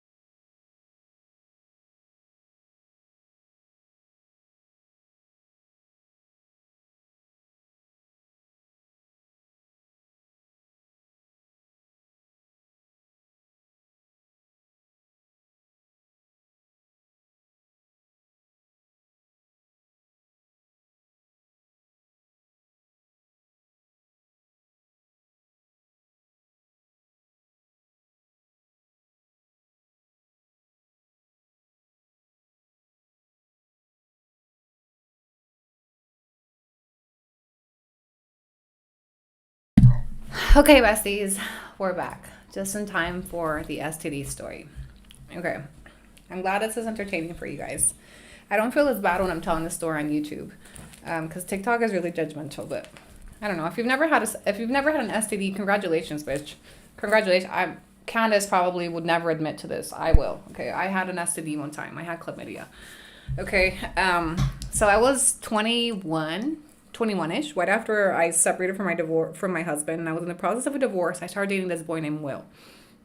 Will was like, he looked like Mike from Jersey Shore. I met him in a club, as soon as I got into the clubs and I met him, fell in love with him. I was like head over heels. He was so fine, like so fine, and my self-esteem was very low because Bryce, and I had only been with Bryce since I was a teenager. I've never dated anybody else. So I remember when I saw Will, I was just like mesmerized. Like, he was just like snapbacks and tattoos, clean cut white boy on steroids. I didn't know he was on steroids, but he was super fit. Like, he was just fine. That man was fine. Okay. I didn't know he was a heroin addict, but he was fine.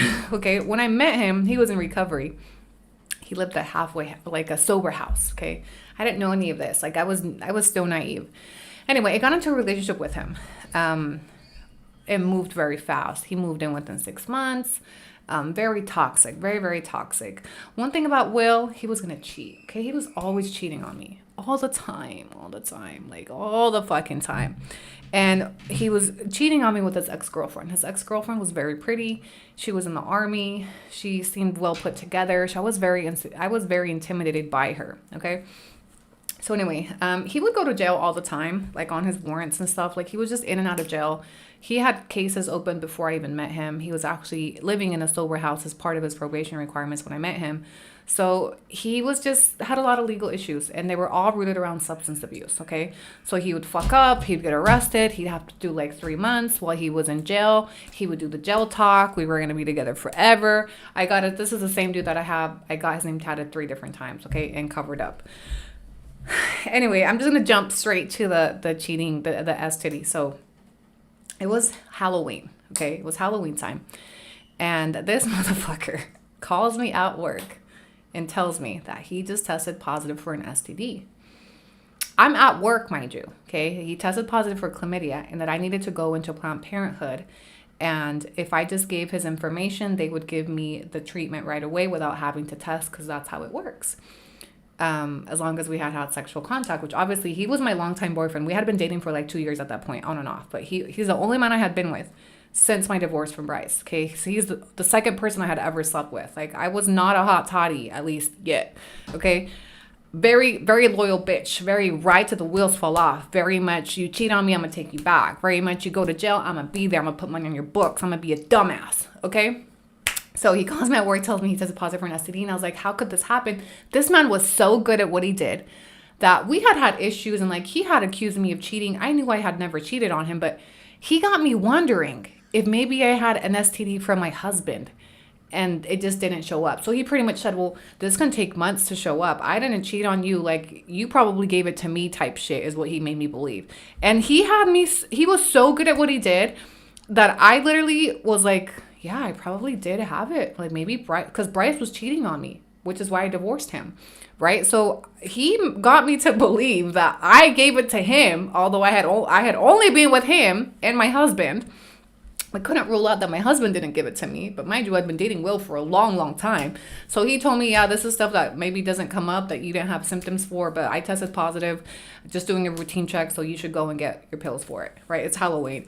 And I just remember like feeling horrible, like an STD.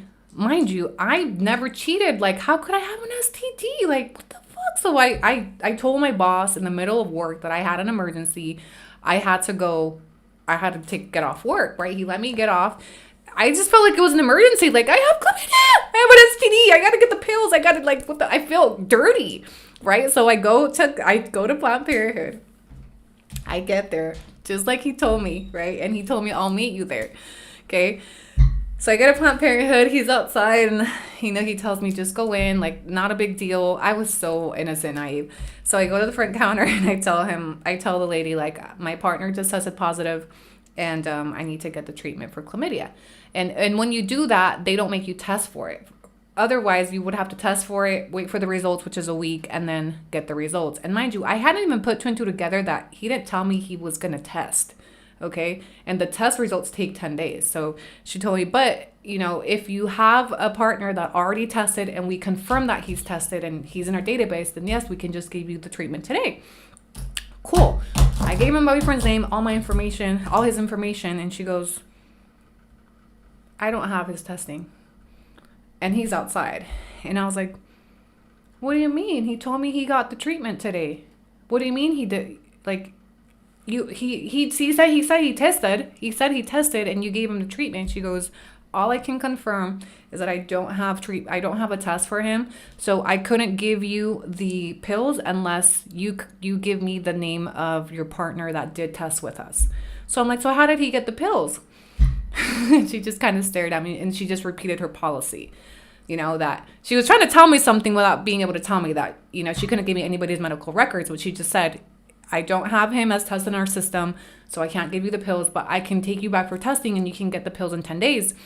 I was like, I need them now. So I was like, how did he get them? And then it clicked. I was like, he gave the name of somebody else.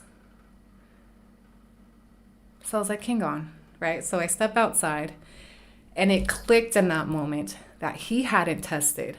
One of his other partners tested. He went, gave them her info, and they gave him the pills, but he hadn't tested. So I go out there and I'm pissed. I'm like, you fucking lied to me?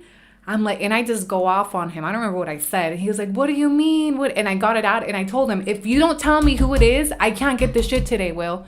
I'm like, don't fucking make me wait a week. And he kept trying to lie to me. And then I guilted him. I was like, if you don't fucking give me her name, I can't get the treatment today. And I'll have to wait a fucking week to get the treatment. I'm like, that's fucked up. So he gave me her name. And he fessed up. He told me she was a stripper, that he had slept with her when we were fighting. And he gave me her information. So I go back into the office. And I said, this is the information. This is who tested. And she goes, well, I can't give you the treatment unless you had direct contact with the infected person. So I looked at her and I said, we had a threesome.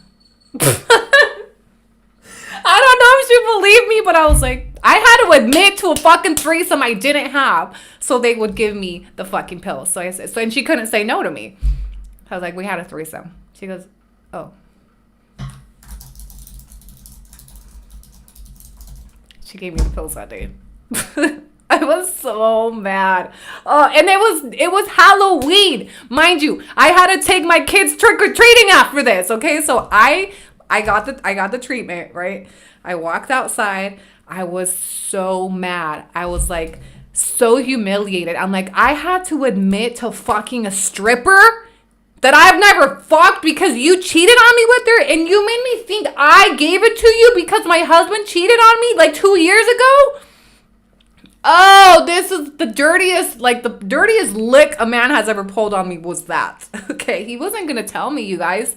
He fucked around on me, got an STD, and then tried to make me believe that I gave it to him. And the only reason he got caught is because the Planned Parenthood policy. Yeah. Oh, I was so fucking mad at him. The worst part is I stayed with him. The worst part is I stayed with him. So then I was like, who is she? Who is she? So in the parking lot of the Planned Parenthood, I made me show him who she was. Okay. She was a stripper. She looked like Candace. Okay, except half the size. She was some white girl that worked at a strip club and they had been hooking up. I don't fucking know. I stayed with him. And then you know what I did? So we took the treatment. We cleared ourselves, I guess. We took chlamydia treatment together. What a love story that is. And then eventually he goes back to jail. And when he's in jail, I go visit him. And remember that his ex-girlfriend was a service member. I think they gave her special clearance or something. So anyway, I'm going to visit him in jail. And in Salt Lake County Jail, you have to walk like a green mile to get to the visiting area. Right? So as I'm walking, guess who's walking this way? his ex-girlfriend. And I was like, oh, hi. We said hi because we were cool. Like, there was no beef between us. And I was like, hey. She goes, yeah, are you visiting Will? I was like, yeah. She goes, oh, me too. Me too. I was like, oh, yeah, well, it's good to hear from you. Bye. This motherfucker was cheating on me from inside of the jail cell. I remember getting to the fucking visiting center and I was in the visiting cubicle. And I was like, what the fuck is she doing here? Oh no, it was just like a professional, some bullshit. I don't even fucking remember what he said to me. I stayed with him. So he gets out of jail a week later, okay, bonds out, has her drive him to my house to come home. It gets back to me that she drove him home. I don't remember how. And this is where it was the last. This was my 13th reason. I get on YouTube and I'm pretty much trying to mock this girl for bringing it. I knew he was cheating on me with her too, right? I don't remember what exactly he posted, but I said some shit. Like, I called her out for he knows, he knows where, or like, he knows where to come home to, or like, it doesn't matter where he's at because he knows where home is, head ass type shit. And then a week later, I ended up getting mad at him and we break up. And then that's when I blasted him for giving me an STD. And I was like, I was so down for him. He's such a piece of shit. He cheated on me with this girl in jail, even after I took him back for fucking a stripper and giving me an STD. I was so messy on Facebook, you guys. This wasn't like 20. I was 21. So what year was this? Anyway, yeah, so when I tell you I'm not new to this, I'm true to this. I've always been this messy. Okay, trust. And I did a couple rounds with him. Okay, I did a couple rounds with that man. That man made a fool out of me. Not only did he make a fool out of me, he made a fool out of my medical charts as well. And I still stayed with him, okay? He made me admit to a threesome I never fucking had. He made me admit to fucking a stripper. Oh, I will never forgive him for that, okay? So every time I tell this story, like, it's funny now. It's funny. Back then it wasn't funny, but it's funny now because I'm like, you was a dumb bitch. Like, you was a really, really dumb bitch. Like, it wasn't enough the way he humiliated. And I will admit that, man, that was some quick thinking when I was like, we had a threesome. I was just so desperate. Like, you don't understand. I felt so dirty when he told me he had an STD. I knew I had it. I was fucking him all the time. So if he had an STD, I had an STD. You know, so I just felt so dirty that I was desperate to get the pills that day. Like, I'm not leaving Planned Parenthood without the fucking pills. Like, I'm not waiting 10 days so the symptoms can set and then, I don't know, whatever makes me stinky. I don't fucking know. I didn't know how long I had it, right? So I did not want to wait the 10 days. I was willing to do whatever.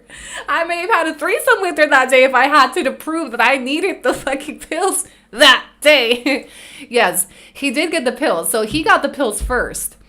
Because what happened is she went to test. She went to test for God knows what reason. I can only imagine she was probably throwing the cat around, but she knew she was fucking somebody that had a girl.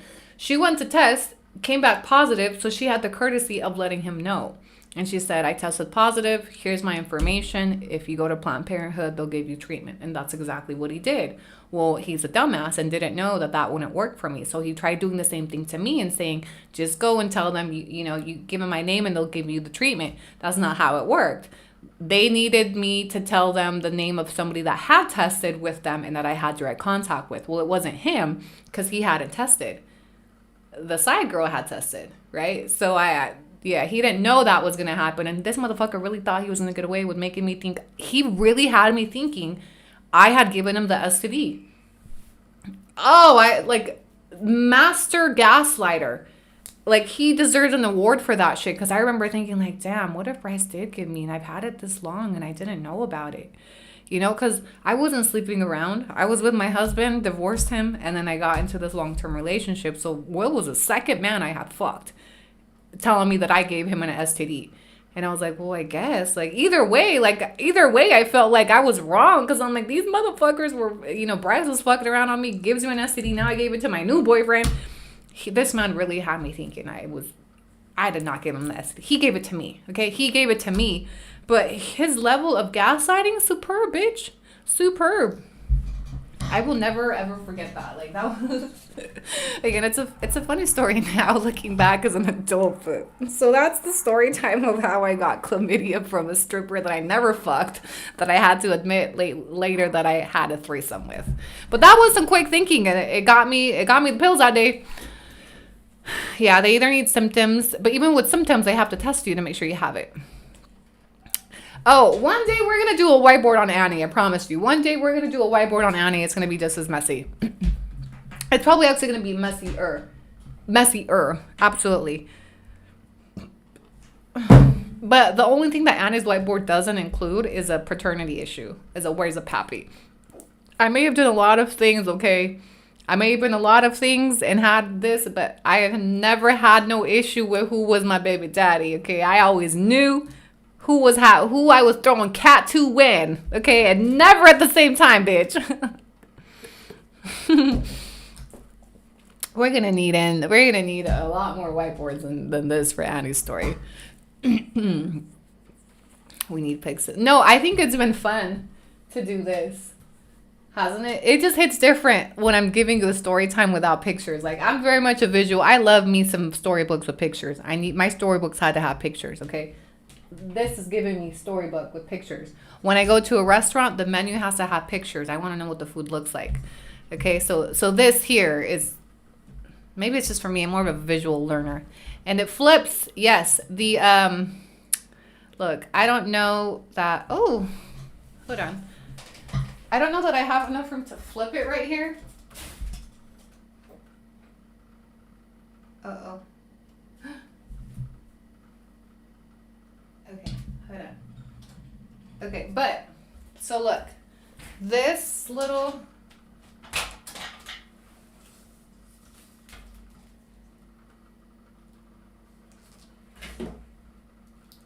I actually, wait, I don't have room to flip, well, hold on. I just gotta pull it out a little bit.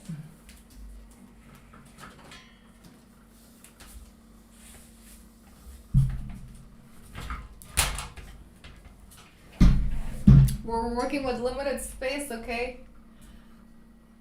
Voila! Candace who? There you go, besties. Yeah. Look, since we're gonna take a little break from Candace for the rest of this live. Okay, there it is. So yeah. Now it's clean. We do need a bigger office so bad. You know, one thing I haven't been able to replicate is my office in Dubai. That one was so big and spacious.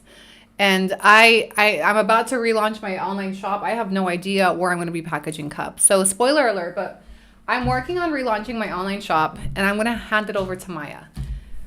So Maya is preparing for college soon. Well, not soon. She has another year of high school left. But I want to hand my online shop to her, and whatever she makes from selling and helping me package, put it into like a college fund for her. Unfortunately, I have not made college funds for any of my kids. I just haven't had it like that. I'm a mom that's been winging it my entire life and just making ends meet, paycheck to paycheck or child support check to child support check, even in current day. Despite what you might see on social media, I just be out here winging it, okay? So I can't say that I'm that financially smart or that I've made good financial decisions all the time. But my goal is to start like a college fund for Maya this year and have her work it though, right? Like, look, I never got the privilege of having my parents pay for my college or education. And I don't think that's something that I'm going to do for my kids. Well, I'll help them with what I can, right? Liz, thank you so much. Yeah, so I'm going to help her with as much as I can, but I also want to already start instilling in her that she needs to work. She needs to work. And, you know, if I can help her learn some of my trade with online commerce or social media, of course, I'm going to hand that over to her. If I can teach her about US-based work so she can get ahead, I'm going to teach that to her. So my plan with the online shop is she's helping me already. She's updating the inventory. It's already open, but I haven't like made videos on it. But she's helping me update all my inventory. We're going to do a huge sale and then she's just going to take over it. Obviously, I'm gonna be the face of it, but she'll be working the back end, packaging, shipping, all that stuff, and then she'll keep all that money and start putting it away for college or whatever she needs. I want that to be her job. Her first job is working the online shop. So yeah, we'll let you guys know. I kind of got ahead of myself because it's not ready yet. That girl's busy. She's doing community service all week. And then I gave her this task. Hopefully by tomorrow it's ready. I think that's when she said by tomorrow she'd have the inventory. And then I'll start making some videos, helping her market. And she'll start selling the cups. So, and I told her, definitely, I know that my audience is very supportive when it comes to topics of my kids. I've seen the way that you guys helped us to get to Canada. My twins are going to Canada because of my platform, because of your guys' support. Between helping me push the series, the wheels, we did it, and they're going. They're going, and they're leaving next month. And so I told Maya, like, look, if you take over the store, and I tell the girls that you're taking it over and you're working it, and you're the one that's going to be taking the money for school, like, I know you're going to get so much support. I know people will buy cups just to help, so they know that. Give her the ad revenue. Stop. That's terrible. I'm going to give her a cut. I'm going to give her more than 10%. Look, no, this is a perfect example of the shit Candace pulls. Imagine me telling you, my daughter's going to be running the store. The money's going to go to her, and I gave her 10% and I kept 90. Imagine if I pulled some shit like that. I know it sounds crazy, but that's literally what Candace does with her donations. Yeah. Donate to me and I'll help the firefighters, but they only get 10% and she keeps 90. No. Maya would get all of it, and in fact, I'm putting in, like, she doesn't even have to put anything in, right? I already have the inventory. I have the marketing. I'm going to be working for Maya for free pretty much for this, right? Because I'm going to be helping her with the sales, with pushing. I'm going to be the one buying the cups, right? But she's going to be the one putting the money away. So to me, I'm helping my daughter. I'm working to save money for her, but also making her kind of work for that money too. So she learns some worth ethic. So by the time she gets to college, she knows that, like, I worked my ass off for the last year helping my mom. So I paid for this, right? When she gets to college, wherever she decides to go, and she'll have hopefully a little bit of a college fund that she can know that she helped work for it. I helped my mom with her store for the last year. I'll be the one cup hunting. I'll be the one, doing all of that. I'm going to be helping her, obviously, with my time and with my money. And my goal is to teach her some skills. Teach her about, online shops and how I do it so she could do it. She's going to be able to do a lot more. She's a U.S. citizen, so I want to teach her how to work for U.S.-based companies. If she decides to stay in Mexico, I want her to know she has the advantage, and I want her to use that privilege to be able to get ahead.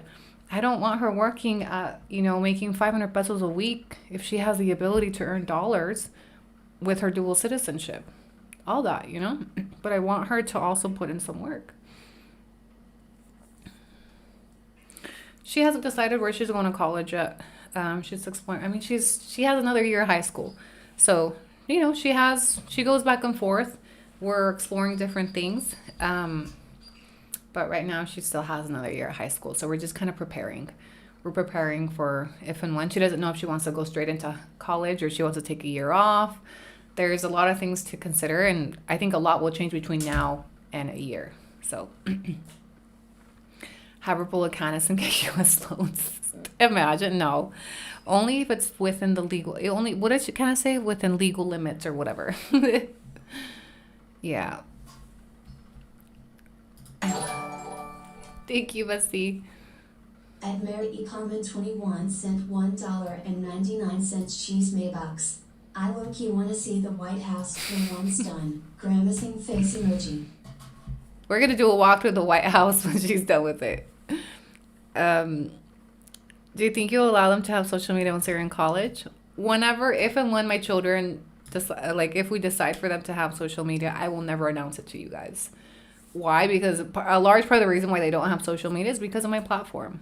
I want to protect them from my trolls, from the negativity, from the crazy shit people would do to them by having access to them through social media just because they're my children. So you would never see me announce, oh yeah, Maya's finally on social media.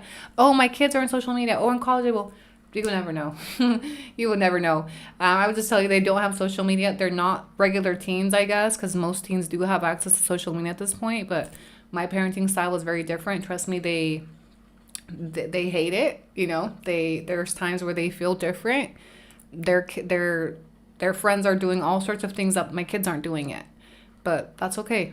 I've ingrained into them that everybody parents different. You know, just because your friend gets to do it doesn't mean you're gonna get to do it at a certain age. So my biggest goal with them at this age is protecting their privacy and trying to allow them to have some type of normalcy despite me being on social media. You know, and there's things I've been able to do, there's things they haven't been able to do, but there's a lot of benefits of social media, but there's also some negatives, you know. So yeah, you would never see me shout out my kids on social media. Oh, go follow them. Oh, here's Maya. Never, never, never. I want them to be their own persons, you know.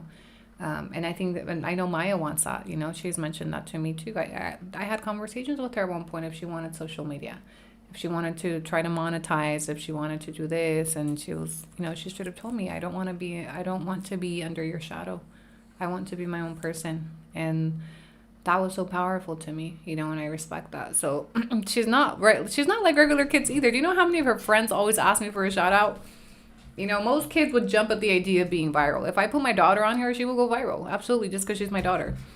She has no interest. She just wants to do her thing on her own time and be her own person and develop. And I want that for her too, without the influence of my platforms, without the influence of not just my supporters, because my supporters would also influence her too, you know. I want her to just bloom into her own person away from my platforms. I did the same with mine at the time. At that time, they didn't like it, but once they became young adults, they understand. Yeah. My twins barely got a phone at 15. Maya got her phone at 15 as well, but with a very strict contract, parental settings. It's very regulated. I run a strict program over here for my kids. Okay, I think it's good for them. And I know right now they feel like, oh, mom doesn't let me do anything. I just feel that way too. And now I thank my mom for protecting me, or trying to, at least, in all the ways that she did. So my kids, I guess, aren't regular kids.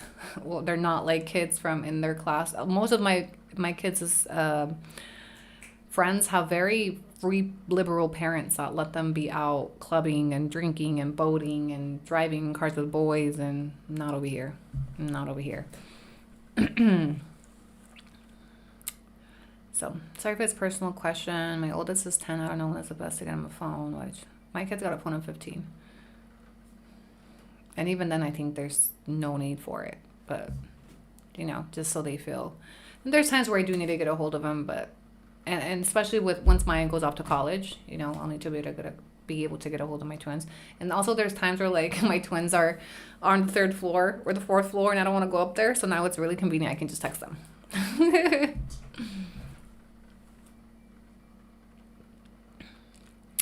You keep them busy like old school. Yeah.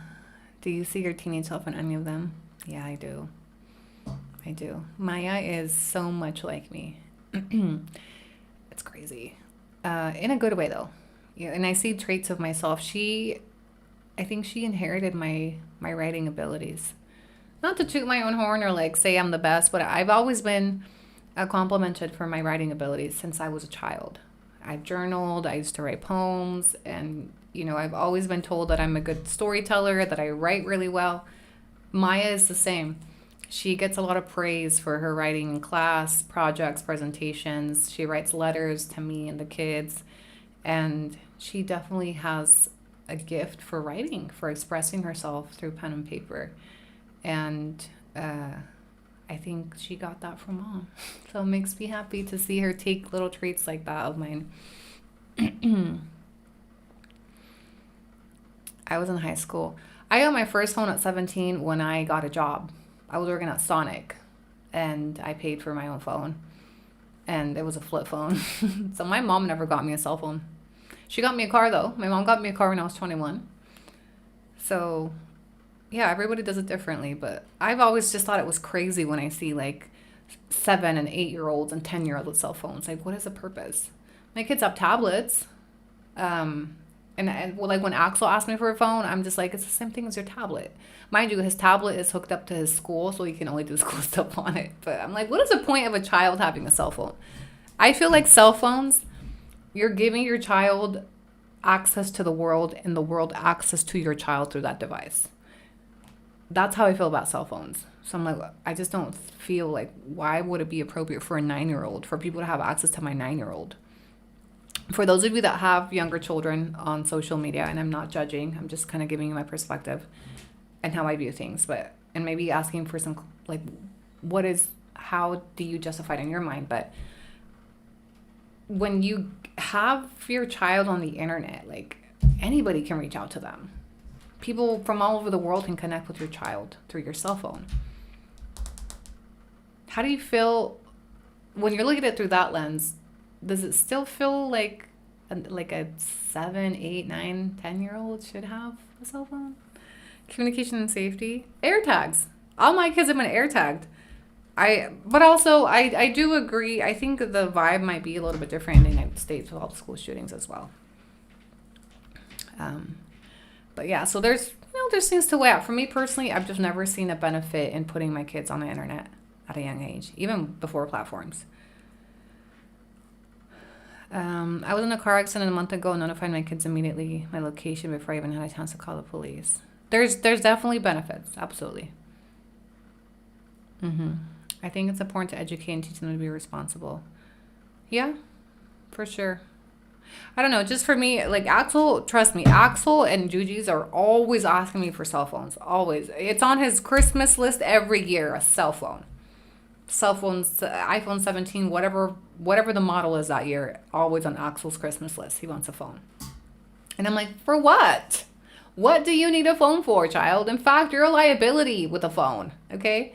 I think of like the stories I see on the news of kids that are lured out of their homes by strangers I met in chat rooms. I don't even let my kids, like on video games with like Fortnite and stuff, I don't let them live stream. You know how you could chat with people? I don't even let them do that. I don't know who that is. Could be some fucking old dude. I don't know. I do too much crime show. I do too much of this to the FedEx story. Like, there's just too much out there for me. Really, that's what it boils down to me.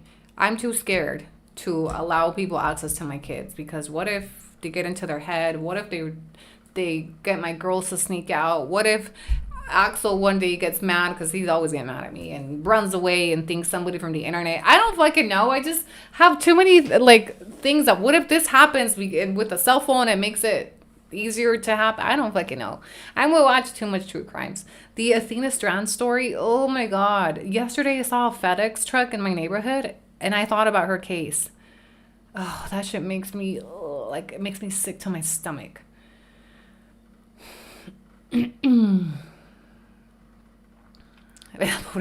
Candace let me that twist. Yeah, that's also true.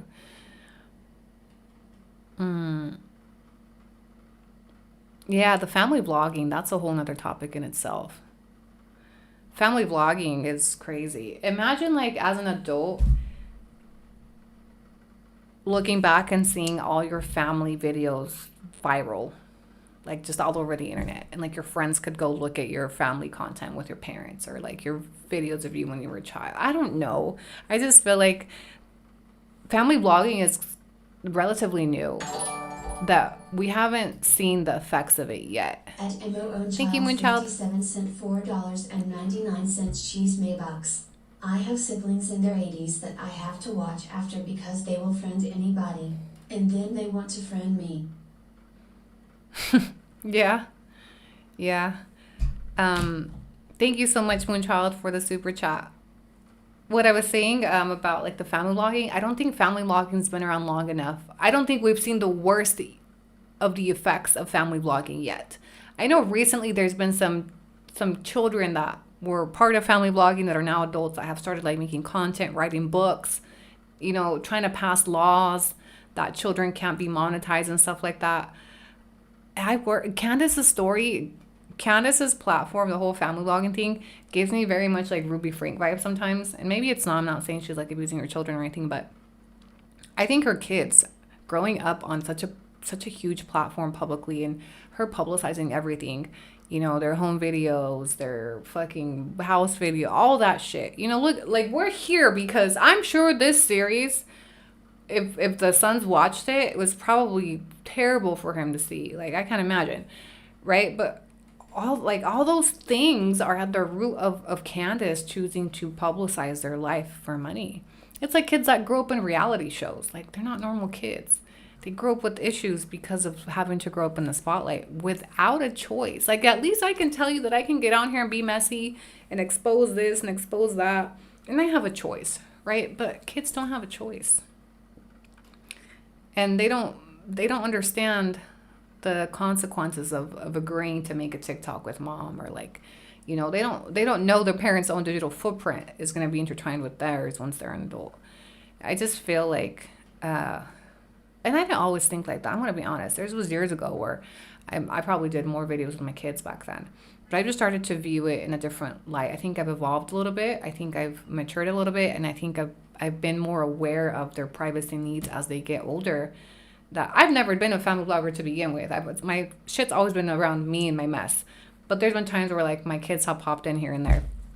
But I thank God my channel never took off as a family vlogging channel, because I think it would be hard to restructure your channel if you built it on family vlogging. Kate plus 8. Yeah. All those kids that grew up in the spotlight grew up with hella issues. Hella issues. And like, I don't know. I think this series, I'm hope, was a huge wake up call to Candace on how much she shared that can end up in the wrong hands. And mind you, I don't think my hands are like that. You know, I'm just over here doing some research. But in the wrong hands, people can find where you live. People can look up your son's information. You gave people access to the dearest things, your children. You gave the World Wide Web direct access to all your children's information, all your families, your dad, your mom, your sister, all of that at the root of family blogging. Y'all don't know nothing about my family. You don't know how many sisters I have. You don't know what their names are. I don't think you could do a whiteboard like this off of my content. Perhaps there's public records, whatever. But off of what I've shared, you guys know very minimal information about my family, because I would never want them to end up plastered in my content. You see what I'm saying? Honey boo, 16 and pregnant. Yeah, those babies that are now adults growing up in the spotlight. Jace. I feel bad for Jace all the time. That poor boy has been through some shit.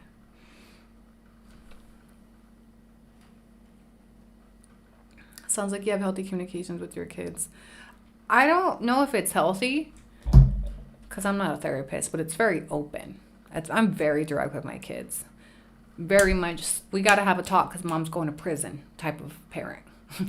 Very much, we got to have a talk because I'm getting, I got deported for this. We got to have it, like, in my house, my kids freely throw around that mom went to jail for stealing money. I don't know. And that's why I say I don't know if that's healthy or not. I don't know if that's a good or not thing. Okay. But that's the type of communication I have with my kids and all ages. All my kids know that I was arrested. All my kids know I stole money. All my kids know I've been in handcuffs. All my kids know I was deported. All my kids know all of that. And it's thrown around my house. Just, it's normal part of our conversation sometimes that mom went to jail. And I know there's parents that do the opposite, I know there's parents that paint this picture perfect. I met your dad, and now look. Imagine Diego getting on here and finding out his real family story through this series instead of his parents. Imagine Diego believing his mom's only been with his dad. Imagine Diego coming across a Who's the Pappy series, right? I think that's a setup for kids. Equip them with the truth so nobody can use it against them. The truth is literally your shield. You know, and that's why people hate me on social media. That's why you really can't fuck with me, because what are you going to tell them that I didn't already tell them? Right? When you own your truth and you embrace it, can't nobody use it against you. You could never tell my kids something about me they don't already know. You could never tell my kids something about me they don't already know about me. You could never hurt my child with my truth. They know it. I equip them so when they get out into the real world, because they're going to hear things about their mom, absolutely. They're going to hear horrible things about me because I haven't always been a good person. And to date, I do things that are against social norms, like OnlyFans. To date, their mom does things that are against social norms. I'm non-traditional. I'm not a cookie cutter mom. So it's my job to equip them so that when they get out in the real world, if they're not already between school and friends, they know what it is. Can't nobody slap them with the truth about their mom. I gotta go, guys. Speaking of kids, I gotta go. I gotta run. How do you approach these difficult topics with them? I just have sit down conversations. Sometimes they're uncomfortable talks. We've had talks about OnlyFans. Yes, I get that question a lot. It's a subject I'm very closed on when it comes to my kids. But I've had talks with them about my OnlyFans. I've had talks with them about my platforms. I've had talks with them about my history. I've had talks with them about my relationships. Like, I'm just really open with them. And again, I don't know if it's good or bad. I guess I'll see when they get into their adulthood. You know, but I was raised by a mom that didn't tell me shit. And I just always thought that my mom had it all together. She never cried. I never saw her going through stuff. So I was scared to go to her because I just viewed her as like perfect. So when I had problems, I was scared to go to her. So my idea is showing my kids that the transparency to my kids. The same way I extend it to you, I need to extend it to my kids, right? And showing them that mom is a real person that fucks up, makes mistakes, cries. I fuck up. I yell when I shouldn't. I go back on my word sometimes. I do all those things so that when they do it, they can relate to me. I'm approachable and I'm relatable. That's my goal. I don't know if I've achieved it yet. I'll let you know when my kids are adults and I'll report back on what type of mom I was, right? Because they'll be able to judge me one day. But, yeah. Anyway, we kind of went down a rabbit hole. This was a good live, y'all. I enjoyed it. We talked about a few things.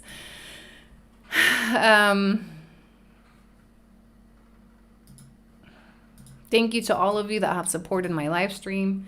I might be back in the evening. I don't know. Convince me to come back in the evening and we'll see.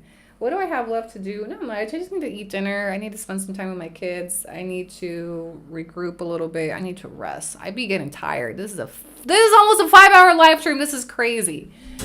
I need some rest, okay? Oh, a deep dive on Janelle will go crazy. It is actually almost the evening. I gotta go. So as always, thank you so much for joining my live streams. Thank you to those of you that supported with your engagement, with liking the live, sending tip lines or calling the tip line, purchasing memberships, or just being here.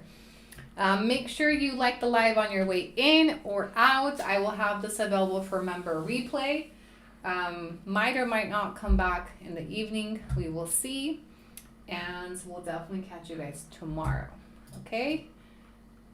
Let me prepare my end screen. Okay. Bye, besties.